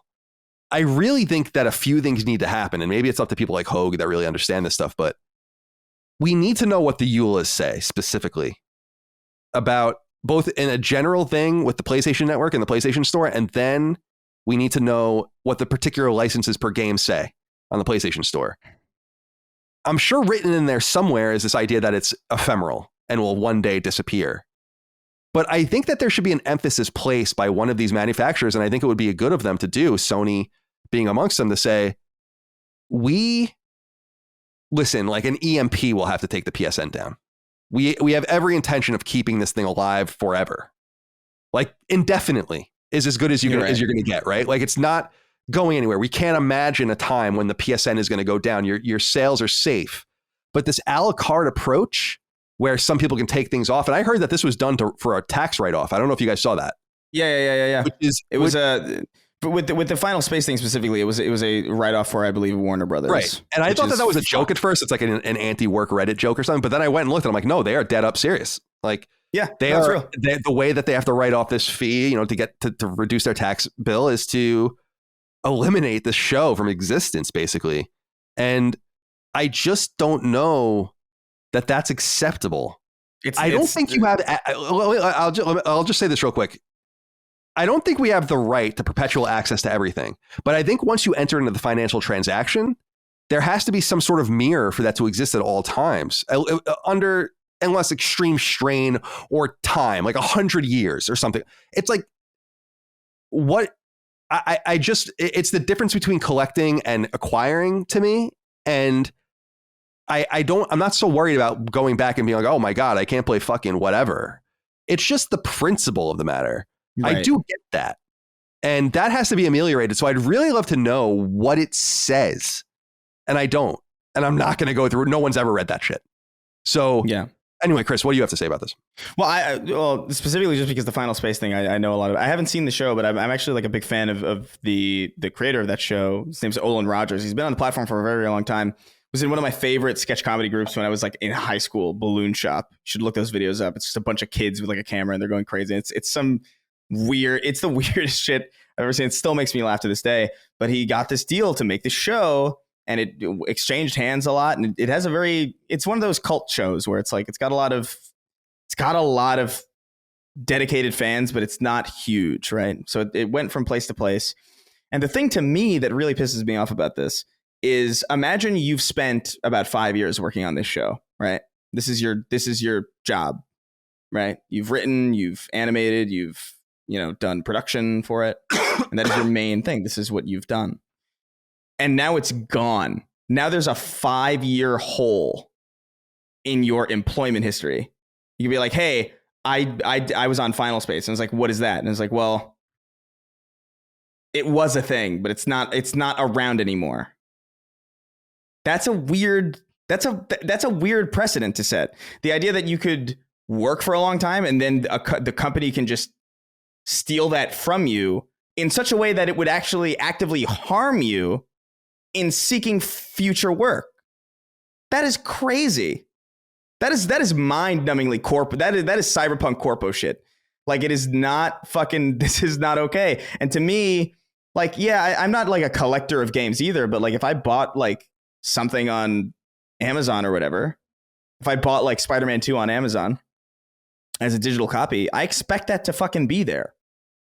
And this I mean, I've started to feel this more and more as this type of thing happens. But like, there was a point in my life where I was very much like, no. Piracy under any circumstances is very much not okay.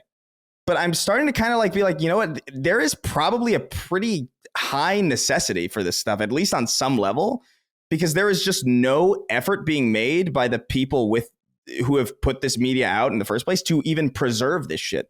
I think this is more than just, I own this piece of media, so I get to choose what to do with it.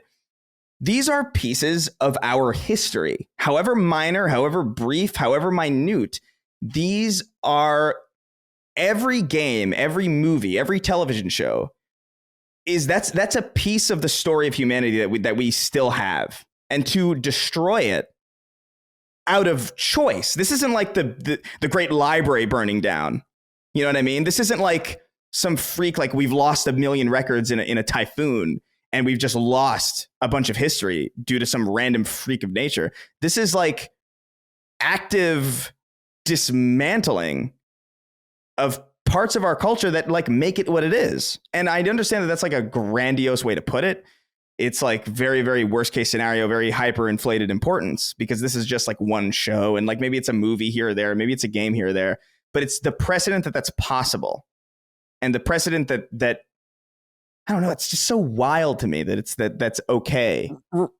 Right. Well, I think that's my big thing, I think, is, and what gave me pause and is kind of is reworking the atoms in my mind as far as like this long held, very solidified opinion I've had about digital games, because it's to what you're saying, where I thought we were to the point where this just wasn't going to happen anymore. Like, I thought we were in this space where, it was going to get weird with Wii. I knew that it was going to get weird with Wii U and 3DS. It's probably going to get weird with Vita. It's already gotten weird with PSP, but eventually I thought it was going to stop. And I thought PS4 was probably this time, that era, 2013 or so, 2012, 2014, where it's like, okay, moving forward in many different ways, we will have this ubiquitous Amazon library of movies. We will have this ubiquitous HBO catalog of shows. We will have the PSN, and we'll have all these different things. And it seemed transactionally final. And that's what I was trying to differentiate before. I have no problem with someone saying, I'm going to sell this game, and now I'm not. It's like, okay, I mean, that's what you want to do. I don't know why you would do that, but if that's what you want to do, but the people that you fulfill that transaction to must have access to the game. And if they don't, the only remedy is to give them their money back. And that's why when I saw that thing with Amazon, what I was surprised by is that I don't think people are getting their money back. I think they're just going away. And that's not okay. And that's what I was saying. I need to know what this shit says, because I guarantee you buried in the text is exactly this. And I know that. So I'm not saying that these guys aren't stupid. They're never going to give you a legal in. It is the principle of the matter, to Chris's point. And this idea, and that's why I like the Library of Congress getting involved in film and games and trying to save things. And there's a bunch of foundations trying to do that with games and a consortium to kind of save this stuff. It is becoming more relevant. I don't think and I'll go to you now, Dustin. I don't think it serves a blow to digital games. It's going to happen. It's inexorable. It's over, right? There might always be a physical market, a small physical market, but it's getting smaller and smaller and smaller. And the evidence is in the data. It's math. But so I don't think it spells doom or any sort of problem or even a roadblock. It's simply a cautionary tale. And I think what we should demand is some sort of contractual thing in the user agreement, like I said in the EULA, to say, like, we can't do this.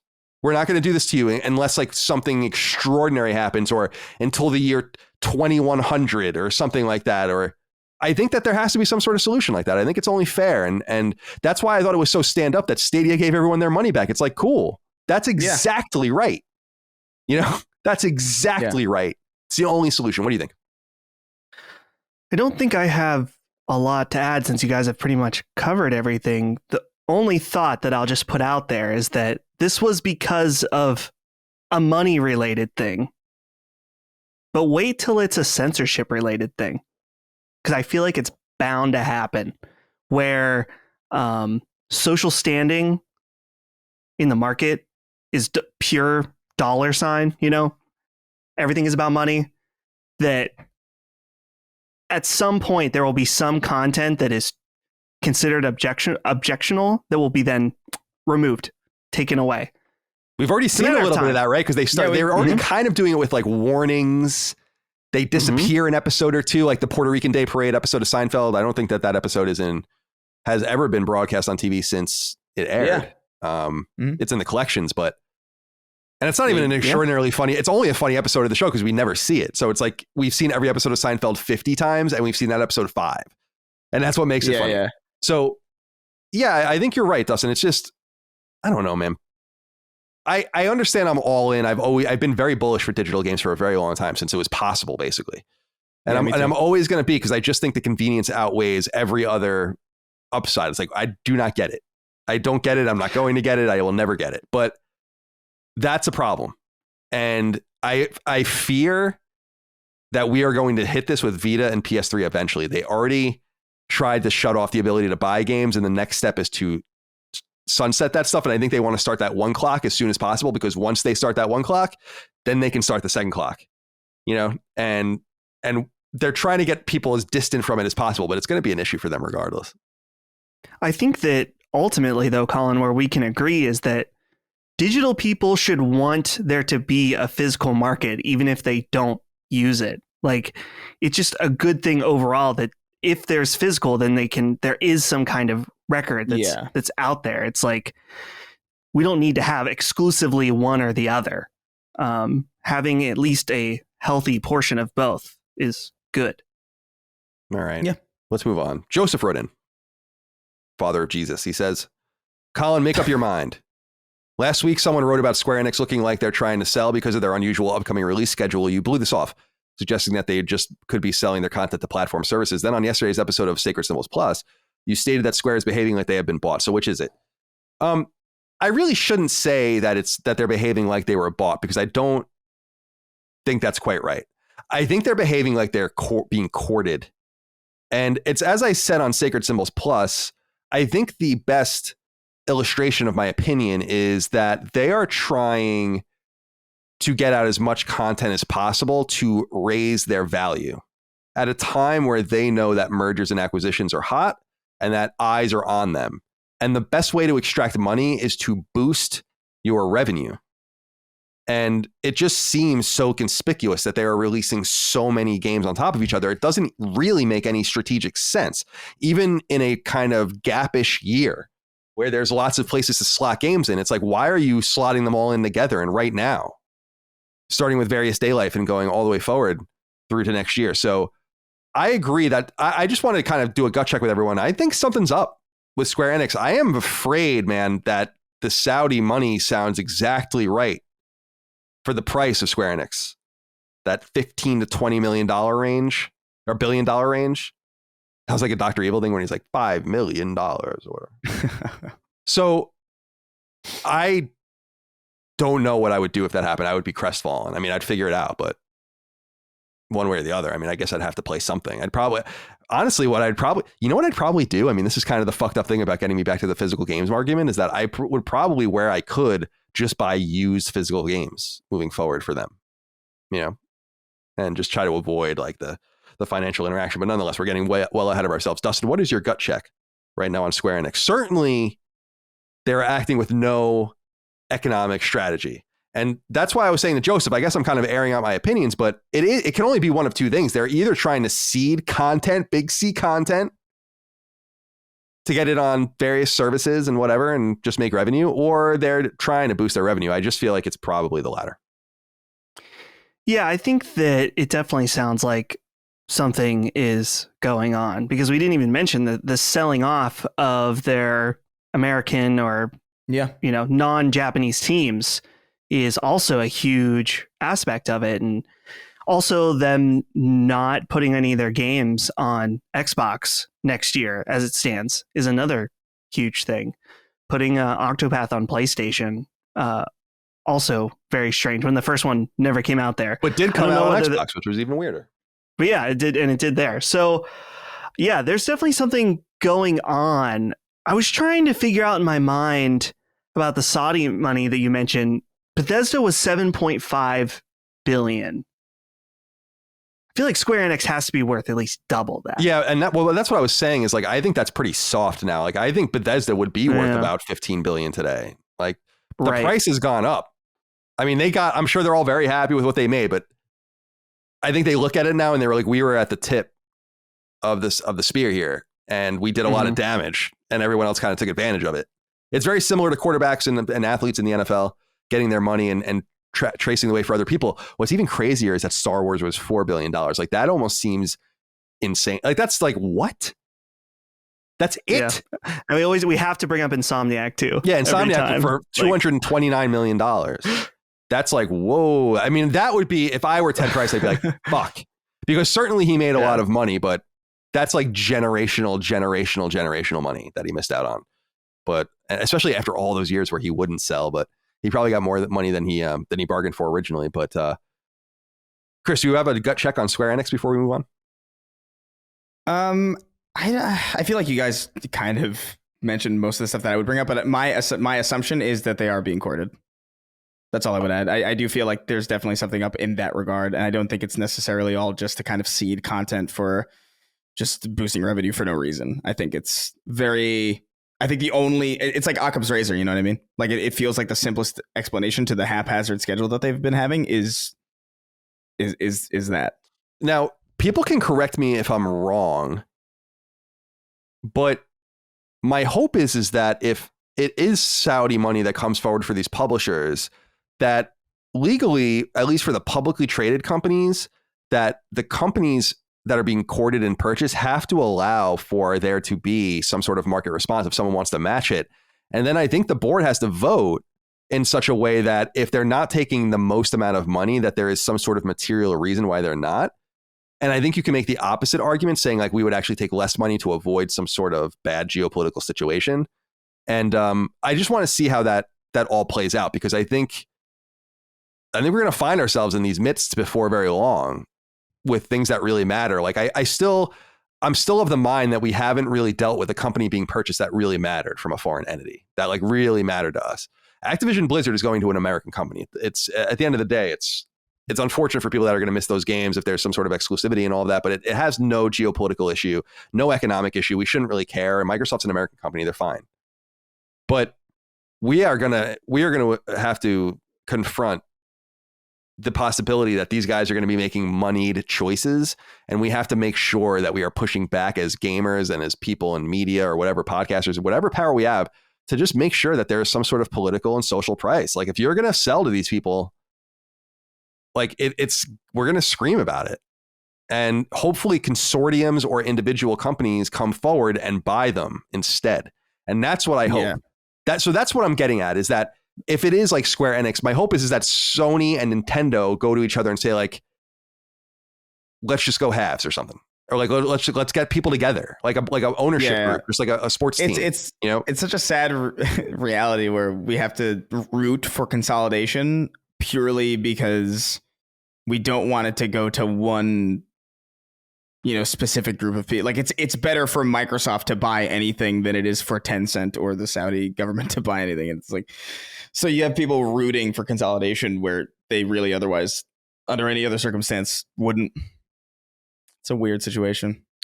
All right, guys, let's get into the final inquiry. It comes from Pen in Pant, who says, "What up, Simbros?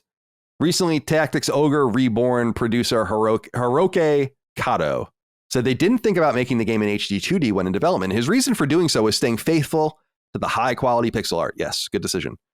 Do pixel games being brought back stay faithful with a remaster or be remade into... I'm sorry. Do pixel games being brought back stay faithful with a remaster or be remade into the successful HD 2D engine?" I wanted to end with this because I want to continue to beat this drum, hopefully influentially in some way with our audience, that pixel art is beautiful and that we don't need to figure out clever ways to escape from the aesthetic. There was real disappointment when they revealed that Tactics Ogre wouldn't take advantage of that HD 2D stuff and would be more traditional looking. But I'm looking at the screenshots of that game and I'm like, this looks beautiful. I don't understand what the fuck you're talking about when you say like this needs a graphical improvement. I'm like, it's a Super Famicom game and it's got that beautiful late Super Famicom style. Are you crazy? What do you, it's with the pixel remasters for Final Fantasy. They're fixing things that don't need to be fixed, that no one is asking for them to fix. And I felt like I was kind of glad with Tactics Ogre Reborn, even though it's kind of a niche product, and in just the sense that it was staying true. And no doubt it's because it was lower budget. I mean, that's the ironic part, is it dodges this whole aesthetic because it was probably like, make this as cheap as possible. Let's see what we can do.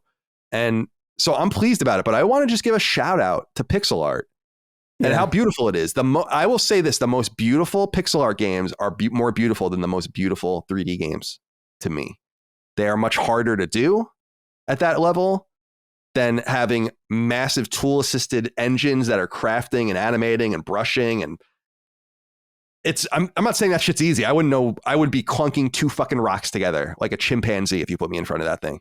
But what I'm saying is that making Castlevania 3 look like Castlevania 3, making Mega Man 6 look like Mega Man 6, making Castlevania Symphony of the Night look like that, Final Fantasy 6, that's insane.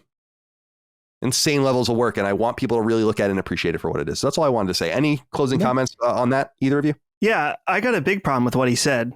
They want to stay faithful to the high quality pixel art? Then don't fucking smooth it out. It's simple. I'll send you guys a tweet of the difference of what they did to Tactics Ogre. And clearly, I mean, obviously, I guess it's an opinion, but the smoothed out pixel art is not staying faithful. At least give people the option to turn the smoothed out pixels off. I would agree with you there. Yeah. It's just, I didn't know he said that, and that's absolutely hilarious to me that he would say that. What's weird about it too is, especially, it's like the pixel art is still jagged on the inside. It's literally just the outlines but like, why even bother at that point?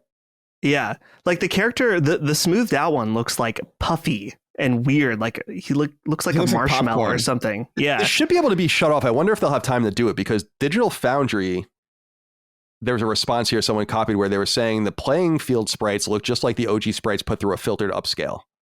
So yeah, they're not redone.